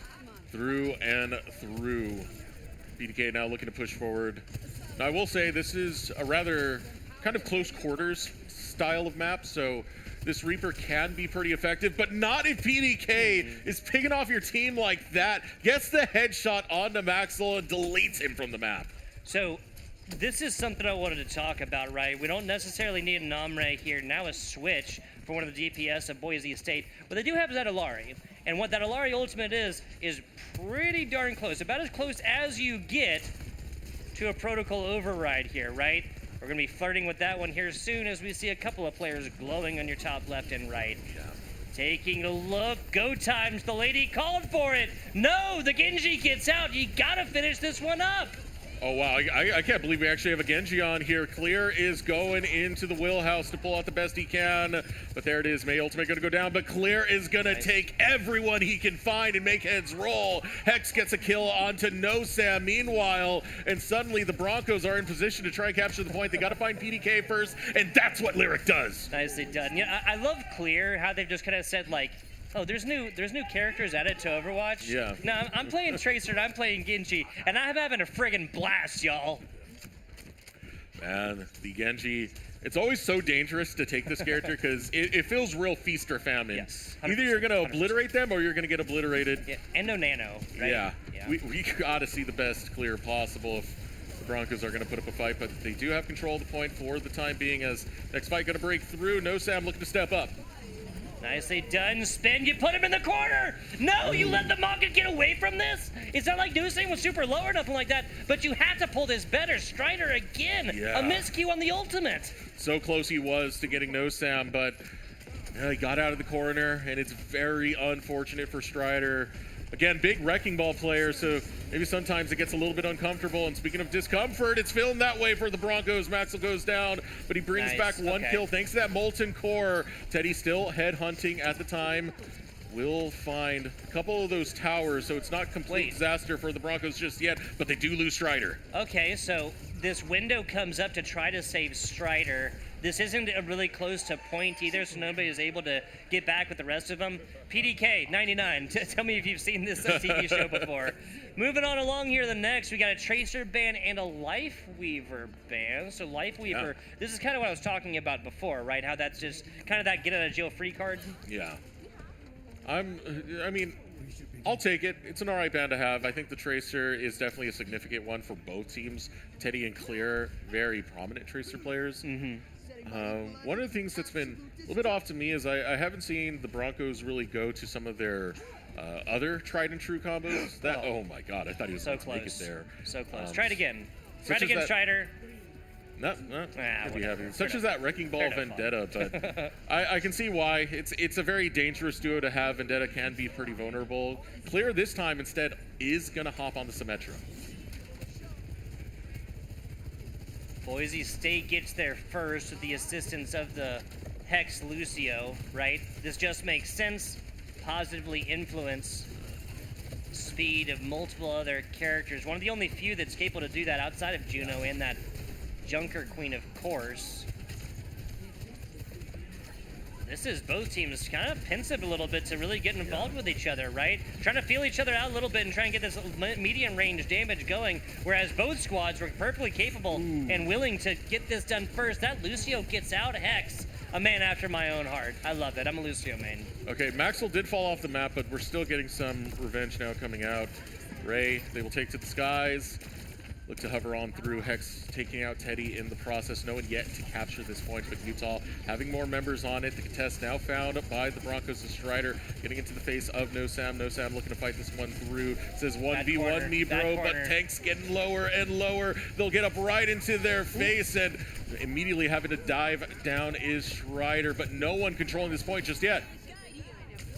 Both sides, I tell you, I'd rather have a DPS down than a tank down. No Sam and Utah fighting without the Maga for a couple of seconds here. And up close in your face, Strider sets one up for Hex. Hex takes to the back lines.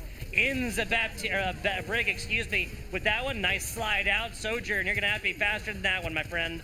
Finally, and I mean finally, this point goes over towards somebody. Yeah, the Broncos able to capture it, but they lost their tank.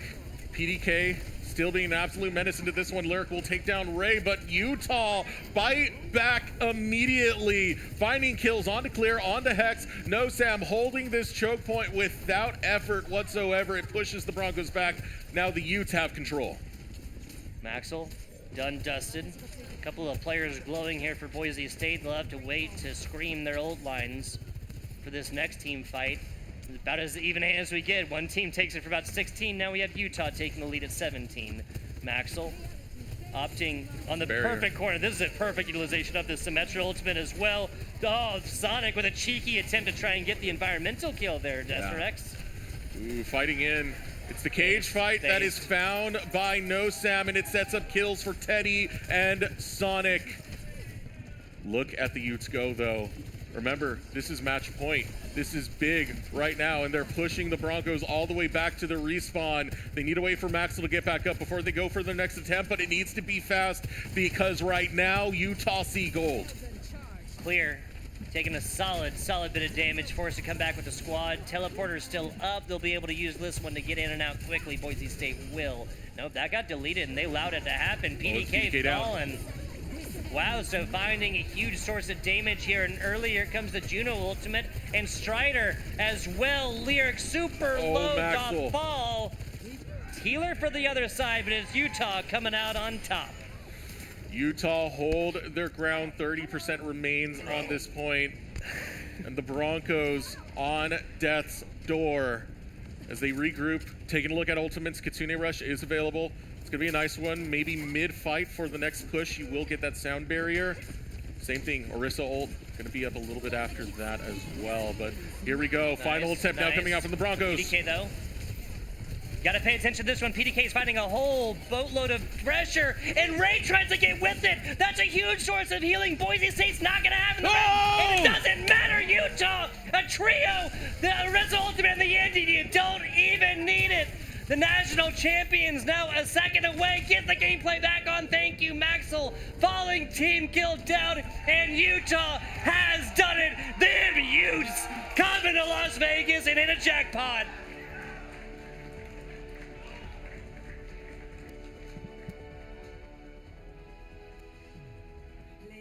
And what a journey it has been for Utah.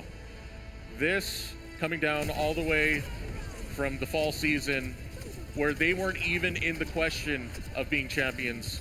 We didn't see them making playoffs. Spring, it's a completely different beast. Same roster. They're able to find their identity, to shape up, and take down Ohio State, take down Boise State in the regular season.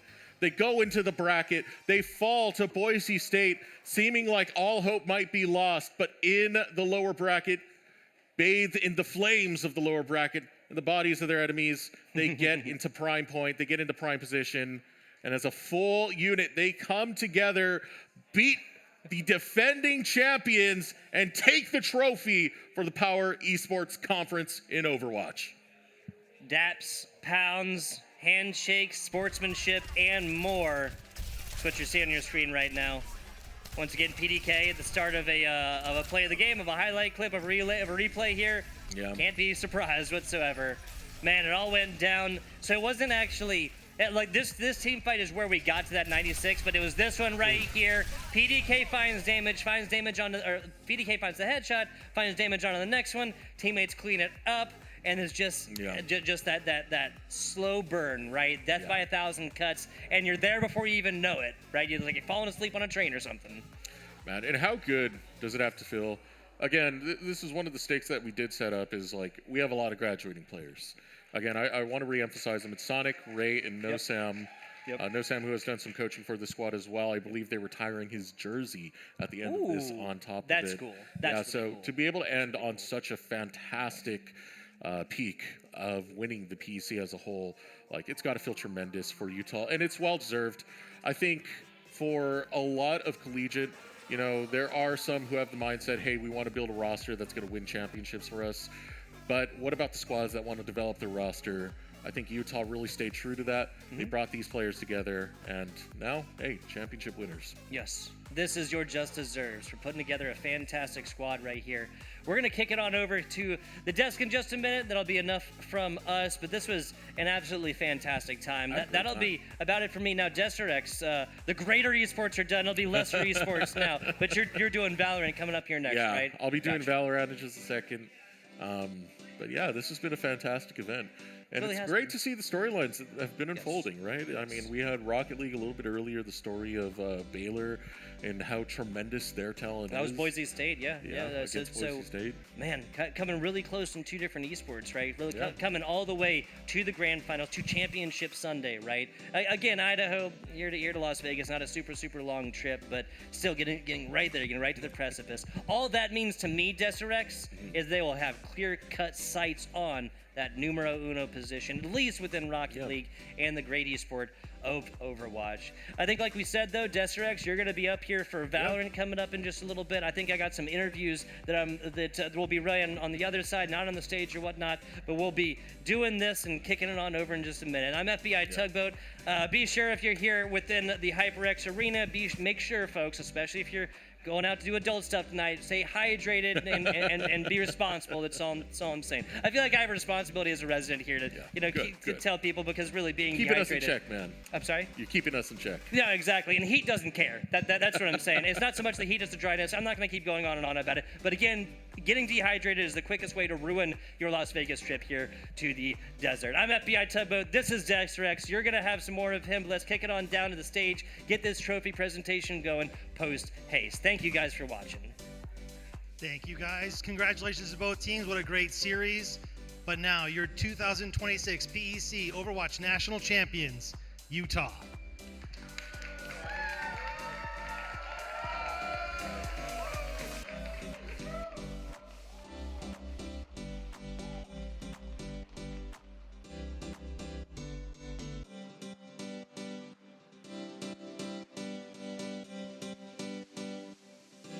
National championships in the books on PEC Championship Sunday. Fish and Ryan here.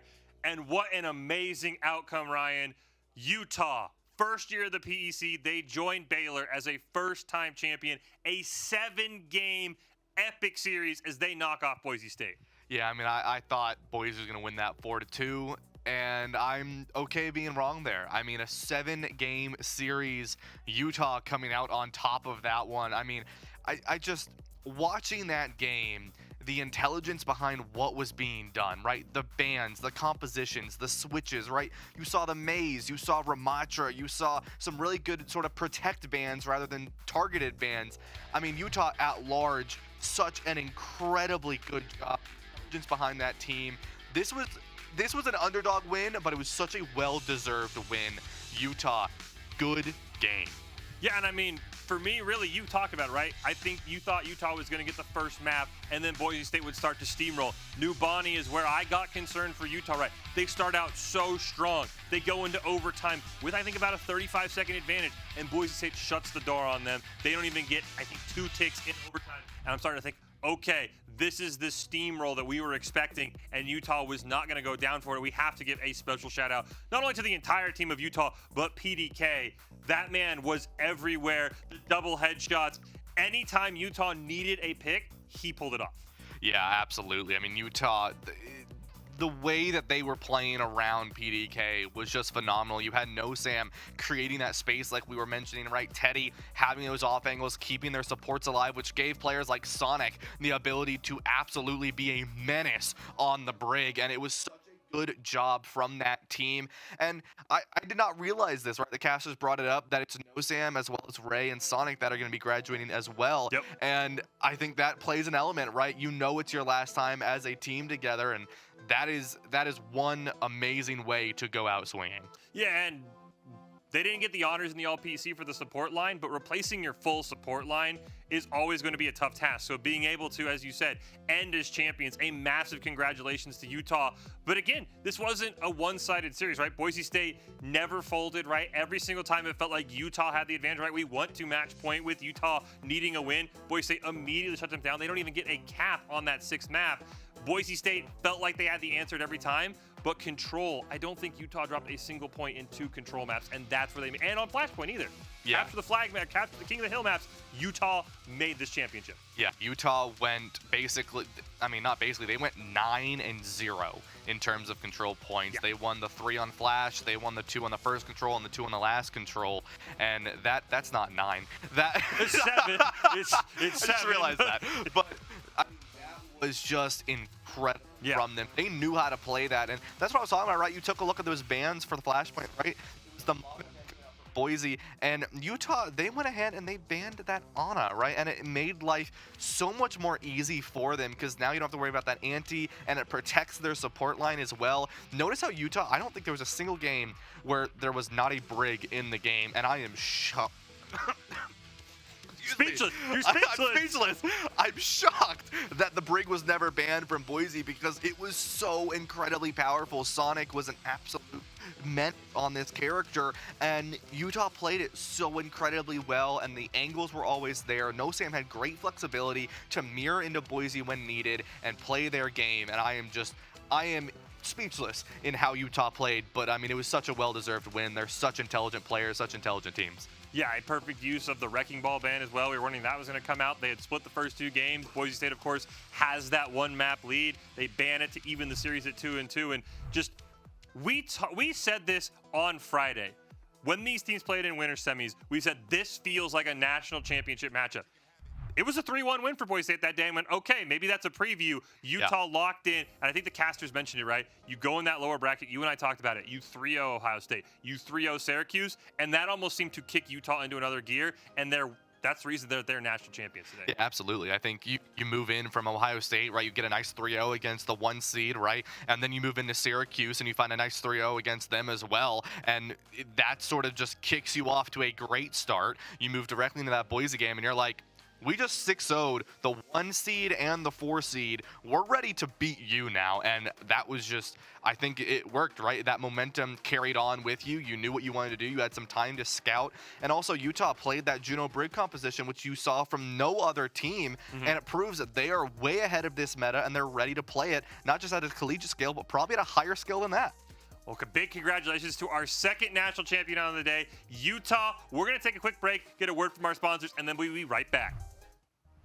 We aren't looking for just anybody to join the Space Force. We're calling on all late-night coders, early morning gamers, self-proclaimed space geeks, stargazing science junkies, tireless trailblazers, daydreamers, and especially square peg and a round hole type thinkers. to shape the force that protects our interest in space and our everyday lives on Earth. The only force created for the 21st century. We need people like you. So consider this your invitation. Your PEC Championship Sunday, joined here by Amber, a Space Force Guardian. Thank you so much for joining us, and tell us a little bit about your role at Space Force. So right now I'm a cyber detect operator. I work out of Buckley Space Force Base, and I'm a part of the Space Force Esports program that we've started recently. Tell us a little bit about that esports program. What does that look like? So it's new, and we're slowly growing, but it encompasses esports. So we have a Rocket League team right now that we are trying to get a little bit more momentum on, but we're trying to get COD, League, and then we're not only just doing gaming, we're also trying to do robotics and drones and just all the extra stuff that you can think of. And how has your role as a Space Force Guardian kind of influenced your passion for gaming? The fact that I can play Rocket League, which is my go-to game, for the Space Force is just actually incredible. I've been sent to Germany for a trip to play against other nations, and it's been an amazing time. And just what sort of advantages and opportunities does pursuing a career in the Space Force do for someone who's interested? It opens so many doors. I joined when I was 25. I have a degree now, thanks to the Space Force. I have certifications in cyber, and it's honestly just it's a great career, or even just a stepping stone to open that career. Well, Amber, we appreciate you. Of course, we appreciate you guys making this event possible, and it sounds like for gamers, the Space Force is a great choice. It's amazing. Once again, big shout out to the Space Force, helping make the PEC Championships a reality. We've got 2 national championships done. We've got 1 more left, and that is the Valorant National Championship here. We can take a look at that bracket and see exactly what, excuse me, never mind. We're actually going to go after this bracket. I forgot, I've gotten ahead of myself here. We do have that. We're going to go to a quick break. We've got more sponsors to thank. After we do that, we'll talk more about the Valorant National Championship.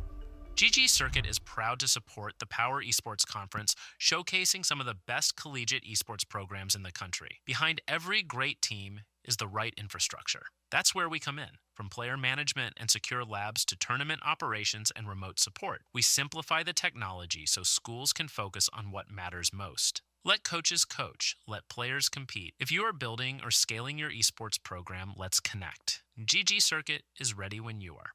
In today's digital age, esports is more than just gaming. It's a gateway to a future filled with diverse career opportunities. At Esports Integration and Edge, we've developed a curriculum that does more than just teach. It prepares learners for real-world careers in the ever-expanding esports industry. Our curriculum is aligned with career and technical education, ensuring that students not only gain knowledge, but also practical skills that align with industry demands. From budgeting and financial planning to project management and marketing, we cover it all. Students explore various fields such as business, economics, broadcast, film, software development, and even cybersecurity. Whether you're looking for more information about our curriculum or want to explore the possibilities with Platform One, visit us at esportsintegration.com. PEC Championship Sunday rolls on. We started with 4 of these in front of us, Ryan. We only have this one single one left. A big congratulations to Michigan State Smash, Baylor Rocket League, and now Utah Overwatch claiming a PEC National Championship. We have 1 left to go, and that is Valorant. Of course, this was the one, Ryan, that we have a update on, right? Because there was still a lower final we played. We pull up the bracket here. Ohio State, a 2-0 over Michigan State. The defending champ is gone. We will crown a 3rd brand new champion here in the PEC. Yeah, absolutely. And I got the chance to watch some of that. I took a break when that Overwatch game was playing. And I went down to watch that second game. Ohio State was up. It was like 12-2 or something of the sort. Michigan State, they went on like a 7-round run. And I was like, hang on. Ohio State, though, they closed it out on Haven of all maps. And they ended up winning that 2-0, and I am curious to see, right, now that you've won that Haven against Michigan State, you know you'll probably be running into that when you go into Boise State. So It's going to be Ohio State. It's going to be Boise State in that grand finals. Like you said, right, the defending champ. This is the only title the defending champ was not able to make their way back into that game. Yep. And now it's going to be a matter of who will be that new champion, right? Is it going to be Boise State? Is it going to be Ohio State? If you're a Boise State fan, you probably wanted to be Boise, considering that you were in 3 national champion titles and unfortunately just fell short of 2 of them. Yeah. This is your last chance if you're Boise, and that's a tough one to look at. Yeah, I mean, they came in. They only have 1 loss all season. It is to Ohio State. So I guess if you're going for the revenge angle, it is kind of nice that we do get these 2 teams playing against each other. And the format will be a little bit different than all of our other titles. Yes, Boise State will still have that 1-game advantage. But unlike in Overwatch or in Rocket League or Smash, with just 1-0, Ohio State was able to pick which map they basically took the loss on. As you see, they have given Breeze over to Boise State. Yeah, giving Breeze over to Boise State, that's one of those maps that's just really long angles, really easy for your gunfights, and so you give that over to Boise, you don't have to worry about it. I thought you would have gone with Haven, to be honest, right? Haven is a map that is very, very strong for this Boise State team, so avoiding that is not, it was something that I expected, but picking Haven, I mean, I guess after you played Michigan State on it and you played really well, you look at how Michigan State performed against Boise on Haven as well. This may not be a bad shout, right? Especially if you can get that win early on and stop that momentum. It's going to be a really good spot for you. Moving into Bind, then Fracture, and Lotus. Final 2 maps, if we get to those, are newer maps. Yep. I personally have not seen Fracture at all yet in PEC play. I've seen Lotus a few times, but I have not seen Fracture at all.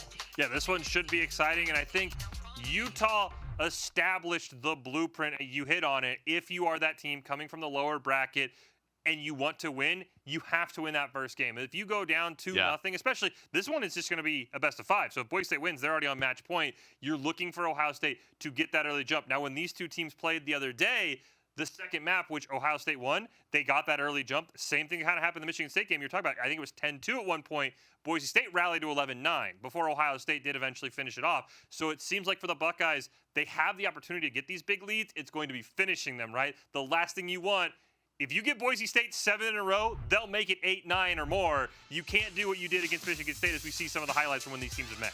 Yeah, and I think another thing to consider as well is it is easy to snowball on some of these maps, right? Haven, definitely a map where if you give a team a couple rounds, they could go the distance. Now, obviously, there is the 9-3 curse, which we are not going to talk too much about, but it's very easy for a team to run down the rounds and just keep racking them up into the scoreboard and give themselves the advantage going into the half.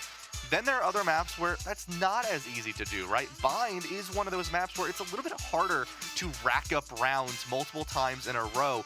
Lotus especially one of those maps. If we get to that point, that would be map 5 if we do. Yeah. Lotus is one of those maps where you can start to feel like you're getting momentum and you're like, hey, I'm 3 rounds in, let's get 4, let's get 5. It's like, nope, you can get stopped immediately on a dime compared to some of these other maps, like I said, like Haven, where they are very easily running down and able to sort of rack up those points of rounds. And so going into these matchups, if you're Ohio State, you need to not only win the first game to sort of make this in a sense a best of 3, but also you need to know when to chill out. You need to know when to take these timeouts. That's something that's really important, is instead of taking a timeout when you're losing, also take a timeout when you're on a 4, 5, 6 game run, because then you could say, all right, take a breath, let the adrenaline cool off.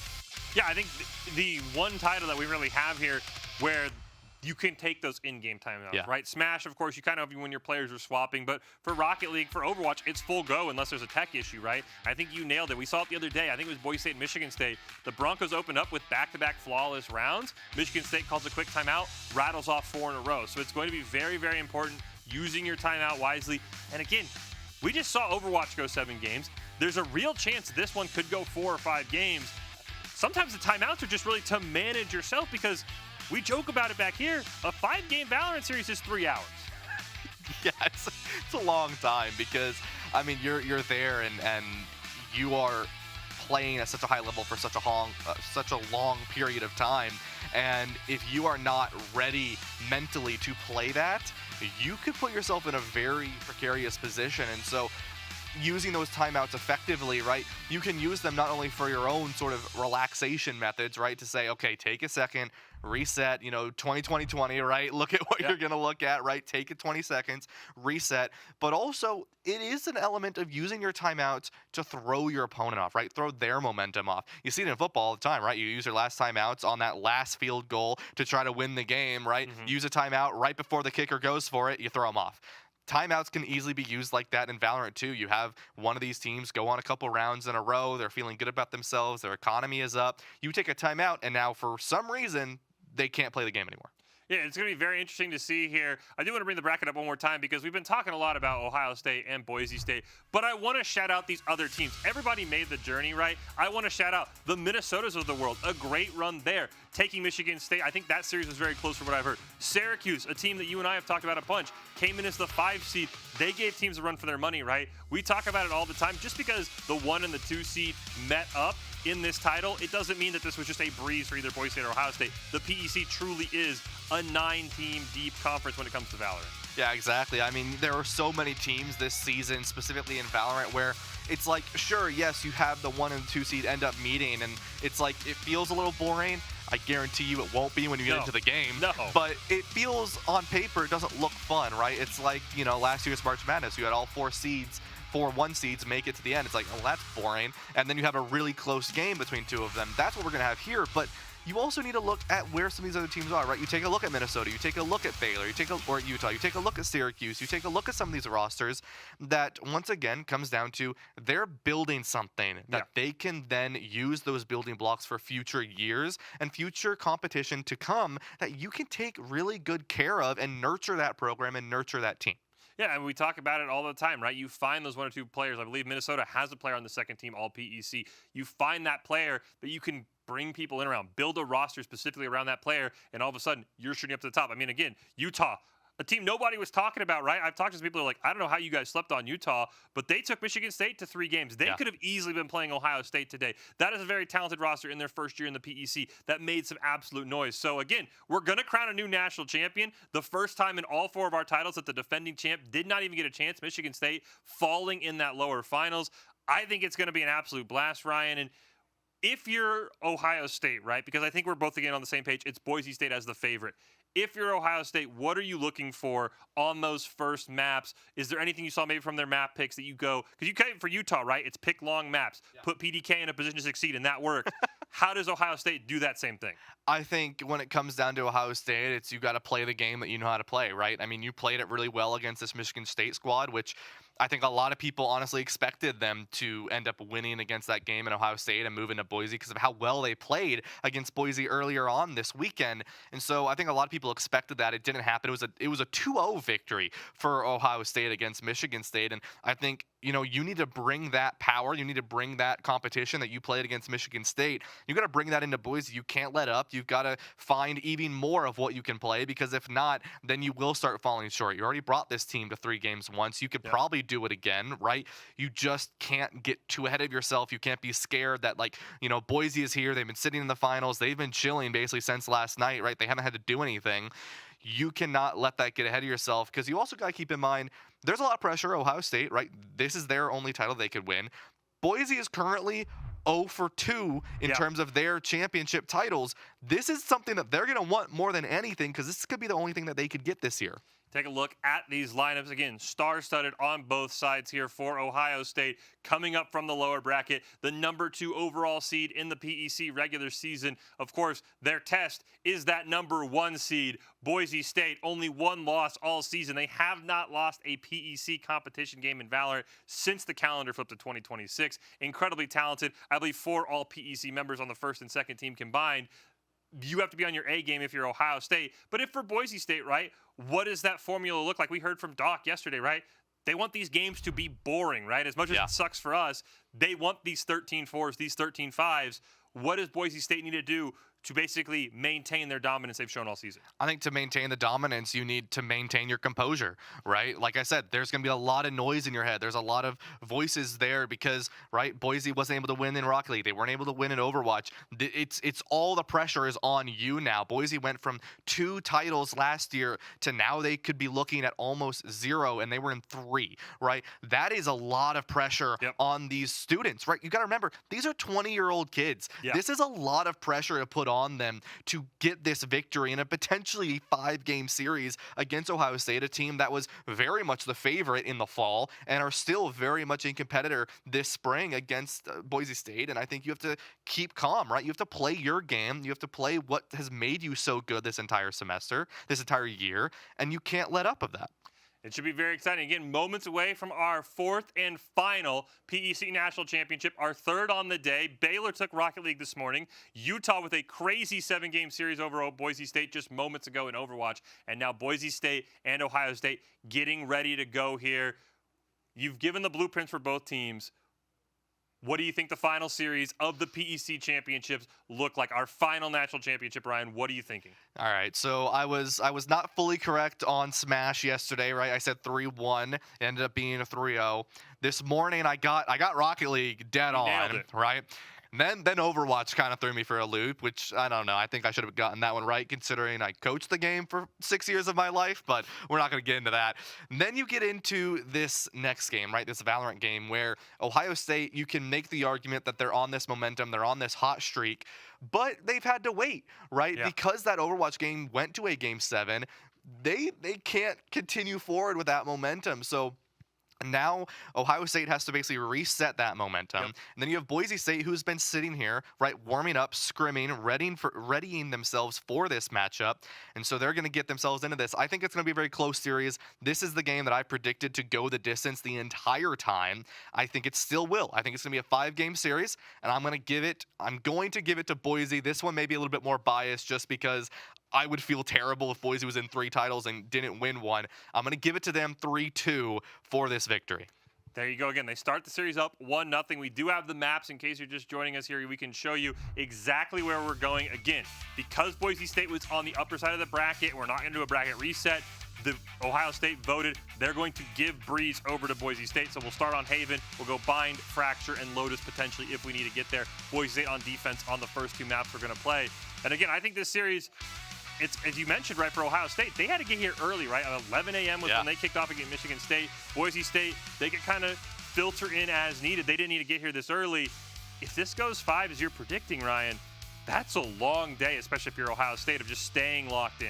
Yeah, it's a very long day, and I think if it does go to a Game 5 here, I'm going to give Boise Lotus, obviously, because that's how they would win. That's how it would work. Yeah, that's how it would work. Yeah. I think Boise will also, I'm going to give it to them on Bind specifically, right? And I think it's going to be that ping pong back and forth, because if you're Ohio State, the only way this doesn't turn into a 3-0 is you have to win Haven. If you do not win Haven, we mentioned it, that's the blueprint. You've got to win that first one, make it even again. I think Ohio State has to win Haven, and therefore I'm also going to give them Fracture just because it's that new map, and I think, frankly, if you have the experience of the map and your opponent does not, then that may give you the upper hand. I don't know who has the upper hand on that map, but I think Ohio State may.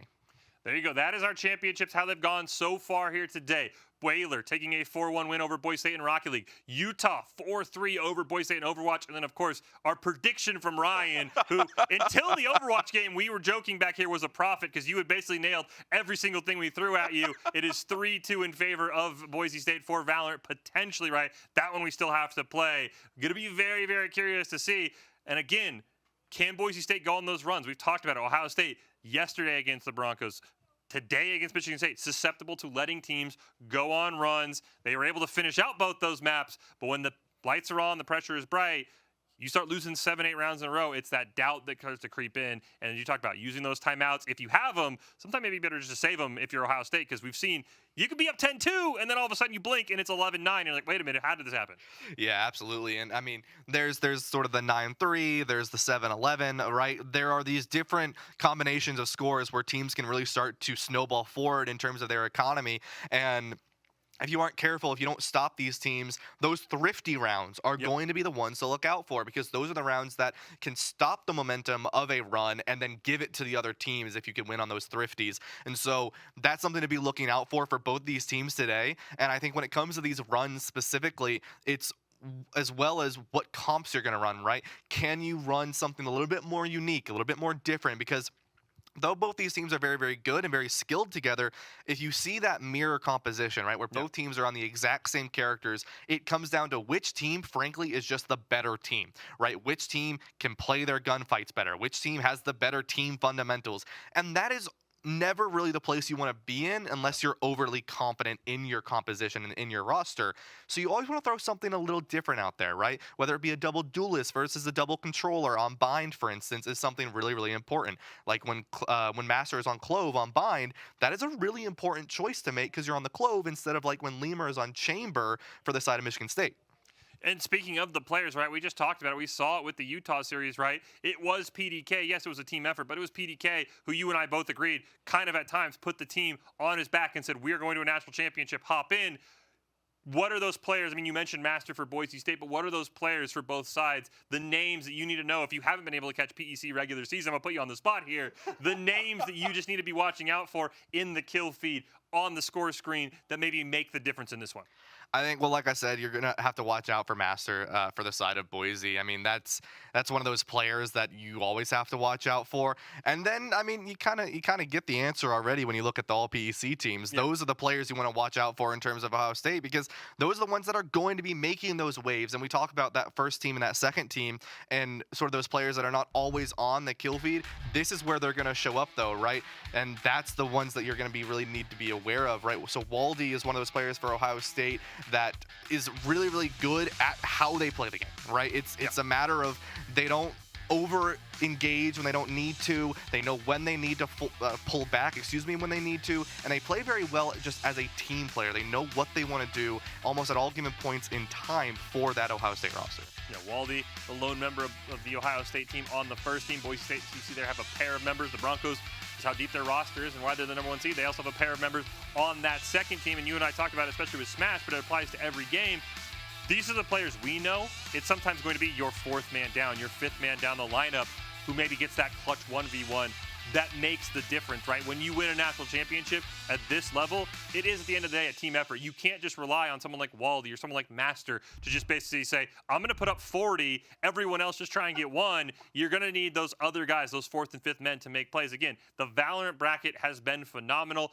The teams we expected, but I don't even know if it's the results we expected, right? Yeah. We thought Boise State might 2-0 Michigan State. The Spartans didn't let that happen. Lemur nearly changed the entire bracket, nearly carried them to a win in Game 3. Boise State and Ohio State, that one went to a Game 3. The Broncos kind of locked in, and that's where we got that "we want this to be boring" quote from Doc that we've been referencing all day. Michigan State taking care of Utah. That was a 2-1 that ended very, very late last night. I think this is going to be a fantastic way to end PEC. If it goes 5, maybe we'll regret it because it'll be 3 hours. But I think, again, of all the titles, this has been the one that has basically had the upstart. The defending champ potentially, I think, did fall down to the 4th seed when it was all said and done for Michigan State. This has been the most roller coaster of all the titles. Yeah, and if it does go to 5 games, I just want to give major love to Deserix, who's going to have to cast not only a best of 7 over Overwatch, but then a best of 5 in Valorant. You and I, we get to sit in this nice room, and then we don't have to, we're good. We just get to watch it after the games go live. But so major love to Deserix if it does go to a Game 5. It will be exciting if it does, and I think unfortunately, I do think it will go to a Game 5, so stay hydrated, casters. We love you. But that's to show the scale of these teams, right? Because, like you mentioned, sure, there are these first team and second team players that are sitting there that are really, really good. That will always be your playmakers, but it is all 5 members, right? Sometimes it's not going to be Waldy or Master sitting there in a 1v3 and they're going to win it. Sometimes it's going to be one of those players that maybe you don't see all the time, or maybe don't always have the best KDA. It's going to be those players that are looking to really make a name for themselves, and this is where you're going to do it. You're going to make your name for yourself on the stage, under the lights, under the pressure. This is the last title everyone is going to be watching. Both these teams have the ability to give themselves their program victory, and there's a lot of pressure on that. And I think for the final time, I also have to ask you, will we get our hype moment, our hashtag hype moment of the event, right? Overwatch, Utah did kind of pop off at the end there, but it wasn't that individual player like we saw from Millshark, right? I'm going to keep bringing it up, right? Because that is what makes these events. Again, apologies, Minnesota. You ended up going farther than Syracuse. I can say that. But this is what, right there, that is what makes LAN events special, right? Yeah. We could have done this for everybody in their dorm room. We would, of course, be a little bit more bored because we'd be at home. But that is, the pop-offs are what makes it. That's what we're going to remember for a long, long time. Do you think we can finally see somebody top Millshark, or will he go home the national champion of Aura Moments? We need to find an award for that. Yes. I mean, here's the thing. When you look at that clip, and when we analyzed it a little bit yesterday, when you look at that clip, We've analyzed it several times. I'm surprised we haven't gone backwards yet to really make sure we hit it all. It isn't even a matter of how he stood up and cheered, right? Like Utah, that was an incredible victory, right? That was a game 7. Frankly, wasn't expected to win it, right? Your 16 seed against the 11 seed in terms of the OWCRA, that will definitely change now, right?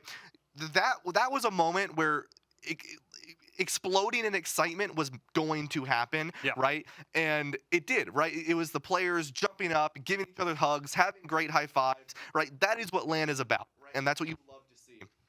But it's the way that specific clip happened from Millsharks. It was not the jump up and scream. It was the jump up, stand, then scream. So as I've thought about this through multiple times, because we keep going over it, I don't think it's going to be topped. I think there's going to be a lot of screaming and a lot of cheering and a lot of happiness. But to do what he did in that clip, to stand almost perfectly still and just like, I am him.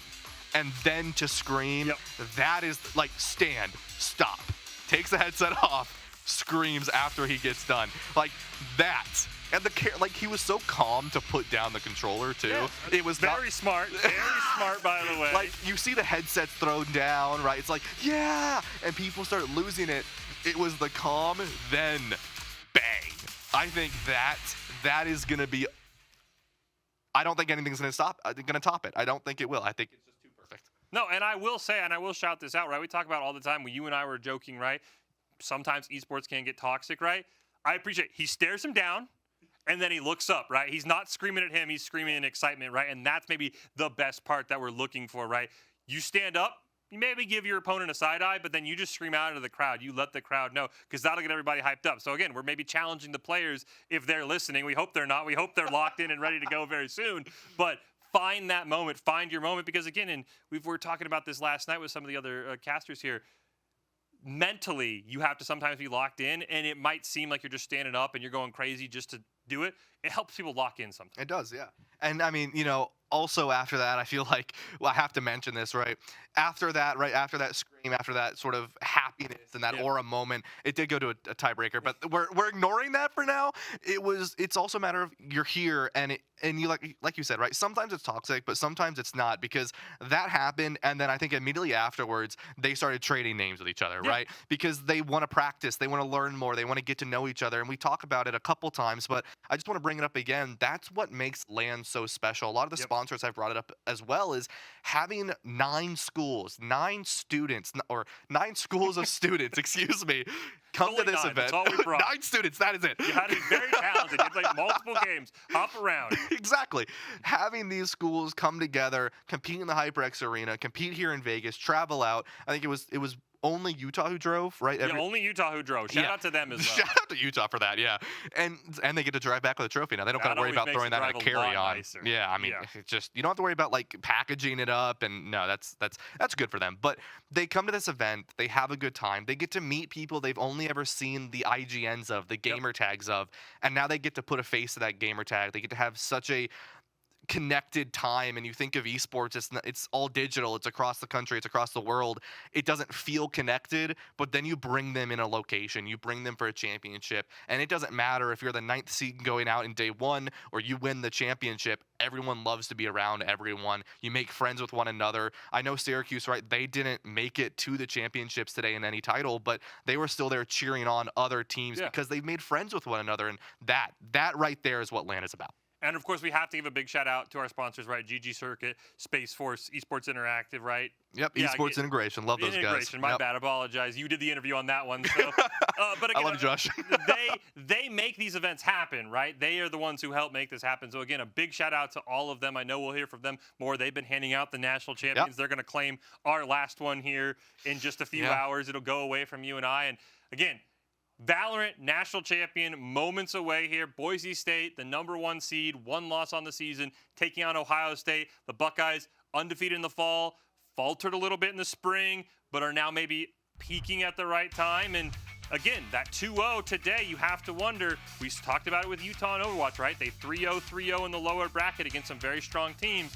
You wonder how much that 2-0 builds them up. And again, here's the map we're looking at. Again, Boise State, since they're from the upper bracket, they get a win. For Valorant in particular, it wasn't just, hey, you'll start 1-0. It was pick a map.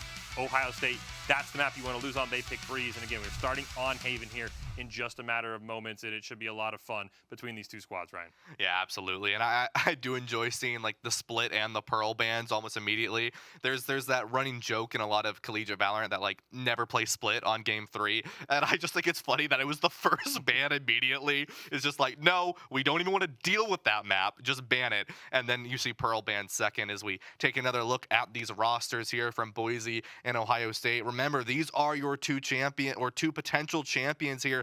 Neither one of them have gone home with a trophy today in any title yet, nor are either of them the defending champions for Valorant. No, it'll be a spectacular event to hand out a brand new national title, as you said. And something we talked about with Utah, right? Coaching, you and I were talking about this off screen, right? Coaching is going to be very important. Making those mid-game adjustments, making those round-to-round adjustments. You shouted out Utah, right? The coach deserves nearly as much credit, right, for putting that team in a position. That's what the coaches for both these teams are going to have to do as well. If you're Boise State, you go up 2-0, how do you make sure you lock up the series? If you're Ohio State and you tie it 1-1, what did you see to get an advantage in this series? Sometimes it's, what do those coaches do adjustment to adjustment that almost matters more than what the players do, because the coaches put the team, I should say, in the spot to be successful. Yeah, we talk about these coaches and how much they mean, right? We talk all about like the first PEC, the second PEC teams, which are these phenomenal players, and we see them in the kill feeds and they're great. But the unsung heroes are those coaches, right? The ones that are making those compositions, are giving those words of advice, to players when those timeouts occur, or that 60 seconds between Rocket League matches. And those are the people that are really doing a lot that you don't ever hear from. And I just want to give a shout out to all of them, right? Because they make incredibly good plays. Because when you're in a game like Rocket League or Val, sometimes it's not even about changing the mechanics or the fundamentals of how you're playing. It's changing the mentals, right? It's saying, hey guys, we're 7 rounds in a row right now. Let's take a breath, right? Let's take a second. Let's stand up. Let's do a push-up or two, right? Let's stay, healthy, but also let's calm down a little bit. And then there's other games like Overwatch where that Utah coach, right? I mean, the ways of those bans, right? And helping the team have those correctly, and then making those adjustments of playing like Ramatra instead of like the Orisa, or the May instead of the Symmetra, are very, very crucial decisions. And your team trusts the coach's decision, right? Making those decisions on the fly. And you're saying, I'm putting my, not rank in this case, but I'm putting the trophy in your hand as the coach. And that's the level of trust that you want from coaches to team players. Yeah, and I mean, you mentioned it. I think it's very important. And if we have the ability, I'm going to take our one timeout we get here on the desk, right? We've been talking about our amazing sponsors. Let's give them one more big shout out, and we'll be right back. Again, the Valorant National Championship is just moments away. GG Circuit is proud to support the Power Esports Conference, showcasing some of the best collegiate esports programs in the country. Behind every great team is the right infrastructure. That's where we come in. From player management and secure labs to tournament operations and remote support, we simplify the technology so schools can focus on what matters most. Let coaches coach, let players compete. If you are building or scaling your esports program, let's connect. GG Circuit is ready when you are.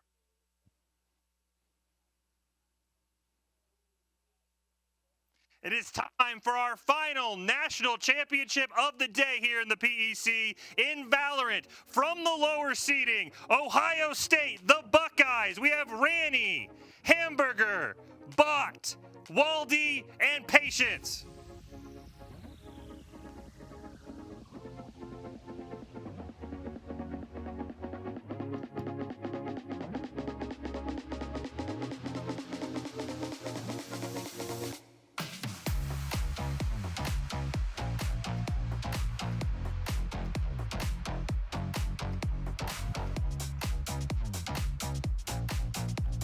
From the upper bracket, the #1 seed, Boise State Broncos, Prestige, Gelicis, Master, Skies, Damio, and Koss.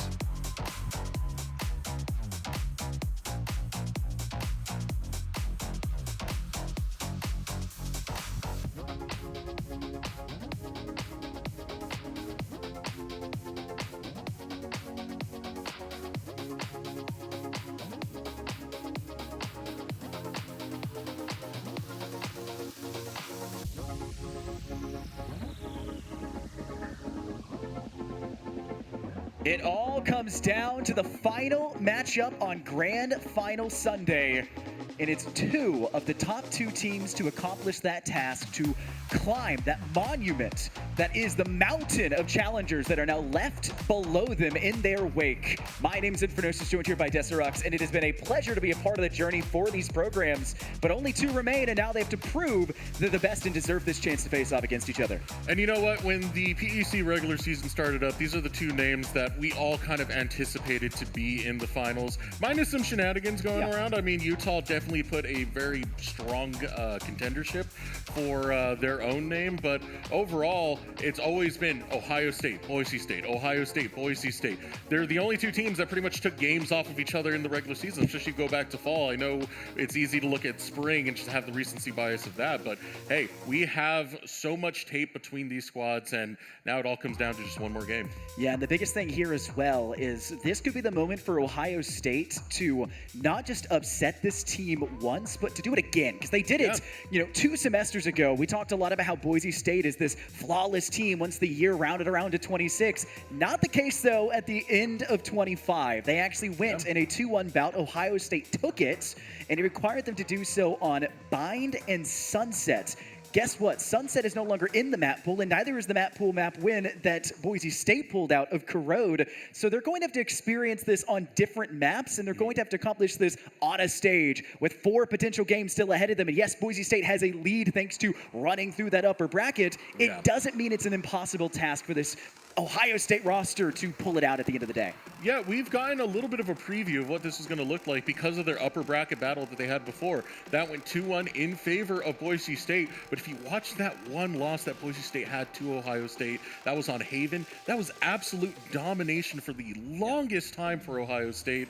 So it definitely puts a very interesting matchup to me, because I know we talked a little bit before the broadcast that we're split on the regard of who we think might be taking this one. I know you favor Ohio State for that matter. Yeah, I think Ohio State has managed to pull off something I thought was going to be a sure win. It was to, usurp Utah out of their initial role, and then obviously then take down the team that took down Utah. Utah had been this major historic rise, but so had Boise State been. So had now this Ohio State roster. So every one of these teams has improved leaps and bounds, but the question was who had improved the most and who's going to take that improvement to the next level up on a grand stage. And Boise State have the capability, but for so long, Boise State had been really reliant on how effective their attacking composition was and how effective they were just on the attack in general. That's not really been the issue for Ohio State. The issue for Ohio State came down to ultimately relying on a single player and not being able to flesh out the responsibilities and roles of everybody else in that system. It's called a system for a reason. Now you've shifted over. You no longer have to be reliant on this solo player. You can shift into this new playstyle where everybody steps into the plate, and Bot, more specifically, the player I've been keeping an eye on alongside Waldy, who plays kind of a pseudo-sentinel role, or pseudo-duelist role, I should say, many a time. These are players you should put an emphasis on, not to backpack you like you've had worries on before and has been my worry for this team, but instead to help elevate the rest of this roster to that next level and take down the prospective champions of Boise State who want to finish this thing out strong. And what I've seen from Boise State that makes me lean towards their side is I've seen a lot of growth as the time has gone on. They put a lot of hours into the game. They get a lot of reps in. There's a tournament they play called Funhaver where they've gone from just being like top 32, top 16 to even making it to top 8. They always see day 2 of that. And sometimes, you are going to have problems and growing pains, especially when you do have, new members who are part of your roster. Koss did start his rookie year. for this PEC, but being able to show up time and time again, especially Koss, we kind of call him the clutch king over at Boise State because he has the most defuses, most clutches out of anyone that you can really have there. Having this team start to come together and communicate as a squad, I know Coach K, that's something she's been pushing, is being able to have your comms on at all time and not just crash out and go straight silent. I think they've had a lot of growth and a lot of display of that as time has gone on. Yeah, it's funny you mentioned kind of the mental mindset part, not to just crash out and kind of go silent and break down in the moment. I was paying attention quite heavily throughout the series through this weekend, and that was a big issue for a lot of these rosters. It was kind of also a question that was broached to the directors of these programs, and Ohio State's director straight up said, we have to keep a good mindset, and on top of that, we've been working with psychologists at our department at our university to handle that and work with the team. So they've been getting some extracurricular help alongside that to try to focus up, and they've been really noticing that as an aspect. Even in a tough series against Michigan State, they were able to stay calm, cool, and collected, and that was obviously more said to be done on Haven, as at one point they were 10-2 up, but a lot of that was in big part thanks to that leadership role of Bot, who was taking direct control over that team, directing their force, and taking them on a composition that we see here once again is dangerous for this map, and it leaves that second half up to questioning, yet they closed it out strong. It's really nice for Ohio State because they kind of took vengeance out on what had happened last year. It was Michigan State versus Ohio State for the finals. So Ohio State, the only one who's revisiting this finals, it's now Boise State who are stepping into that role as we get ready for this essentially game number 2, because you always have to remember if you win through the upper bracket, you do get that auto win. We're not doing bracket resets, so it still is a bit of favor going over to Boise State into this game. But here we go, hitting the map.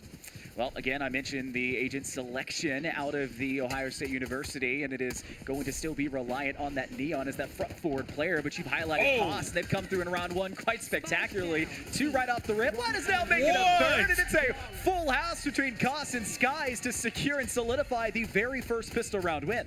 We didn't even get like 15 seconds of that map. It was just straight to business for both teams. But Boise State having the better aim to start this one off and going it flawless. That's a great start of momentum onto their side. Now, how do they carry that over into the second? Again, you're playing kind of at the whims of what an attacking team can do, but now that you've won that pistol, you can bring out these stronger weapons, bring out something like a Judge around these corners, which is really good for really hyper-aggressive teams or compositions. You have that Neon, so there's a little value for that slide and quick combo for kill, but you also can play very passive, play that Bulldog, pick up a Guardian, even Spectres for these kind of rounds to play a little bit longer range and force that Ohio State University side to have to close into you with these meager Sheriffs and Bandits as every one of these players now etches into short, gets spotted by that KJ turrets, but now need to decide, do we commit to this or do we rotate out? And I think Bots made the call. They don't want to give it up, but they do want to set up for that tertiary pressure. I mean, it's at least drawing the attention of Ohio State University over towards that A site. They do have the ability to flex around. Again, they kept one member back, so it's not a complete commit just yet, but trying to outread each other. We're waiting for the utility to go down, and that's going to tell us a lot. Ohio State ready to go around the corner. It's Bot, though. The question on the mind right now, can they survive this Judge that's wrecking around the corner? They can't. It's Skies to get their twin. A second hunt effort, but Waldy's good for it, but can't sustain against the next. And Ohio State, unfortunately, find themselves the loser the majority of that fight. And you'd hope for maybe one more kill here. Drop the economy, drop the weapons that Boise State had purchased for this round to try to disparage any sort of positive result to come in round 3. But it's so reliant now on the shoulders of a player who has to get around this corner so tightly that just doesn't seem the best possible option, especially with the way that Boise State are currently stacking up on this objective. One player down inside Hell has a Bulldog, like I mentioned before, that can play that range and take advantage of these players, and Master makes sure to do exactly that to win the second. I mean, Brig and Troy are trying to get on by and find an angle through, but with so many members of Boise State University still up and available, there was no chance right there, especially with economy on BSU's side. So Boise State University off to a phenomenal start, to say the least. Again, this was the map that gave a lot of trouble to Boise State University when they faced Ohio State the last time that we had in the upper bracket. So it's nice for them to at least have momentum going on their side.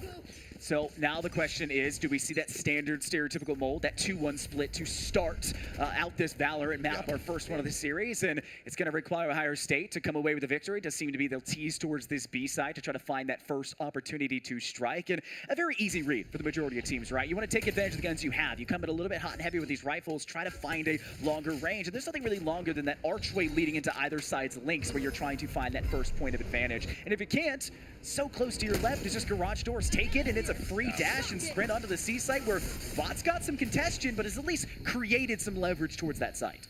I mean, that's always so tricky about Haven. Like, so many different angles you can take if you're Ohio State University that Boise State are going to have to watch out for. It does appear that they are leaning towards the A site right now. You can see a heavy commitment from Boise State coming out on C site, completely opposite of it.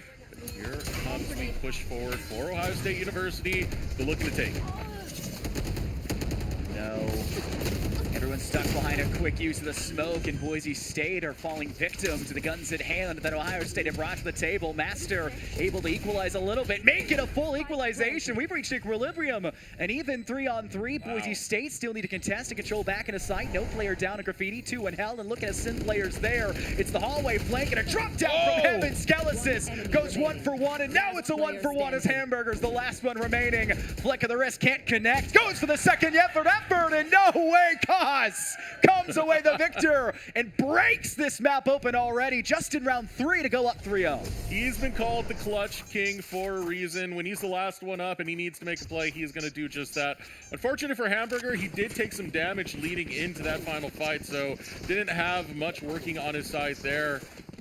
And just like that, Koss capitalizes, finds the kill, gets the defuse. Most defuses again in the league. Phenomenal player to say the least, and showing this all on his rookie year puts Boise State University 3-0. Now the bigger question is, after a devastating round 3 result for Ohio State, they can't come into this next one with proper weapons. They can pick up the Bucky in the hands of Bot, which again, it's a lot of power and value to put that in your Neon's hands, but everyone else has only Sheriffs, and you need to drop weapons into Boise State's hands. They exit that last run only carrying over a single, and it was a rifle that was obviously collected from your team in the process, but you need to burn away these players, and unfortunately, Bot gets caught in a nano swarm. It leads to the first blood based on utility for Boise State, and Ohio State, they have to just commit to this B side. There's no other chance but now. Yeah, they got to do their best, but their best is not enough when Koss gets back-to-back kills. Master finishes it all up to polish off another round for Boise State University, 4-0. It only cost them Daimyo, and they're sitting pretty right now in the early stages. I touched on the results for Ohio State against Michigan State. They started 8-0 before a single round got given away. They were 10-2 at halftime, right? So this is a team that took a huge lead in that first half and was hoping to carry it over to the second. Now they're 4-0 down on that attacking side that they just were so accomplished on in that Michigan State game. But I'll tell you, the Boise State players were sitting there watching the Michigan State players saying, I see what's not working. I see what we can do to fix that. And they were asking the coach, checking around, what can we do to try to make this Haven map that much more of a possibility? And seemingly it's been working through the start of these first 4, but they do give up first blood in 5. I've had some talks with Zach. He's one of the casters that mostly covers Valorant for Boise State University. He's talked about a bit about the way that Boise State play defense, and it's not usually the prettiest when it comes to Haven, but it seems like, at least for the adaptations they're making right now, it's starting to work out as the 1-for-1 trade is going to fall through. Looking to push forward. Daimyo's not letting loose, though. Here comes Ohio State on the bounce back. This is exactly what you play that Phoenix and that Clo for, right? It's essentially that 6th man, almost that 7th man with that not dead yet out of the close. So a lot of value for Ohio State to keep that numbers to their side. And, well, if you're Boise State rounds like that, not only do you gain the extra player to fight back as Phoenix, but you also give away information. It's a full person running around. It's not just like a drone that they have to control from a distance. They're in full control and they can fight back at just as much power. And that gives the information into short that leads in for Bot to swing direct on from main ramp into sight. It executes 2 more players, and then the lonesome flanking Viper that has to execute all the way away from C site and rotate in from attacker side spawn is taken advantage of, and Ohio State will net their first round win so far. It took them 5 rounds, but they've done it here. That's to be said. Boise State not in the worst spot. Economy not exactly terrible for them after all those back-to-back round wins, and still getting the better of some of these exchanges very early on. Bot's going to fall to Skies. Brig having a good shot, but not on the target he's going to be looking for. Just taking out Birds onto the back end as he approaches carefully towards the next chip. It's a fallback plan, and this is something that Ohio State are really keen on doing. They will be given the comm by Bot to just walk away. Yeah. They get a little bit of pressure. Maybe they get a kill lead, and they kind of sustain, and then they say, we don't want to be there anymore. So they'll take that step back and just walk away, as they say. But when they're down 2 players, eventually you have to make that call to commit. And this is the kind of round where it's a judgment decision that's going to be on the shoulders of these 3 that are still alive. And they're going to make the calm decision to go over towards this A site. They don't have any intel down through long. They're lacking the real utility to do so. You still have a couple seconds left on getting a dart out here for Hamburger. And Boise State with all 5, and you're heading towards the most retakeable objective in all of Valorant. Guess what? You can just give up control over the A site. If you want to sit inside Graffiti, go ahead and do so. I'd say it's ill-advised. There it is. Recon Bolt confirms the location. Get the heck out of Dodge and now play the full 5 retake, where numbers ultimately are going to be your biggest contributor. And on top of that, you're set up a flank, and there's nobody watching this for Ohio State. We're taking long-range shots. The Skies will find Waldy. And now with only 1 left on the table, no, they're all down. It's an easy defuse on this retake coming out for Boise State University. They play this pretty damn well, not losing a single member. They'll have a flawless round. Now that you've gotten so far ahead, you're 1 round away from just guaranteeing breaking even at halftime. Yeah. The ultimates are going to start to come into play, and the timeouts are going to be called here for Ohio State. Discussion. Oh, yeah. There was a whole timeout period in that Michigan State game, and the crowd is getting excited about this one. There's a whole timeout period in that Michigan State game where Michigan State called the timeout, and nobody spoke for Ohio State. Not a soul opened their mouth. They all just sat there focused up, and I was worried about the possibility of the mental battle. It's something I love to go ahead and peek around these players throughout the entire weekend and watch their game plan. I'm more worried about Boise State's mental in this one than I am Ohio State University's, because I saw the way that they coordinated themselves. I saw the way they composed. Some player got upset. They said, it's okay. They type in their team chat, say what just happened, and then that would be the end of it, and they laugh it off. That was the style of this team. But can you laugh it off in the face of a grand final stage here, all the way in Vegas, which you've been working towards? Can you do that now? I've had talks with Coach K, and one of the things she talked about when it comes to bringing up this Boise State squad, since we're on the topic of having a good positive mental, is she's told her players time and time again, compliment each other. Just hype each other up as much as possible. If you saw the Ohio State game, if you're in front of the Boise players when they were losing that second round on Haven, one of the things they kept doing was, after a loss, fist bumps. Fist bumps every time. They would make sure that they're all still locked in, that they're not blaming anyone. So yeah, the mental game is huge. And I do think Boise State at least are coming in with a very strong mental to try and keep this all together, to make sure that that's not going to be the biggest factor, like you have said in the past for Boise State. Yeah, they've got some seniority on this team to take advantage of and leverage back on, and players that have coaching experience and more and have been in all these kinds of positions before. Like you said, some outside of the PEC experience that can really help and elevate a team. Yeah. But right now, Ohio State, who also has that outside the PEC experience and has even faced Boise State in some of those areas, is struggling. 2 players down almost right off the rip, 1 towards C long, 1 inside garage. These are angles that you cannot give up. This now puts you back into another 3 versus 5. We saw the last one win. It ended flawlessly for Boise State. The Broncos had no problem bucking you off that site. So what are you going to do this time when not only do you have to get onto site safely, you don't have to wait for that spike to get back over there, because you left it in at spawn to default, and now the team's got to come back over while somehow putting Bot in a spot to get a kill without sacrificing line of sight to Skies. That was absolutely disgusting by Skies. The quick distraction sets up the kill, and now it's a situation set by Ohio State University. They are able to plant the spike at the very least, but you're standing 5 members strong. Retake is very potent for Boise State University. They'll lose 1 in the process because they've already gotten to work. And all that remains is 1 more member of Ohio State in that smoke. Defuse comes through. It's another round for BSU. They just wanted to confirm that extra round. They want to make sure they're going good into that second half, so they use the lockdown. If you're Ohio State, you're saving that Hunter's Fury specifically for that. So now that they've done that, you have to make the decision. Can I charge my Hunter's Fury if I use it now, back up by the time that lockdown would be available? Is that even an option in the next 6 rounds that remain in this half?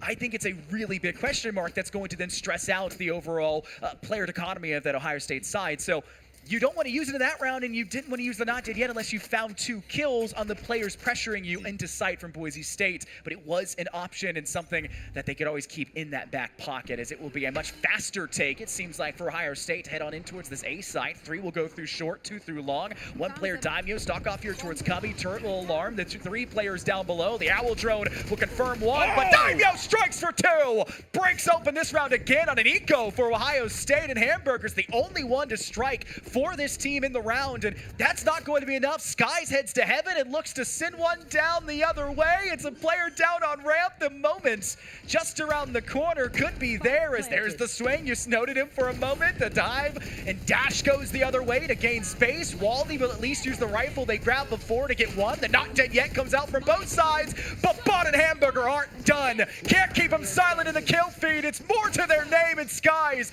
the overdrive finds no contact, and Waldy gets 3 to claim. It was looking like doom and gloom when you saw those first 2 kills picked up by Daimyo. Yeah, he was caught out. He got them back to back. Ohio State down a man. They don't let it phase them. They still continue forward.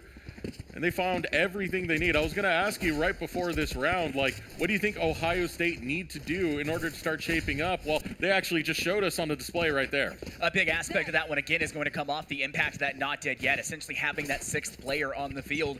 You give up 2 almost important frags down through short, but you gained 1 back at a Daimyo, and that gives you a gun. And that gun then became the winning condition of that round without needing to really worry about ultimates after the fact. But there's another worry point if you're Ohio State. It's the boomstick in the hand of Skies, and it's made contact, and it is not a pretty one. Ohio State are down a player early. Again, this is a problem point for this team.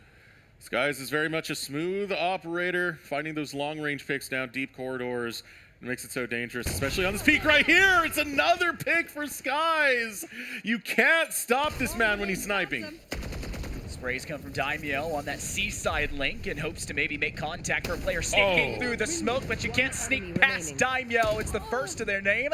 They'll fall to the hands of Hamburger, but it may not matter. A 1 versus 3 is all that remains, and Hamburger's been spotted. Shock Dart will finish the job, and Skelesis will be accredited with that round win. Result thanks to it. Boise State 7-2. We saw a moment, a glimpse for Ohio State to buy back into this one, but it's not been enough just yet to light that fire under them. And even though they have ultimates, they've been waiting to use them, not creating the chase to use them, not finding the opportunity themselves. They've been at the beck and whim of really the operator at the start of each of these rounds. Yeah, and you can see how rough the economy is in the current state for Ohio State. Only 3 light shields going to be picked up there. It's going to be a little bit of struggle coming up for at least the defense and utility that you want for this next push. So can't imagine it's going to be the best state for Ohio State University, but they got to work with what they got. And fortunately for Boise State, they got Skies on an operator, and he's still picking heads. Oh, they got tagged, though. Shorty's out for Skies, makes contact, doesn't matter. Waldy's back the other way, but Cost is on Platt and just can't fall. This player proving that they belong here, and Daimyo's flank nets one more. Pat is alone, low HP, rushed upon by Skelesis' Odin, and the Thunder roars in for another round win for Boise State. I know right now that Boise State University, they're playing with a chip on their shoulder. They came up just short in the Mountain West Finals to San Jose State University, realizing that they could have taken that. They don't want to leave this semester empty-handed. They want trophies, so they're in peak form right now against Ohio State University in this PEC matchup. What more can you possibly do? And to make matters worse, if you struggle in the second half, and really the remainder, it feels like this first half, you're Ohio State, you're heading over to bind. And Boise State has played bind like 7 times here in the PEC and has only lost a single time. This is a really good map for them, and it's a map where attacks thrive, and that is the statistical anomaly that is this Boise State team. So Ohio State have to kick it into high gear, and they have to do that by not giving up that first blood. Poke for information, find where Skies is, get the heck away from him afterwards, and then find yourself onto an opposing site. And sometimes that means you can't always default, and that's kind of been the forte of Ohio State. And if they're not able to do that, what's left for them? Well, I'll tell you, dry peeking with just the tiniest bit of util to recon, and as of the moment, that's failing them, because guess who's in front? The direct angle that they're peeking into. Who else but Skies that now has to head the right direction. Operator in hand, misses by a narrow moment to go against it. Does have a chance to fall back. Ohio State can get onto this site. The question is, will this plant be allowed? There's not much utility to deny it for the side of Boise State, and it will go down. Yeah, so spike planted. Boise State are going to be looking for a retake. See, they have a lot coming from A side. You also have Koss, who's peeking in from C side in the meanwhile, but a little bit of a peel back coming out from Ohio State as they take a multiple angle approach here, making it hard for Boise State to approach, but not hard enough as Koss and Skelesis will be able to find kills. Patience returns it, but Daimyo will be on fire, and just like that, Ohio State, so quick it was, they get wiped off the map. Oh, Daimyo is trying to shut down that final use and will accomplish it. The defuse will come through with plenty of time as well, might I add. Yeah. Boise State are one round away from making this a 10-2 at halftime. A scoreline that would be very familiar for Ohio State. Bear in mind, they just did that to Michigan State and almost allowed them to buy themselves back into that second half. How is that going to work on the other side of the pitch when it flips over and you're the team in that major deficit? Yes, Haven is arguably defender-sided, but my goodness, it should never be as wide of a margin as 10-2 is right now. That's barreling on the shoulders of this team. This is a lot of pressure going on to Ohio State University, and we've seen moments of brilliance coming from them, but I can't help but to feel like things are definitely falling out of their hands. They'll have time to kind of readjust once we do hit the swap and see if they can make their own statement there once they play defense, but right now it's doom and gloom. Head into last round before swap, now setting up Ohio State, looking towards A side. They got one peeking on C. They will have first contact. It's a freebie as Skies rips apart the second with that operator, and it's again something that Ohio State have never had an answer for. You put the lockdown down, and yeah, there's 70 seconds still in the round, and you can kind of take a couple steps back if you're OSU and not worry about it. You have to worry about the flank coming out now for Master. Is it gun up and ready? It seemingly isn't. Master will knock down Hamburger, a second head coming towards them. That's good for it, but the question still remains. Daimyo's on the hunt. They're sniffing prey. There's blood in the water. They made their way all the way outside of A lobby into attacker spawn. Two teammates behind them, Boise State. Wow, oh wow. They're going to completely ignore what would be a well set up Viper's Pit back through to stop the defending rotate in. And instead, every player is going to come from C long, which makes that ult completely useless. Yeah, they're coming in from the spawn of Ohio State University. At this point, you got to be the wiser to it as Skies will hop in. Does have his utility to set up a lot of cover, but gets shot right through it in the process. Brig gets killed. Any more can come through this smoke. It's a spray through to the body of Pat, finished by an Odin. They'll pop a Viper's Pit the other way just to play with their food some more. Good connection out of your Viper. But that shorty around the bend makes contact to the head. How, oh how, they'll be screaming, but it doesn't matter. The scoreline screams enough. It's 10-2 at halftime for Boise State. The Broncos are firing off on all cylinders right now. I know for Skies, we've had some talks with him. He sees this as his last collegiate game ever. So this means a lot. You know, we talked about it. Ohio State, they don't really have anyone who's graduating, so we're going to see these players again.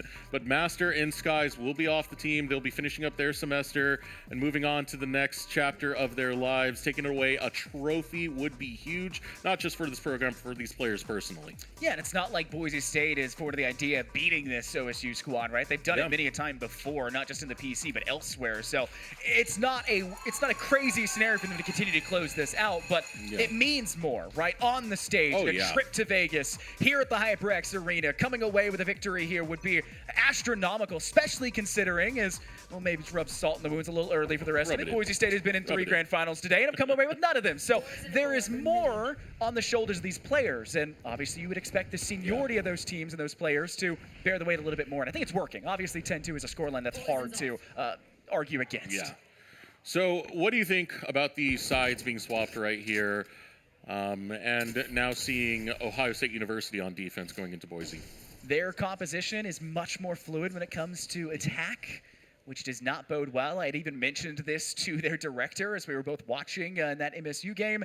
I said, unfortunately, they don't have a win condition ultimate on this defensive side. That KJ lockdown is a win condition, especially for the retake. It's not there, which now leads OSU to essentially have to play what is not a standard game of Valorant. They can't just buy time, goad at you a little bit, poke and prod, get a kill or two, and then fall back. No, they can't let you get on site, and that's why you're seeing these players step so far forward into no man's land and even into attacker territory. And well, Boise State are at least managing to deny those early kills and those rotate kills by getting them a positive scoreline and getting that spike down on B site.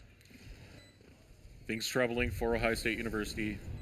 Flanks coming though. Waldy just merrily doesn't get tagged, but their teammate doesn't have the same luxury. Ooh, nice pick coming out from Daimyo. This puts the pressure onto Ohio State University again. 2 up in the player count. The bomb is ticking away. And the Otis of Operation comes on to bot. Look at that, finds 2 back-to-back kills. We'll find a 2K into his favor. Waldy steps up as well. Suddenly, Ohio State are able to clutch right back into the fight and get the defuse. Yeah, just stand in front of the teammate. Daimyo can't shoot through all of you with the pistols they have in hand. And Ohio State, well, they avoid the worst case scenario. An 11 to 2 scoreline going into the second half, and that obviously would very quickly become a 12 because that standard mold of Valorant, the 2-1 start, it's very hard to go against that. It feels like fate many a times, and it would force Ohio State to buy out, which then if you lose, well, yeah, that pretty much confirms the result. And like the desk was mentioning, it feels like this is a must-win map for them, and now it requires a huge comeback, which they did before in the prior time they faced off in the upper bracket. Can they accomplish it here again? This is such a difficult task when Haven shouldn't be this lopsided at halftime.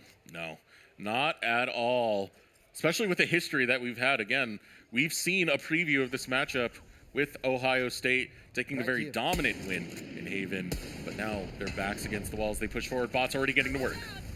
Judge comes out, a second player's towards long. You'll eat a shock dart, which stinks, but it's not too bad. You pull the bandit, play a little bit of a longer range endeavor. Take out with a combo from your teammate Hamburger. Cost down through ramp, and with Hamburger also having a shotgun, why not bring it to the party? Everyone gets a piece of the proverbial pie, and the shock dart will be the finisher. Hook, line, and sinker, OSU come away with their 4th round win in Boise State. Well, this is their chance. They have to buy. They'll come away with weapons, and you didn't drop nearly enough, in my opinion, out of Ohio State's hands for that round, which means they're just as dangerous a threat coming into this one. Yeah, the struggles are now being found by Boise State University as they're swapped over to the attack side, not finding the angles that they're really looking for. Economy won't be on their side coming into this, so Ohio State, they're looking to ride this momentum straight forward, straight through, and start to try and turn this game around. You were asking about being on the flip side of early domination, and Ohio are handling it pretty well.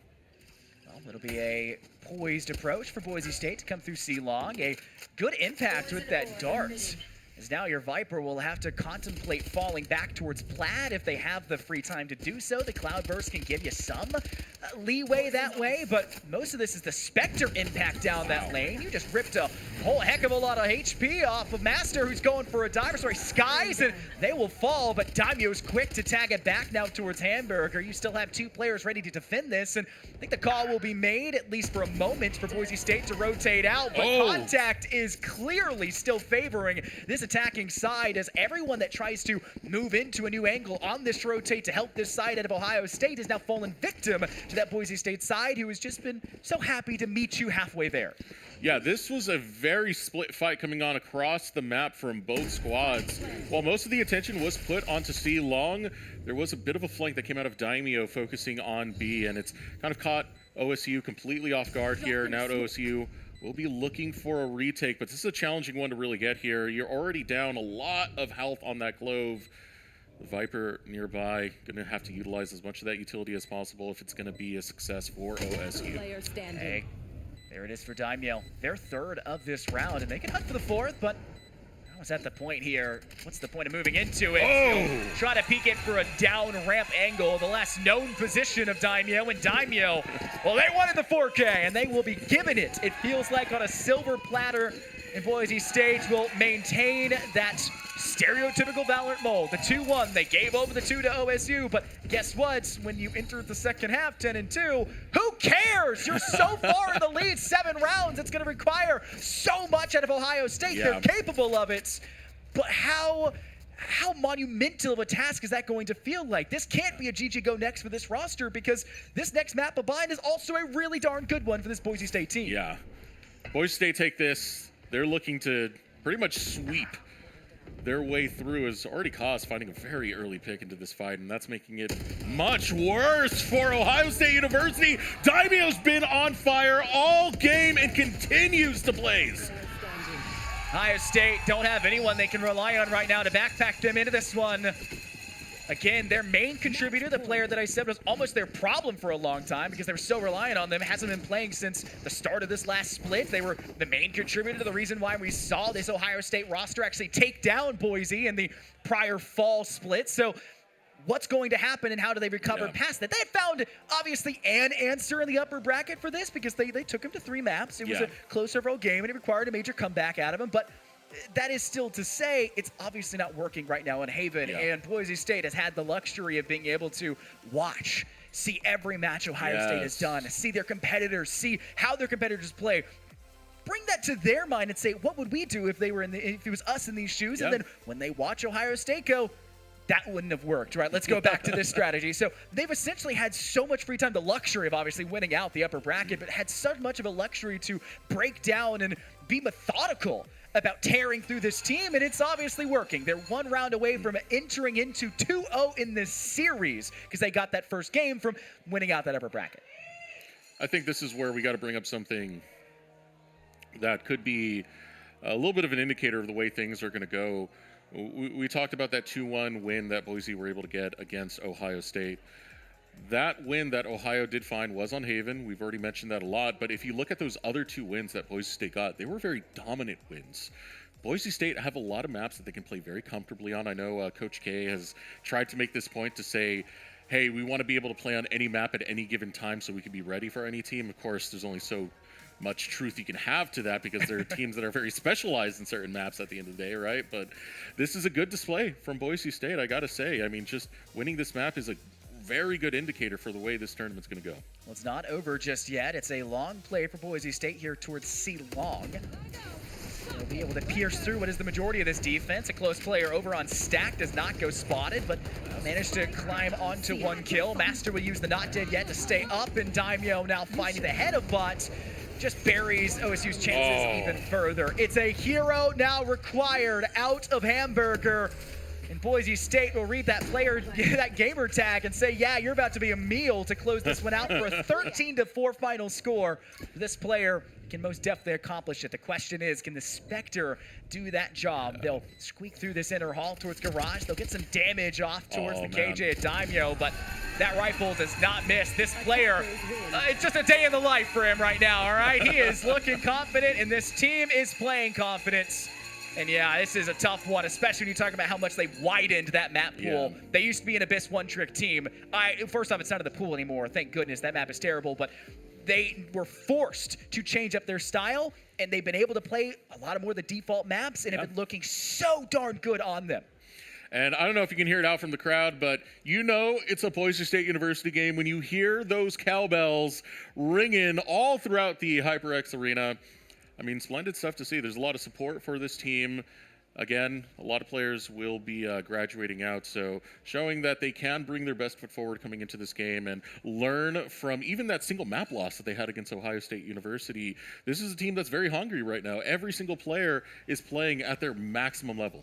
Yeah, it's very hard to say really anything negative about this team right now. They looked so darn good on defense, and that was kind of the woes of Ohio State. They needed that first half because they built their agent composition to be very attack forward. Obviously, Waldy over on that Clove, the not dead yet, the sustainability or pseudo duelist. I was kind of like training you on the idea, pseudo sentinel, pseudo duelist. It makes 1 full controller, quick caster maths, but it doesn't matter if you don't find the value for the kills and you're really getting torn apart. The biggest problem that first half, and one of the things I think is the strengths of Haven, the operator play. How are you going to avoid line of sight if you're not correctly reconning it? That was a major weak point for Ohio State. That's the kind of thing where you play a map like that, now you got to forever change your composition. It's so obvious that you struggle to face off against that operator, and that just, I'm going to hate to break it to you, really strong on bind as well. You're probably going to start bringing out something like Tejo to get a little bit more information alongside flushing out that operator. So you don't have to worry about it, and you can play a little bit more active to it. But that's over in map 1. Technically, map 2 in the series, you now are looking down the wrong end of the barrel. Imagine series point for a grand finals. This is Boise State very happy right now, I'm sure, especially after the two losses they've already taken today. They want this. They're hungry for it. The crowd is hungry for it, and they're going to come into this map just feral, I feel like, to go away with the win. I mean, I like the choice of words right there, especially with what we've been saying that first game. I want to ask you, if we want to make this a series, Ohio State University, you're talking about the one-dimensionality of their agent composition from the last game. What do you want to see to change that up and make it a more competitive outing? So they still need to play double duelist. It is a dive meta, right? And I feel like that's still a very solid option for them, but I think they need to do that on the Neon and the Waylay as their main two for this. They could use the Rays alongside that Waylay to be a strong option, but you need that hinder. I feel like that's the big thing. The double dash, which can really distract that line of sight for that operator, for your sniper off in the distance, force guys to have to peek the other way, force guys to hand over the operator to somebody else if they're not finding the connection they need, or just be forced to not buy it because they're not finding the value out of the 4,900 credits they're essentially wasting. So combo that in with the value you gain off of a little bit of destructive utility that you could have raised for paint shells alongside that hinder and contact. There's so many ways to use Waylay to break and destruct utility, avoid utility, and also find kills. I think that's something that is very much so in the repertoire of both Pat and Bot. The question is, are they going to bring it, and can they recover mentally now going into this second map, the third map of the series, to find that to be even a point of contention? And recovery is going to be a big thing in the mental. When you're playing on a grand stage such as this, it's a different environment. You have a live crowd that's currently shouting and ringing cowbells, and those cowbells, you know, they might go through the headphones a little bit and kind of give you a little bit of nerves, to say the least.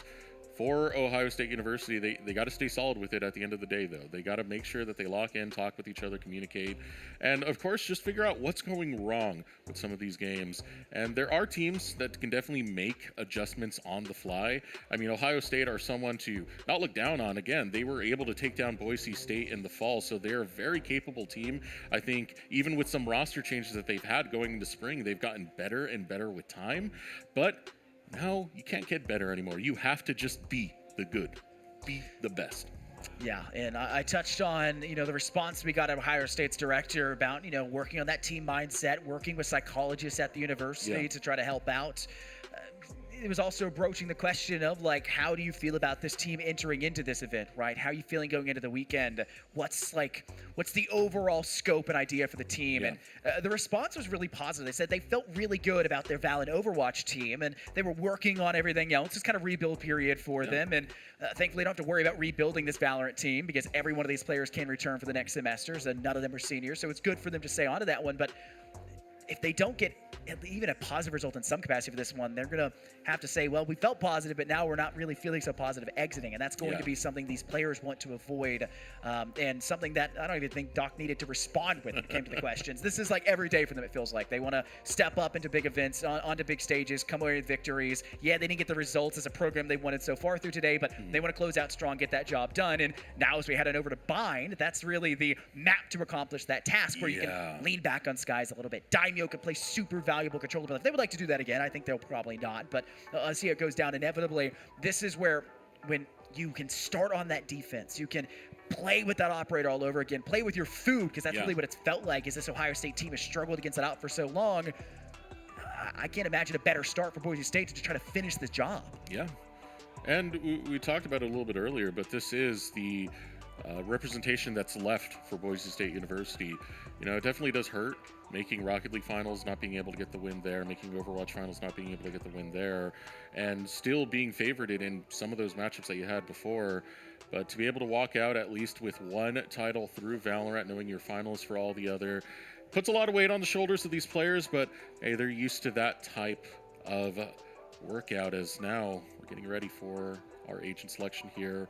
Now, I'm going to be primarily looking over at Ohio State side to see if, with any of the calls that you were making earlier, if you're seeing those changes you want to see.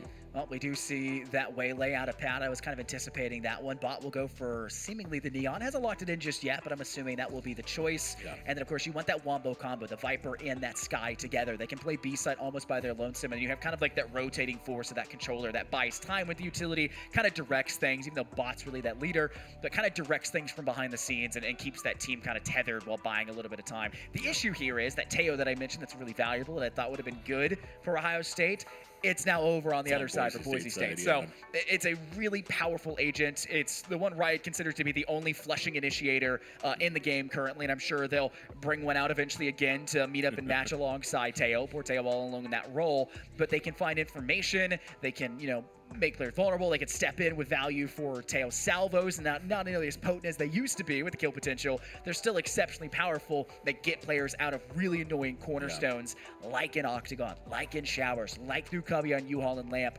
All of those angles that you would like to see these players sit in, especially when it comes to having that Neon. A Judge, a Bucky, value point here in Hookah, as you can see we're panning over right now. That is where that Teo essentially makes it a moot point, and there's just no point of having that Neon instead. Maybe should have got something like a Ray. So did you get counterplayed in the agent department? We'll have to see if that ultimately comes through. Match point now. Boise State University 1 win away from walking away with a PC title in Valorant. For Ohio State University, it's going to have to be a reverse sweep. 3 games back to back to back. It is a best of 5 again, upper bracket. You get a free win for arriving to grand finals through upper bracket. So the pressure really is on for Ohio State University. Yes, and if you're Ohio State, again, this will be them starting off on attack, I believe, and it will be a pretty strong way to set the right foot forward. You can get this pistol round and try to act off of that afterwards. We're going to love to see a Tracer in this matchup, to be fair, but unfortunately not yet been brought into it. Love to see that crossover at some point. Instead, it's going to be the interesting purchase at Waldy, the Frenzy, something that's not typically brought out in a lot of compositions, especially for pistol rounds. They did extend its magazine a little bit back and did bring it up to be a little bit more of a meta choice, but it does require to be a lot closer, and Waldy, as that kind of pseudo-duelist, will need to fulfill that role quite nicely as your team, your Viper, gets control of pressure through Shower, builds up a contending point here towards A, and can get that spike down closer to its deep on the ready net as your team pressures to deny Boise State from entering into the zone. But they've left Daimyo and Lamp, and that's caused problems. Kills to go through successively for Skelesis. A deep dive as Bot's all alone. Spike's not even gone down. You wouldn't even get the credits for that one, as you're just left with a Bandit and 3 ammo that's now run dry, and Kaz flanks from the rear and drives a dagger to the heart of Ohio State early. You can't help but to feel for that last play right in your face. It's free, but it's not at the same time because you run dry when you need it the most. Boise State University taking the first round is going to start to set the pace of this final, what could be this final game for BSU if they can continue taking down Ohio State University. Now Ohio State University going to be on the back foot coming into this one. And at this point, you're just pretty much looking for round 3 to be where you can find that bite back. Yeah, the 2-1 start I've mentioned many a time, and something Ohio State will try to break. They've got to do so on hopes that you see a little bit of an overextension by Boise State. It's kind of in that spot, but obviously with the cloak smoke down, you can kind of disrespect that utility, prowl close to it, and play off of it as much as you can, and see if anyone does choose to extend. You're buying time. That's the idea right now, and Ohio State are all but too happy to sit there and default and wait things out. Just a little push right now. A few exchanges coming through, but can use that Viper wall as well for some extra utility around the corners, guys. It's just open season for Boise State University. Finally some fight back for Ohio State, but it's 3-on-1, and Boise love those odds. Yeah, Bot's going to have a dangerous position to come back from, a gun to be collected, surely, but the Bucky is still powerful, especially as the Neon. You still have your dash, you still have your slide, so there is the possibility to close the distance, but it's a long-range fight from Skelesis, who's just poking right outside the edged lip on sight, away from Shower Execute, and it'll buy that second round win for Boise State. Only 2 guns drop, which really is just 1 gun drop. You typically only don't buy a single weapon for that round for your team. Not enough to say, well, we did find enough for Ohio State. You gotta blow out this round without making sacrifices, because without getting that spike down, credits are weak. You're not gonna have full armor for 3-year players. I mean, I'm just looking at the credits right there. There's a lot of zeros that I'm already seeing, and not behind numbers, which is not going to be too kindly to Ohio State University. Ohio State University now playing attack, still going for B site on this next push forward. Do have a little bit of scouting that's going to be coming out from Boise State University, but they're holding both points, watching those chokes very carefully and waiting for those first steps to come out of the Buckeyes.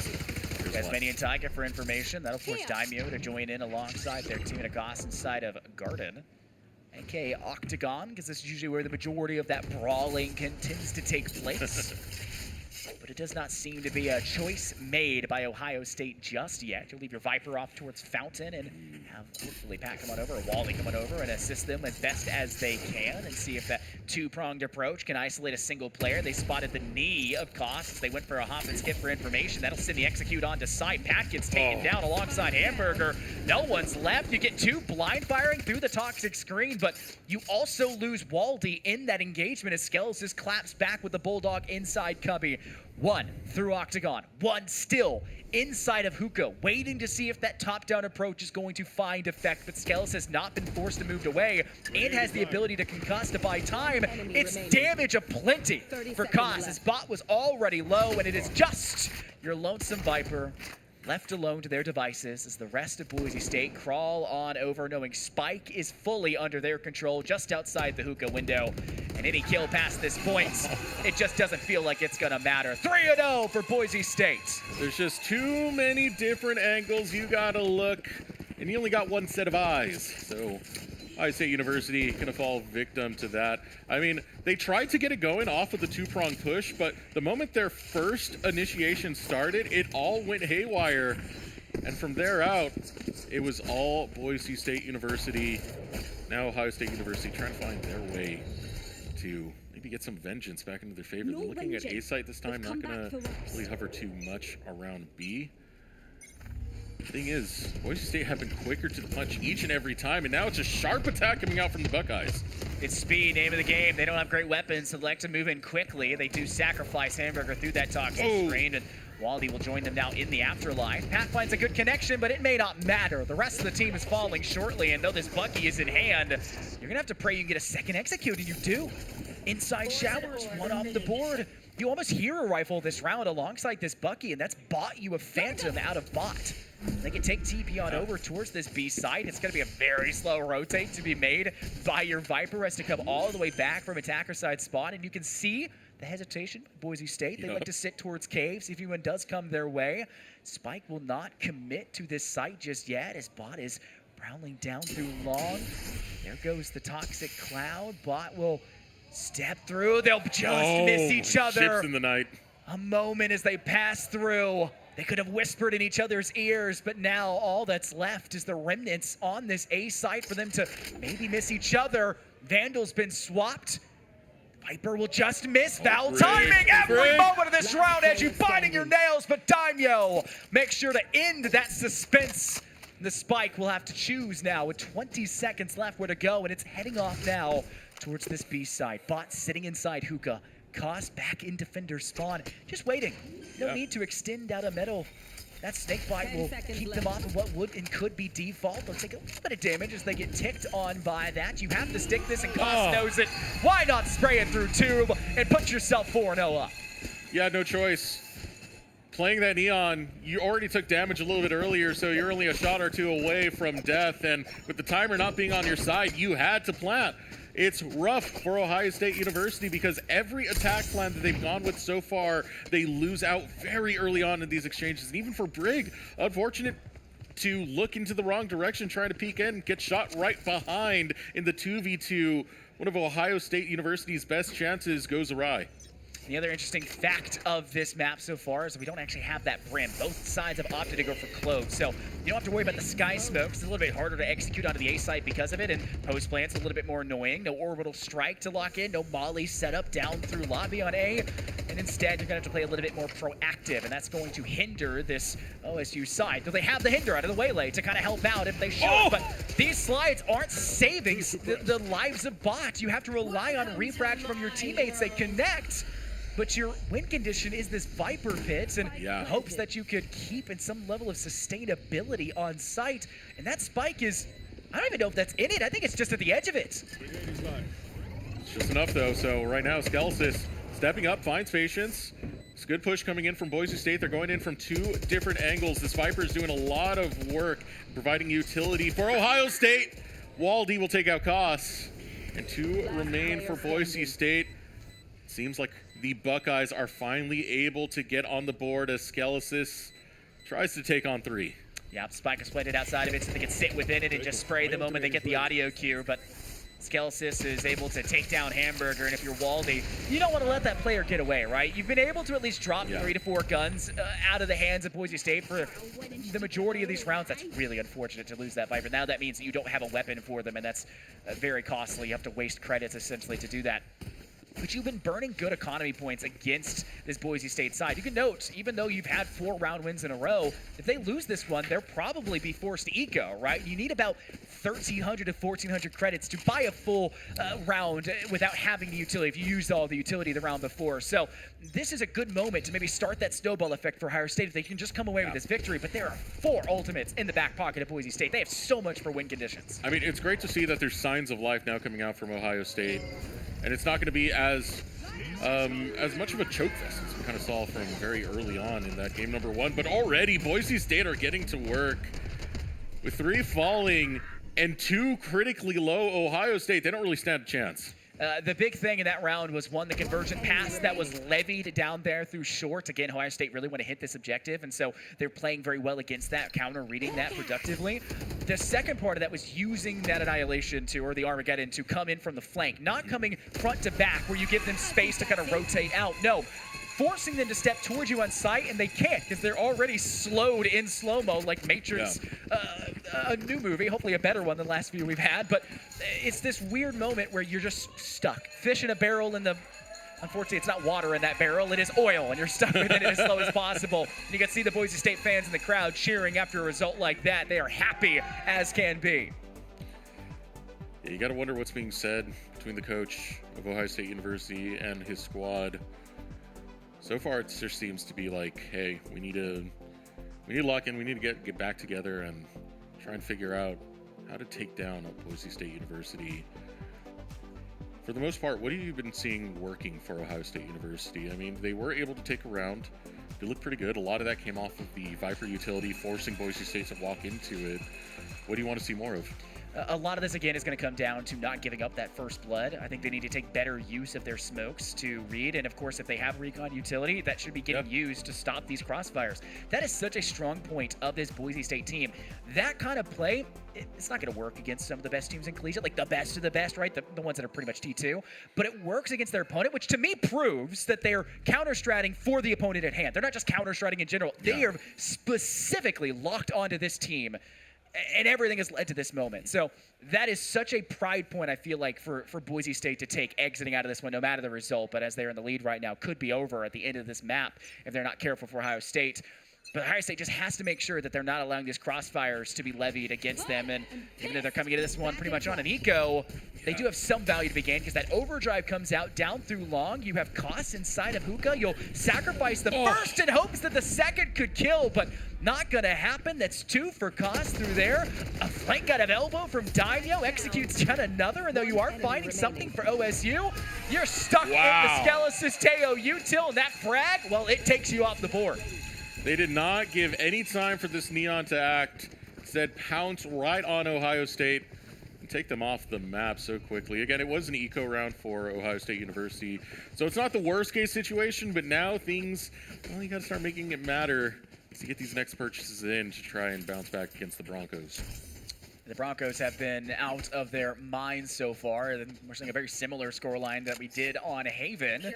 They win the lead by a wide margin, and like they could close things out strong. They do have yet another Viper's Pit to work with if they use that defensively. And though they do have Daimyo, who's been very confident so far throughout this series, not just this map, maybe a little too confident. They'll sacrifice themselves out through Hookah. Pat will have to dash past. This has not been working, Ohio State. And they'll pay the price because of it, as a Master TP also gives you sightline for the refrag if it was there. And now it's just 3 players left on site. Able to equalize, but Master crawls their way through Hookah and claps back just as nicely. Hamburger will knock their head off, but they're not dead yet. Puts them back in line for this fight, and Master has to extend, and Waldy knows that, but Waldy still comes through with the kill, giving OSU their 2nd round win, and despite how bad that round started to look for them, comes away to finish the job. A lot of that was both Hamburger and Waldy coming together, holding that point. Waldy on the low position, kind of able to shoot right through that frame to pick up that kill, and hey, he clutched clutched it out when it mattered so heavily for Ohio State University. It's great to see some fight is still left within this squad, and they're just not going to lie down and die. They're going to take on the Broncos. Now the question for a second round win in a row, maybe for Ohio State. They've got to get on the objective nicely. Getting the spike down has been a problem point, and also getting into hookah has been a problem point. Pat, you have a double dash. You can hinder the player and then refract to get out of there. That's not been utilized in any capacity whatsoever, and they'll have to try to find something else alongside it to make use of it. Koss will lay alongside Daimyo, but the only one really laying now was Pat in their grave. That's going to be OSU, giving up first blood all over again, now needing to claim it back as Skies will toss out some util, though they'll fall. That's a hindered Waldy, who has to use the not dead yet to give the team a chance, and it just isn't happening. 1v3 now is all that she wrote. Spike has not been planted, and that Viper, well, that's your floating rib on Bind. They've been over on the A side this entire time. Now you know that. It's a Sentinel. That's what they're going to do, or Pseudo-Sentinel, I should say. It's what they're going to do, and you just need to watch every approachable angle with 3 players. That's long, that's short, that's hookah, that's now defender spawn, and that's that final kill to give Skelesis their third. Oh, it feels so bad when you turn that corner and are already in the crosshairs of Boise State University. 7-2 now. A very strong start continues forward as a stampede is now found by the Broncos. And now taking a look, I mean, at least looking at the economy for Ohio State University, it feels like they're still holding back a little bit, waiting for the next round to kind of come through before they try and find something that's at least a little bit more heavy for their strikes. They may try to hero rifle again alongside that Bucky, the 1-2, and they just need the punch. Boise State will move off towards Showers. They'll probably be looking to collect this orb. They want to see if they can get that Glow Volt back online by the end of this one. But Skelesis able to isolate again another player on the side of Ohio State as they climb and clamber their way up through that box on short. And while the Sentry doesn't find anything, not finding anything is almost as good as finding something at the end of the day. At least you're getting information at the end of the day. That is all that matters, and you're kind of losing players at the end of the day at the same time. Patience falls. Master grabs that kill. Master holding down this corridor immediately chooses to back out. We'll place the smoke right there, daring Ohio State University to walk up into his domain. Jumping forward, first pick comes out from Master. Flash found, takes down Master in the process, but all that's left is a wounded player on Ohio State University, and the Broncos will close out. It's a wounded buck in the corner, and might as well send a nuke in their direction. The salvo comes down. There's nowhere to go, and it turns into a round win for Boise State. Could very well see a 10-2 split as a timeout will be called for Ohio State again. They've been forced, it feels like, with their hand. And this Boise State side, they're going to revel in it. Not just the audience out there that's cheering for them, because they clearly are. The players themselves, they don't look that stressed. They seem... Daimyo's smiling up there on the stage, and I don't think we've ever seen Doc smile, but I'm sure he would be too. He's hiding it behind the finger as they're coordinating what comes next to make sure Ohio State can't buy themselves back into it. I always love these live events because of the fandom that does appear here, especially in the collegiate aspect. I can see right there, that's the Boise State Smash team at the bottom of your screen right there, cheering on the rest of the Boise State squad. But this is a tremendous team. It's been a great effort coming out from them, but not just from the team. It's, the staff. You do see 3 coaches up there. Doc Haskell, of course, the director of the Boise State program, but Kelsey Moser, she comes from League of Legends, has coached for 100 Thieves, Evil Geniuses, has some very big experience there, transferring that experience over to Valorant and creating a culture where these players can grow and learn. Assistant coach Nam, who was also flown in to help out with this squad live and in person. It's great to see such commitment to your staff being there to support these players in what is one of the most pivotal times to take this trophy. Yeah, there's a lot of growing pains for many a team, but if you have staff behind you, it greatly helps out. Yeah. For Ohio State right now, the timeouts have not exactly worked before. They're hoping to see that this time. Convergent pass goes out. Daimyo has been properly contacted by it, has to change line of sight to clear the Seeker, and that gives Bot the kill, but Koss was able to still trike for one and has to go in. Can't find proper target acquisition, can't choose, and because of that, now you have OSU down. And another player, 2 versus 1. One incoming, Koss in back of sight. This has been the problem person from the beginning. Koss still hasn't been dealt with. The Armageddon comes out, will force Waldy away from Hookah. Doesn't check Koss in the back of sight. and it's a shot to the back of the head, it feels like, as Waldy's looking the wrong way. 9 rounds. Boise State. 1 more to go in this first half. This could be double digits checkpoint or chokehold already in the final possible map. And Boise State take it. Now, as we get ready for the swap that will come right after this round, I remember your criticism for Ohio State University's composition coming into this. Do you feel better if Ohio State were to be put on defense side here? No. The issue right now is that they are so strong for retakes, but they haven't been able to find the kill department. That's the bigger issue, right? Yeah. Even if your agents are well prepped for it, and they do have the 2 combo, Viper and Sky off inside a hookah, or Octagon, I should say, and the double duelist composition that should really help you fluid back onto a site. None of that matters if you can't get the kills, and that's been the problem point. They had Master knock down Waldy. Master still up, because guess what? They have the not dead yet. You've got to use a second chance effort out of your Viper, who's been so pivotal. It feels like the only player right now, and you're still giving up these lines of sight. Koss and Skelesis execute another. Now it's just your Viper, and that's it. Daimyo nets out the 10th round win for Boise State. It's checkpoint, and I don't know if it'll reach chokehold, but it's got to start again in the second half for OSU. They have to win this pistol. Ohio State University, they got to get momentum going. It all starts with the pistol round. Otherwise, Boise State, if they're able to take this, that should be another round that follows immediately after, and that puts all the pressure in the world onto that final round. It's just 3 more for the Broncos to find glory, to find that trophy. They're on the right track. And bear in mind that Bind has been kind of hit or miss for many a team, whether it be attack or defense, but it's something that Ohio State should be plenty fine on. This first half scoreline, though, not looking too pretty. It's going to be something they'll have to reevaluate as, again, none of these players are seniors. They'll be returning, so they have still even more room for growth. And you have players in the Boise State side who can't. It'll be the end of their journey, and they'd like to end that with a trophy here at the PEC Championship. Shots to go out. Bot gets 2 of them for their trouble, and though you did have Hamburger find 1, they'll fall on that refrag back from Daimyo. Still that player advantage favoring OSU, and they'll plenty happy to take it as they'll stagger back to its side. And no, I'm wrong. Look, 2 players crawling through Spice. Maybe Daimyo gets caught up by this, but the timing will be very tight. They'll sit over here on Stag. It's a high-low, and they took a shot and reloaded. They judged too early. You got to win once, but Master can't take the second. Ohio State take the pistol as it feels like is required at this point. They desperately needed that, man, and they did find it, so it's going to help out with their odds. I feel like, especially when things are this tight and this deep for Boise State University, you couldn't allow that pistol round to go awry. So Ohio State University now starting to feel themselves as they attempt to defend again against Boise State University, checking where they are positioned. They're going towards that A site, taking 2 different angles to approach onto the Buckeyes territory. They'll use the toxic screen as a way to get a little bit of information, poking and prodding with that Tasmanian Tiger, but the Bucky and the Refract afterwards from Skies takes down Pat, and that's a Guardian. Now you've got to claim it back. Bot has the judge. Oh! The head just keeps falling to the hands of Master.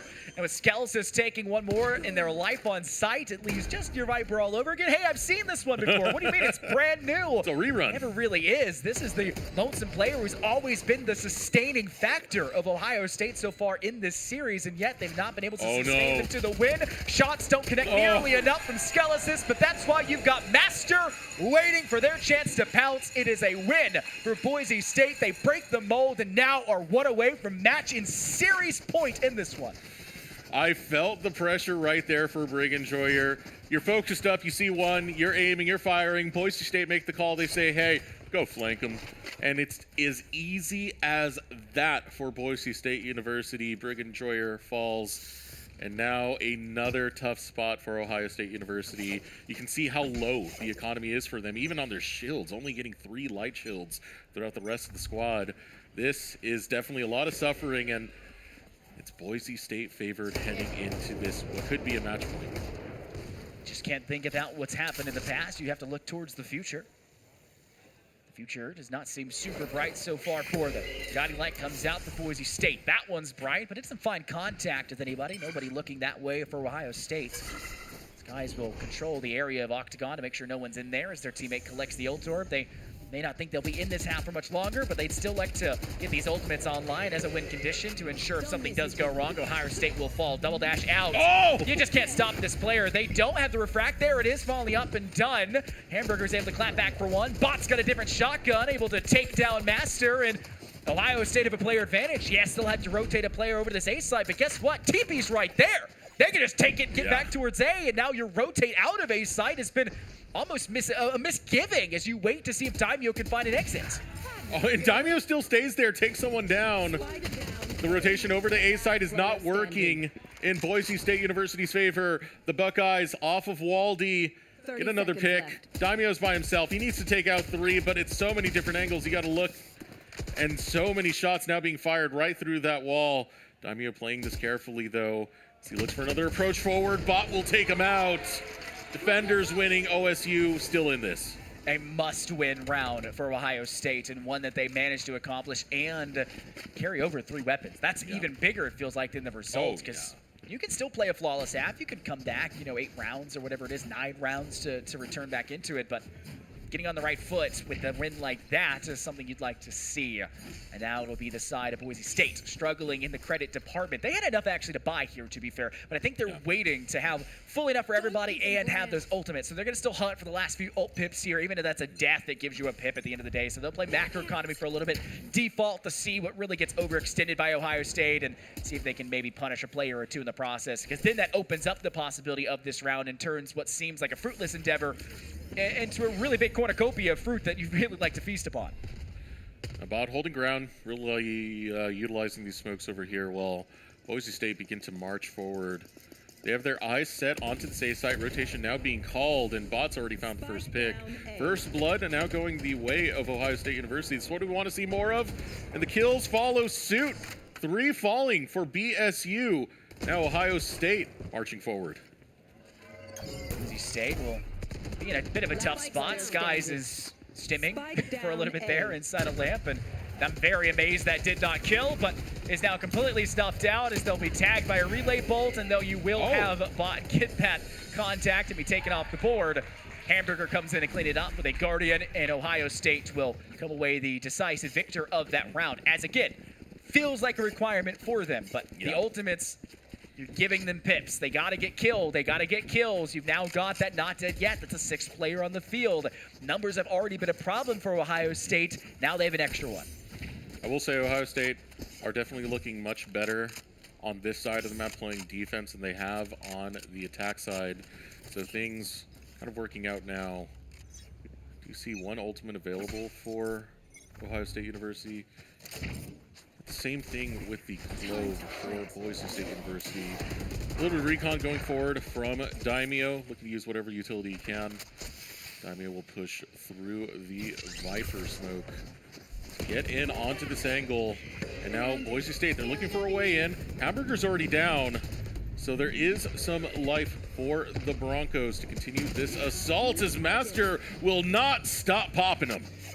You still have the ultimates. Even if you lose that next fight, you're just right back into the action. Waldy and Bodies find 1. I mentioned it. There it is. But Waldy's got a 2nd. They've got their not dead yet. They're probably looking to use it. Waldy has their 3rd. Uses the not dead yet. They'll swing out. They've lost their teammate. You know where they are. You have to win your ones. You're down! It's an ace out of Waldy! Keeping Ohio State alive and in this grand finals. He rises from the grave and takes it right back to the Broncos. Outplays it beautifully on those peaks, and Waldy is putting on a star performance to make sure Ohio State University aren't going to go down just yet. So much now adrenaline-wise in these players, but at the same moment where it gives you adrenaline, you also have to take that cold bath almost to saying, we let it just get that close. We let one player, it feels like, be the decider. Master comes out of nowhere and breaks that round open. That cannot be allowed to happen again. You have to keep this Boise State side honest as the conversion path goes out. Boise State popping, you're stuck in Octagon. Hamburger can't sustain. Bot's able to at least take down 1, but you're now down. But it's a 2 versus 4. You have to get these players towards site, and they were all off towards A. They have to retake from an insanely difficult angle to accomplish that task, but Waldy is up to it. Rips the head off Skies. Now waiting to see if they'll step through the toxic cloud. They'll double dash and refract. They got the intel. Master was in cubby. They'll send one off towards 90 in hopes to see if a crossfire could be brought. No, they'll bring him back. Timing will be tight. The toxic cloud will decay down that armor and HP pool as you start to cross through that threshold. The Master's now been hindered on towards default. Players rushing in. Can't make intent off of it afterwards. Master would have been flashed, but it doesn't matter. Daimyo takes out the final player and Pat and Boise State are in match in series point in this grand final. And I feel like anytime Waldy's still up, Ohio State are still so dangerous. So playing that very slow, Ohio State trying to find their way in. But as you said, it's a hard point to really contest from. And ultimately, they do catch them. Broncos on match point now. One more round. And if they win that trophy's in their hands. And it's something that they have been, unfortunately, unable to get in their hands all day. Yeah. 3 finals appearances, and yet now the Valorant team has all of that responsibility to make sure they don't go dry in the trophy department for the entire championship Sunday here for the BEC. As now you see Boise State prepping to launch onto this A site. They've not committed because Spike has been rotated away from Showers, but they will put Master deep into the position, and with a dive out the other way and Seekers being sent by Ohio State, they're looking to contend, but there's TP taken. They're going to have a single player to deal with on this B side, and it's just a matter of surviving, really, for Ohio State to make sure they don't take advantage of that fast. Yeah. Ooh, you're trying to scout out where they might be moving. At this point, Ohio State got to be the wiser to it, but Daimyo beats Bot to the peak. And just like that, the Broncos having the advantage strongly in their favor. They can feel it coming as they stack up towards that B site. You don't want to turn the wrong corner right now if your Brig Haas is waiting. And you can't sit still if you're Ohio State. You've got to move this Viper down long. You will execute KOS. The issue here is if you stay inside Octagon, you know what's going to happen. They're going to dash out. They're going to hinder you. It's going to be the same thing we saw last round. So you have to move. Now, if you're Ohio State, you know they have to come to you. So up with the head of Master, and though you'll have finally Daimyo flanking back after that late play over on A, you got another TP available to you. Why not circumnavigate the entire map, Boise State? And they'll come through with an execute onto A, but not everybody stepped away. Waldy and Pat still alive and knocked down 2. It's 1 left. Spike nowhere near the round result will stay up for Ohio State, and they'll stay alive on Bind and in this series. But you have a chance to still send a dagger if you'd like, but I think Daimyo will choose to wait things out and say, yeah, we'll wait a little bit longer, folks. That trophy, we still want it to be ours, though. Oh, hands are shaky right now. At least mine are, seeing what's going on. Ohio State University are still staying alive in this, and just look at the performance Waldy's been doing. 22 kills throughout the entirety of this game. And Waldy, Brig and Troyer, both of them working together. I know Brig was big in that last bit with the Viper, beating a lot of Boise to the punch on these exchanges. That's what gave Ohio State a lot of life. They're not out just yet. They will continue fighting. You can hear all the utility going off. It's just an attempt to kind of play that kind of dynamic battle between the two. How much can you burn alongside how much I burn? They get the ult orb and Showers, which now gives them that ult for the Armageddon. Now a second level effort out of the 2 in Showers puts Pats up for a 3rd. And now it's only a single man remaining. Daimyo, who played so damn well last round, but now required to come through with a 3K all in quick succession. And Hamburger makes sure you can't even start it. Down with Daimyo. 8 rounds now, Ohio State. They're not done. But these ultimates are such an ever-present threat. It didn't work with Skelesis in this round, but the Viper's pit win condition is 1 pip away. You've got 2 left for the Seekers to gain the intel, and then if you're allowing Skies to get 3 for the Convergent Paths, that Convergent Path feels like an instantaneous win with how quickly Boise State act off of it. You feel the tide starting to turn right now for Ohio State University as they fight back. It was a huge deficit that they're now starting to overcome. They're 4 rounds away from getting us into overtime. Now here come the Broncos marching forward. Step through a toxic cloud, not too worried about it. Again, eco round for them. Sheriff's really all that's left in their hands. They won't default here, and they'll make sure Skelesis is somewhat close by. They'll go through Showers. Overall, though, they just like to get on a site, get Spike down, get some credits, fight that ult orb, make sure nobody can peek it. Ohio State have bought to the back of side. Skelesis has spotted at least one. They'll salvo to try to contest this as Double Dash goes off towards 90. Skelesis does get that kill, but is refragged back by Hamburger. 90 bin, Skies is there. Ooh. Wow, this player is still lights out when required, and OSU, a player down in a very soon-to-be post-plant scenario. As Master crawls through tube, worried about Hamburger, often hookah. Are you kidding? What's the second level effort? Can't find it. Waldy alone, 1 versus 4. Shots to the body. It's over. Boise State are your champions here for the PEC. They do it when required, and they didn't even need to lose a single map in the process.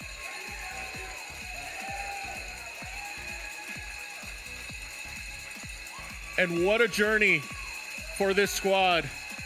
Coming together, they brought in Koss at the start of the year. Koss standing up as a rookie, clutching out so many times, being happy to play that Viper. They've had their qualms, they've had their quarrels, but ultimately, with this support staff that they have behind them, being able to lock in, Kelsey Moser doing her best to create an outstanding culture, Nam even being flown out here. They've all talked, they've all worked together, they've VOD reviewed together. They've been watching other teams as they perform, trying to figure out any advantage that they can grab. And after a long season, a dominant season in the PEC, they can finally call themselves champions. And for Boise State, this isn't just a victory for the Val team. This feels like a moral victory for your program, right? To cap it off again. Remember, last year you took home 2. You had 2 championships to your name. You don't have that this year, right? You stepped up into 3 finals, and yet you were only able to take out that last one. But you do so darn well that you blow out the competition. And this is, in many parts, I can think this is in big thanks to, one, you just faced Ohio State earlier yesterday in that upper bracket, or 2 days ago actually in that upper bracket, sending them down to the lower. They did then battle out against Utah, battle out against Michigan State, that then also took that loss to Utah. So you had seen a lot of them, and you were able to watch them throughout all of that. So now you have the weight of your program on your shoulders to come over the victory, which I feel like is a big boost to the right players. Obviously, I think that fit here for Boise State. Then you also had having so much review time to go over this when you talked about the coaching staff behind them, the pedigree and experience. I think that was so substantial for this victory because I was testing back and forth between every other match and series in that lower bracket side, and every time I'd go and peek over, there's a Boise State player or coach standing right there going, yeah, I think we banned Lotus here. Maybe not actually. I think they were a little bit scary of Pearl. Are we more scared of Ohio State or Michigan State or Utah? Like, they were, every moment they had a chance, a discussion. That is the pride, I feel like, of this Boise State squad, and they're happy enough to say they get the championship and now they be handed the trophy. And, you know, that goes a little bit further as well. You got to keep in mind Mountain West, something that Boise State University play in. You know, the Overwatch team, they were able to win Mountain West, but when it came to the Valorant team, they came up just short. They made it to the finals. San Jose State University took them down, and they were feeling kind of low after that one, so it really means a lot to them to be able to close out with some type of championship, with some type of title. And, of course, in PEC, where making so many finals, as you had said, through other titles, being able to be the one that takes it home for the Broncos, they got to feel proud. Again, 2 players graduating, Master and Skies being those players. The last hurrah for this roster in its current form, and you're able to do it, as Skies said, his last collegiate game. On your last collegiate game, taking home a trophy.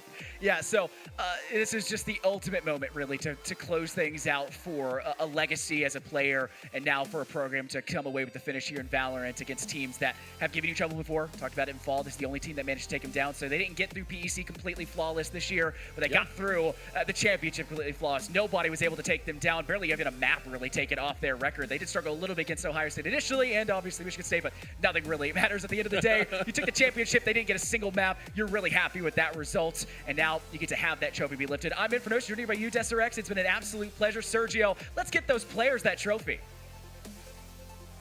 Before we start, let's give a round of applause to Ohio. They played honorably, so let's give it up to them.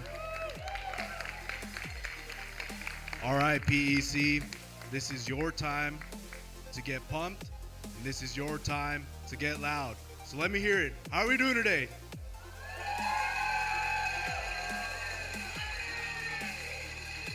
That's what I'm talking about. I got goosebumps. All right, so I am Technical Sergeant Leon. I am a Guardian Talent Scout with the United States Space Force. One of the sponsors of this event. It is truly an honor to be up here on stage with Boise State. You guys are an extraordinary group of gentlemen, so thank you for the opportunity. So without further ado, I'd like to introduce you all to the 2026 PEC Valorant Champions!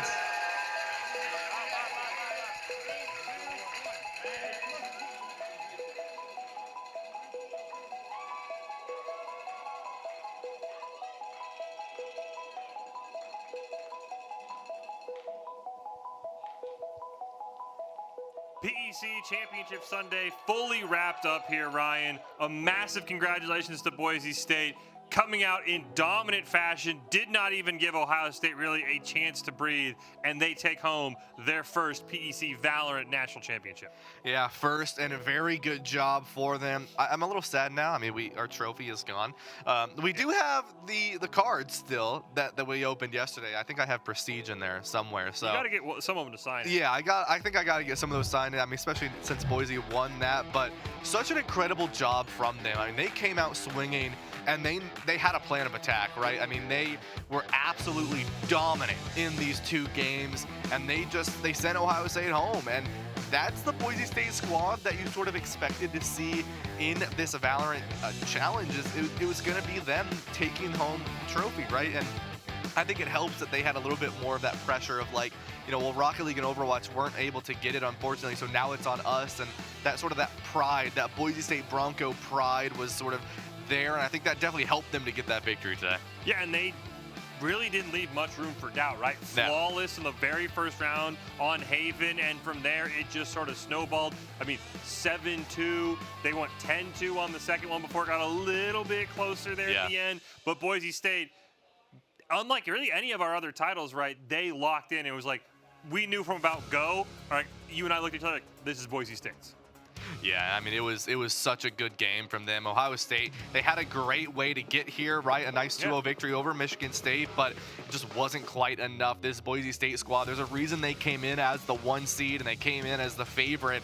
And I mean, I predicted this would be a little bit closer, but at the end of the day, it was a Boise State victory as expected. And like I said, I mean, they just played it so well.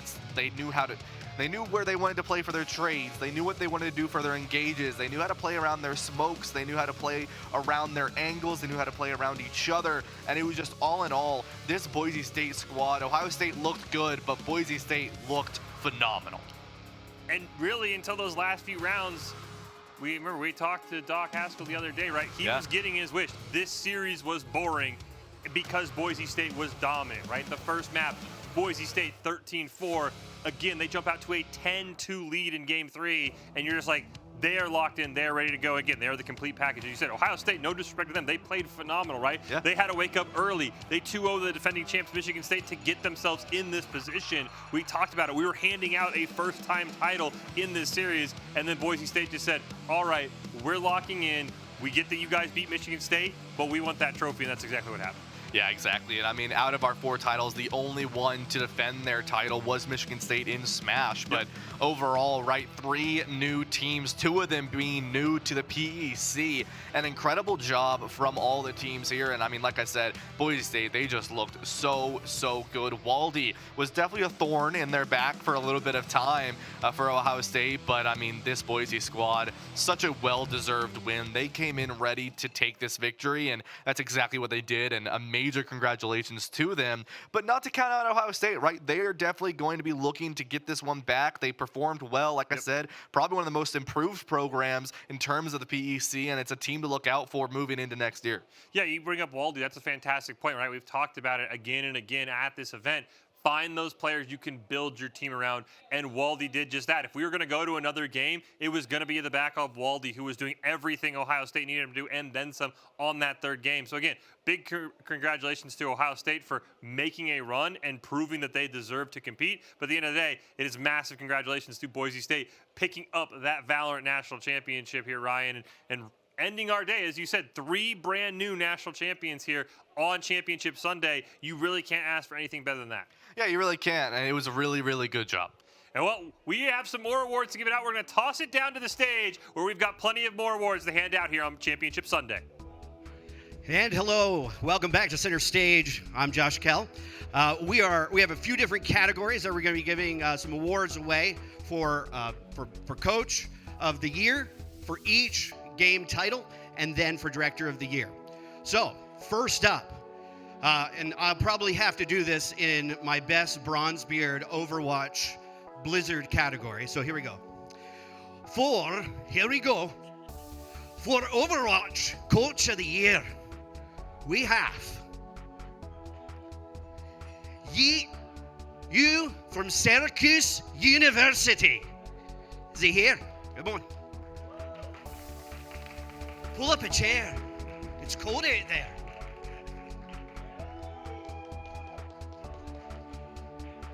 Thank you. Congratulations.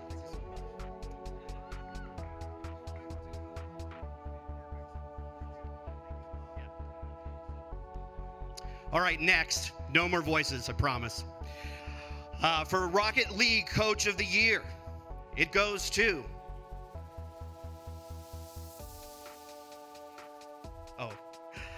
Michigan State, James Jimmer Jordan. Come on up, James.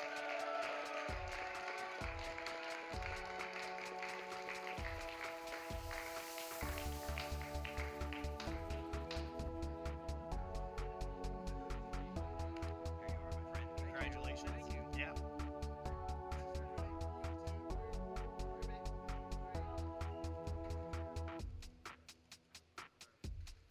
Congratulations again.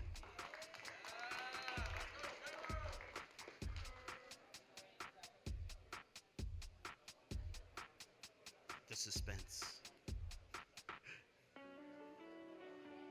All right, our next category is for Coach of the Year for Super Smash. Oh, does it say Valorant? Well, that's not. Should we all go to Valorant then? We're going to Smash. List is different.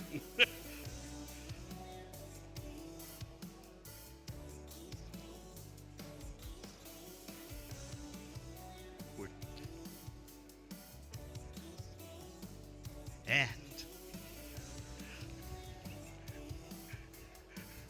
cut it with a knife. We're holding.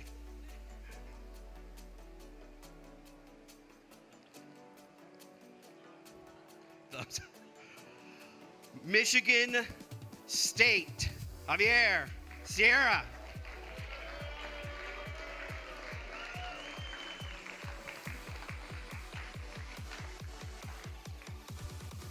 Good idea.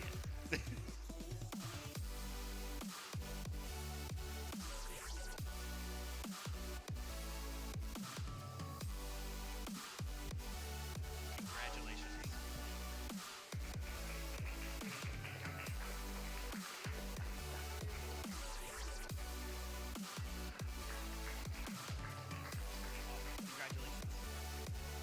All right, our next category for Coach of the Year, last category for Valorant. For Valorant, Coach of the Year goes to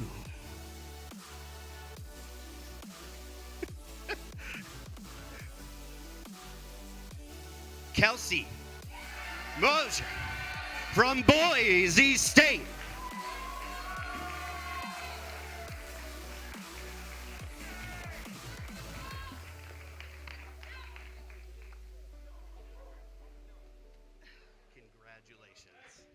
I just wanted to say, if you don't know him, this is Coach Dom, and he's a huge reason why we did great. So I'd like to, hand it off to him. So, he's a great job.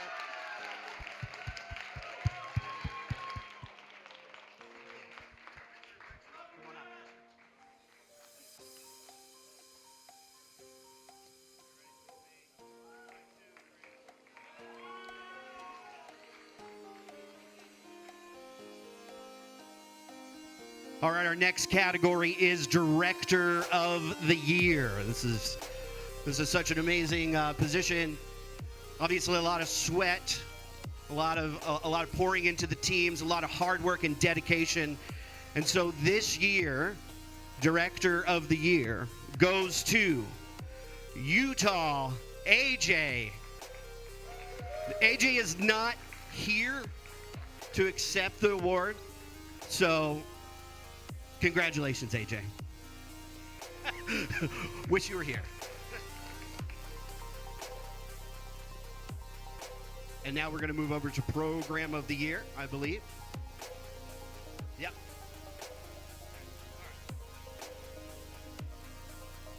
Hey everybody, David Fitzpatrick with GG Circuit again. Very proud to be sponsoring the event. Happy to be here. We have the Program of the Year award. Ready?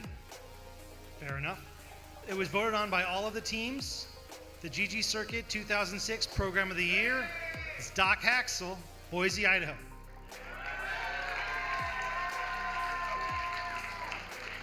Doc's not here. Doc ran away.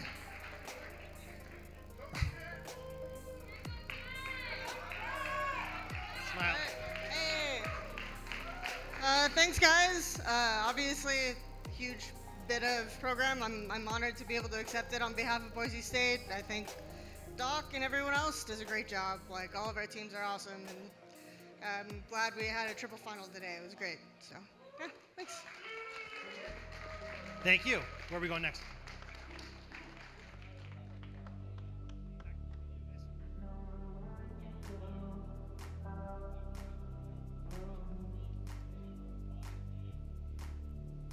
And for the final time here on Championship Sunday, really championship weekend here in the PEC, myself and Ryan, we give our closing thoughts. A big congratulations to all 4 of our national champions. Let's take a look back, Ryan, at how we got here. We start with Smash, the #1 overall seed, Michigan State. They did exactly what we expected them to do, which was run the table. They beat a very tough Minnesota team in those grand finals, and they didn't even blink. A quick 3-0. Congratulations to them. Back-to-back Smash National Championship. Yeah, such a good job from this Michigan State squad, defending their championship and then making it back here again and finding that victory. Just such a good team, such a good roster, and it really shows, right, this new sort of this new way of playing Smash, right? Yep. This new play style, this new design really was proved that Michigan State had the best team, not just the best player, and that's what you want to see from this more team-based game. So very good job to them, but major credit to teams like Minnesota, like Syracuse, like Ohio State, who made their way pretty far in these brackets. Earlier today, we saw our first-time team winning a national champion. That was Baylor in Rocket League. Again, one of those where it was a little weird because they came in undefeated. You see there, ran the bracket down. 3-0 Boise State winners finals. The Broncos battle it back, but Baylor, they took care of business. A 4-1. Of course, we do have to note, every single game was by just 1 goal difference, Ryan. This was a very close series despite the scoreline. Yeah, I mean, this game was really, really good, and you got to give major credit to Boise. I mean, like you said, just 1 goal differential every single time, and it was never a something to 0, right? It was really, really good from this Boise State squad and this Baylor squad, but Baylor, they came here to play. They came here with their collared shirts. They came here to win, and that's what they did. First time program to the PEC and a first time victory for them on the national championship stage there. So great job for them, and major credit to all the other teams that really have a program that's worth building moving forward. Yeah, Overwatch, this was the best series we saw here today. An epic 7-game series. Boise State was waiting in grand finals. Utah battled their way through. They threw Kansas, through Ohio State, through Syracuse. Didn't drop a single map, and Boise State, they take them to Game 7, and we talked about it earlier. It was on those King of the Hill maps, on Control and Flashpoint, 7-0, and that's why they are the Overwatch champs. Yeah, I mean, such a good squad here. Boise State, they started off so strong right through the day, through the weekend, a 3-1 victory over Utah, but at the end of the day, Utah, they made some amazing adjustments to their composition. They were ahead of the meta in terms of the Brig Aga composition, and they just played it at such an incredibly good level. So a very good congratulations to Utah. I'm looking forward to see those Overwatch rankings in the next weeks as well. And then finally, we just got done talking about it. Boise State in Valorant, a dominant win over Ohio State. The Broncos, they came in as the favorites. You see there at the top of your screen, taking care of business against everybody. Yes, it got close against Michigan State. It got close the first time against Ohio State, but when it mattered most, Boise State locked it in. Yeah, and that's sort of what you think about when you get on that stage, right? It doesn't matter what happened in the past. It doesn't matter that we brought Boise State to 3 games. It doesn't matter that we went to 3 games with Ohio State, right? It doesn't matter who you are. At the end of the day, you've got to get up there. you've got to play your game, and you've got to be ready to do what you need to do to win those rounds. And it was boring, but that's what Doc wanted, right? Boring wins are the wins we want, right? And that's what it was for Boise State, taking that championship. Michigan State, the defending champs, not being in that grand final. So it's 3 brand new national champions for these titles, and it's really good to see this new blood, not just in the champions, but also in the new teams such as Utah and Baylor and Minnesota. And once again, we got to give a shout out to everybody who made this event possible, from the parents, the players, the coaches, all the support staff we've had this weekend, the sponsors as well. Year 2 of the PEC. I think we can agree, Ryan, we can be selfish. It was better than year 1, and we're only going to get better. So once again, a big congratulations to everybody who's been here, and we cannot wait to see you guys for year 3 of the PEC.